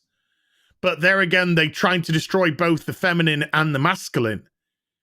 Because masculine is toxic and femininity is weakness. They're stupid. They're stupid. They don't know how people human because they can't human themselves. Mike with a 10 Canadian. I'm late and watching from the start. Just wanted to say that what I liked about The War Doctor was that they brought Paul McGann in for Night of the Doctor. Wish there was more of him. Yeah, Night of the Doctor was a nice little, it's what, about 8 minutes long, isn't it? It was a nice little way for McGann to get a regeneration in. It's always sad when a doctor didn't get a regeneration. So because of the gap between the movie, the 96 movie, and then the 2005 series, we never got to get a McGann regeneration scene. We got a regeneration scene with Sylvester McCoy in the movie, of course. Yeah, but we got it. We got it in the end. One person's regeneration I couldn't give a shit about. Well, there again, no, I probably give a shit about the most is Jodie Whittaker's, because I want to make sure that fucking bitch goes. Make sure that fucking bitch is dead. Zathras with a €2 super chat. No spoilers, but everything is paid off in Babylon 5. Bogey with a $5 super chat. I have looked upon the fence of a Vorlon and face of a Vorlon, and nothing is the same anymore. No spoilers. Enjoy the ride, fellas. Peppermint oil capsule with a £5 super chat. The Babylon 5 actor playing the first commander was very ill during filming and stifled his performance, but the character development works. Read Gary's letter. Read Gary's letter. Okay, I'll read Gary's letter. Okay. JM with a $5 super chat. Watch Babylon 5 from the start. The actor who played the first commander had to leave for personal problems, but they closed out his arc later beautifully. Okay. Sci-Fi Freak with a $5 super chat. Be nice to the commander. He suffers from mental health issues. Don't know what it was, though. I'm only going on performance, guys. I'm not attacking the actor. I'm just going on performance. Okay. And all I've done is watch one episode of a show. I know nothing about the personal life or the back, the back history. So, don't tell me to go easy. I'm saying what I would based off of performance. I got to be honest. Isn't that what we strive for? And Scottish Nerd with a £2 super chat. Gakar used to drive home in his makeup. That'd be great if he got pulled over. Klein Dropper with a $5. I'm on YouTube because I'd rather see Az have an aneurysm for 30 minutes about Batwoman than watch a terrible 22-minute episode of Batwoman. Fuckers are 45 minutes long. Andrew Matthews with a £5 super chat. Babylon 5. Claudia Christian also has Gary covered for hot redheads. Everyone loves a hot redhead. A Sticks with a $20 super chat. Ocean Man rocks. Thank you for the seaport.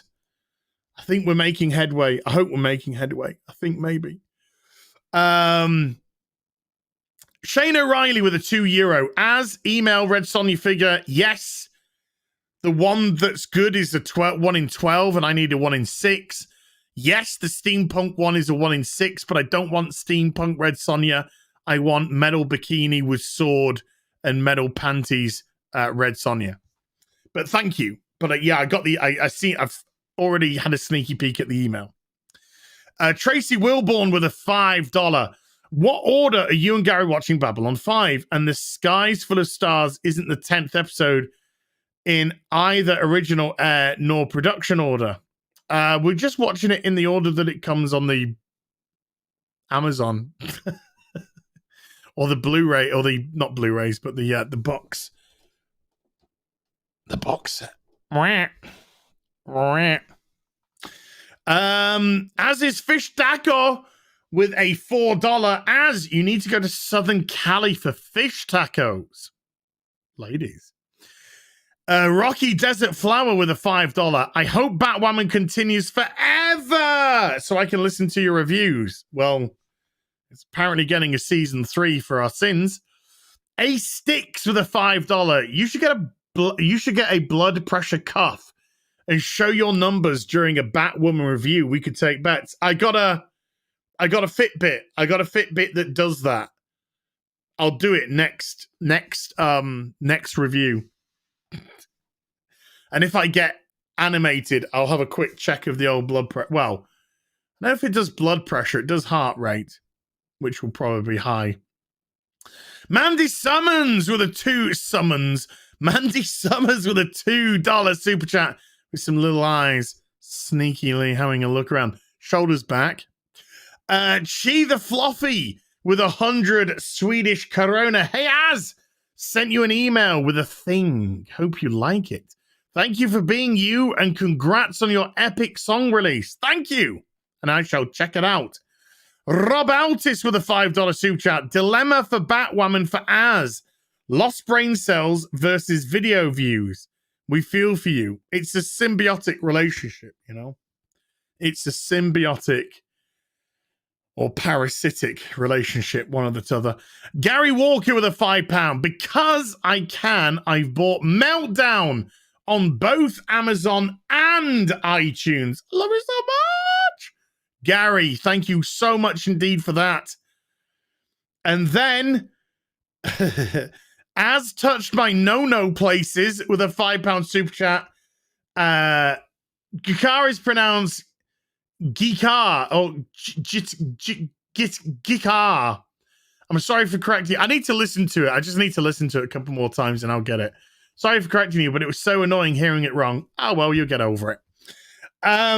There are some, let me open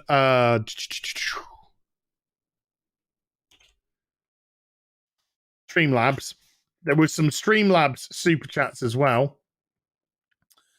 Let me just read them out. Hey, by the way, simps, Pokimane is apparently single again. So if you just throw money at her, she'll never fuck you in her life. Ever. It will never cross her mind. She will never let you anywhere near her vagina. Ever.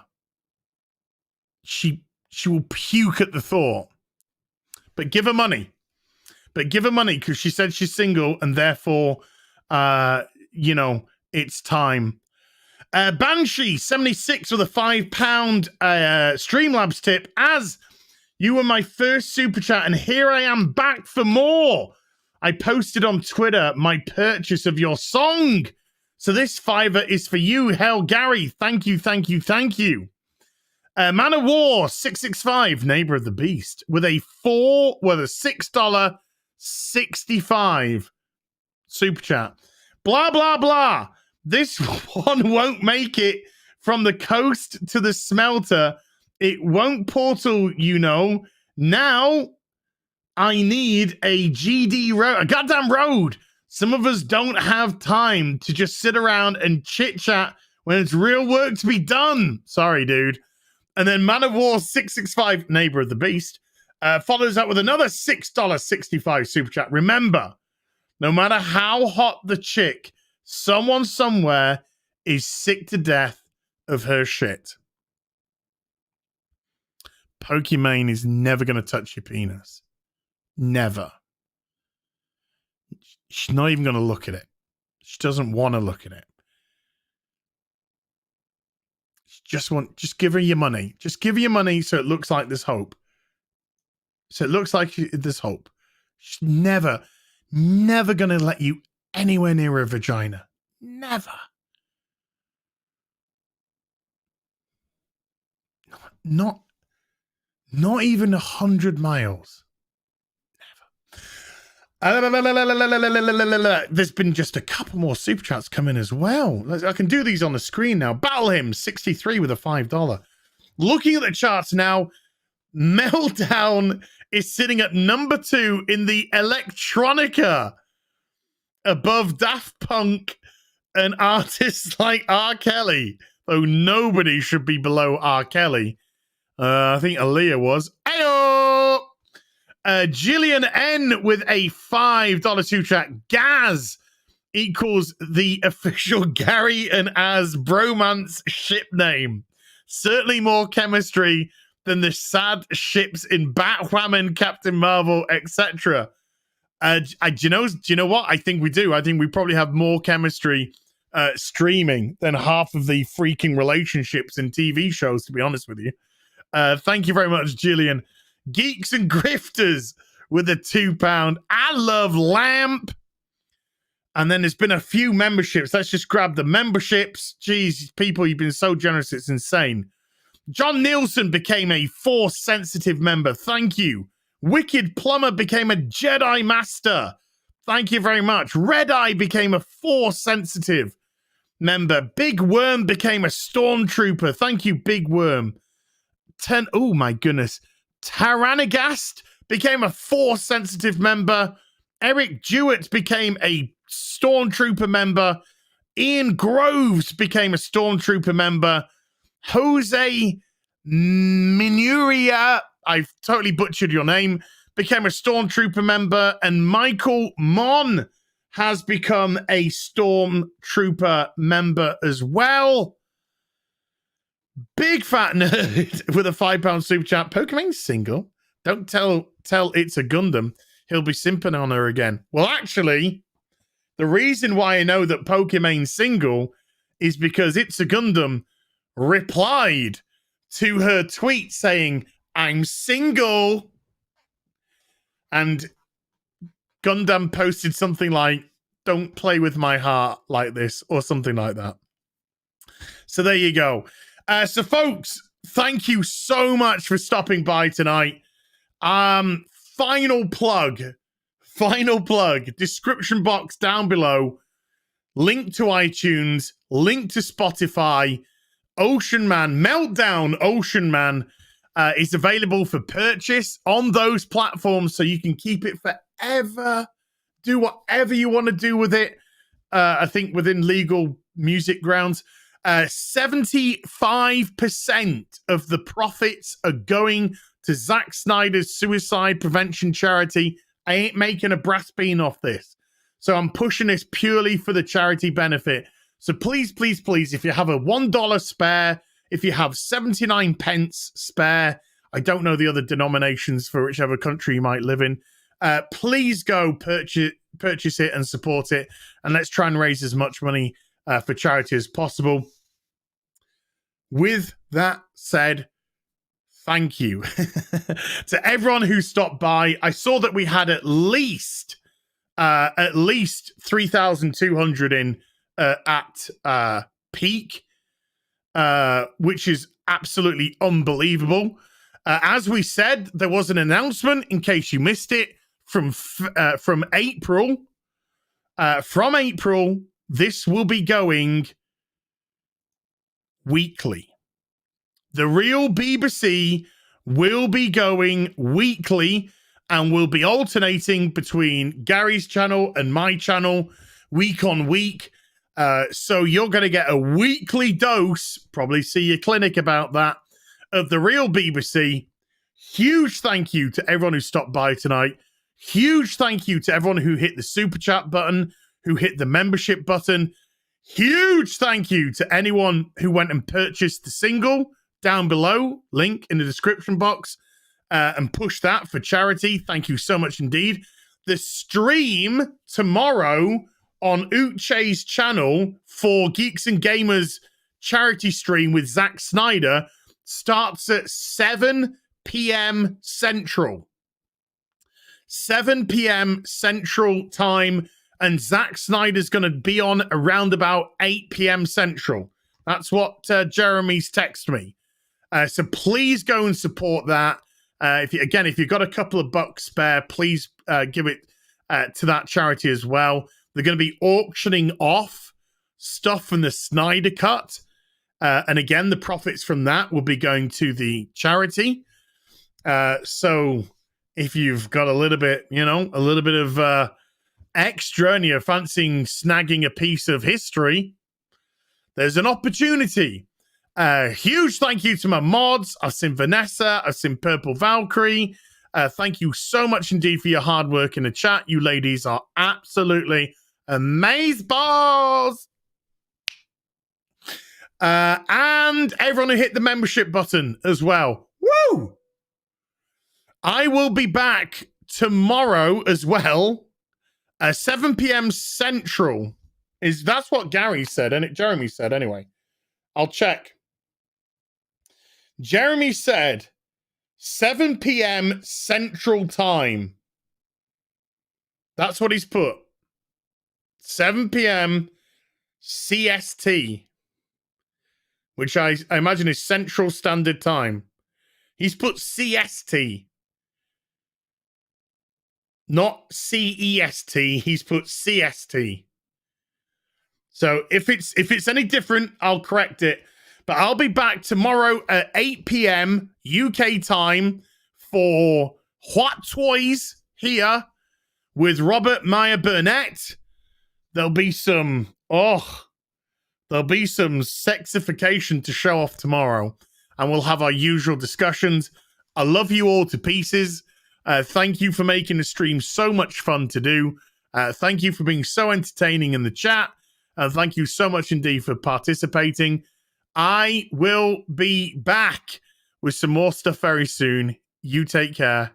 Bye for now.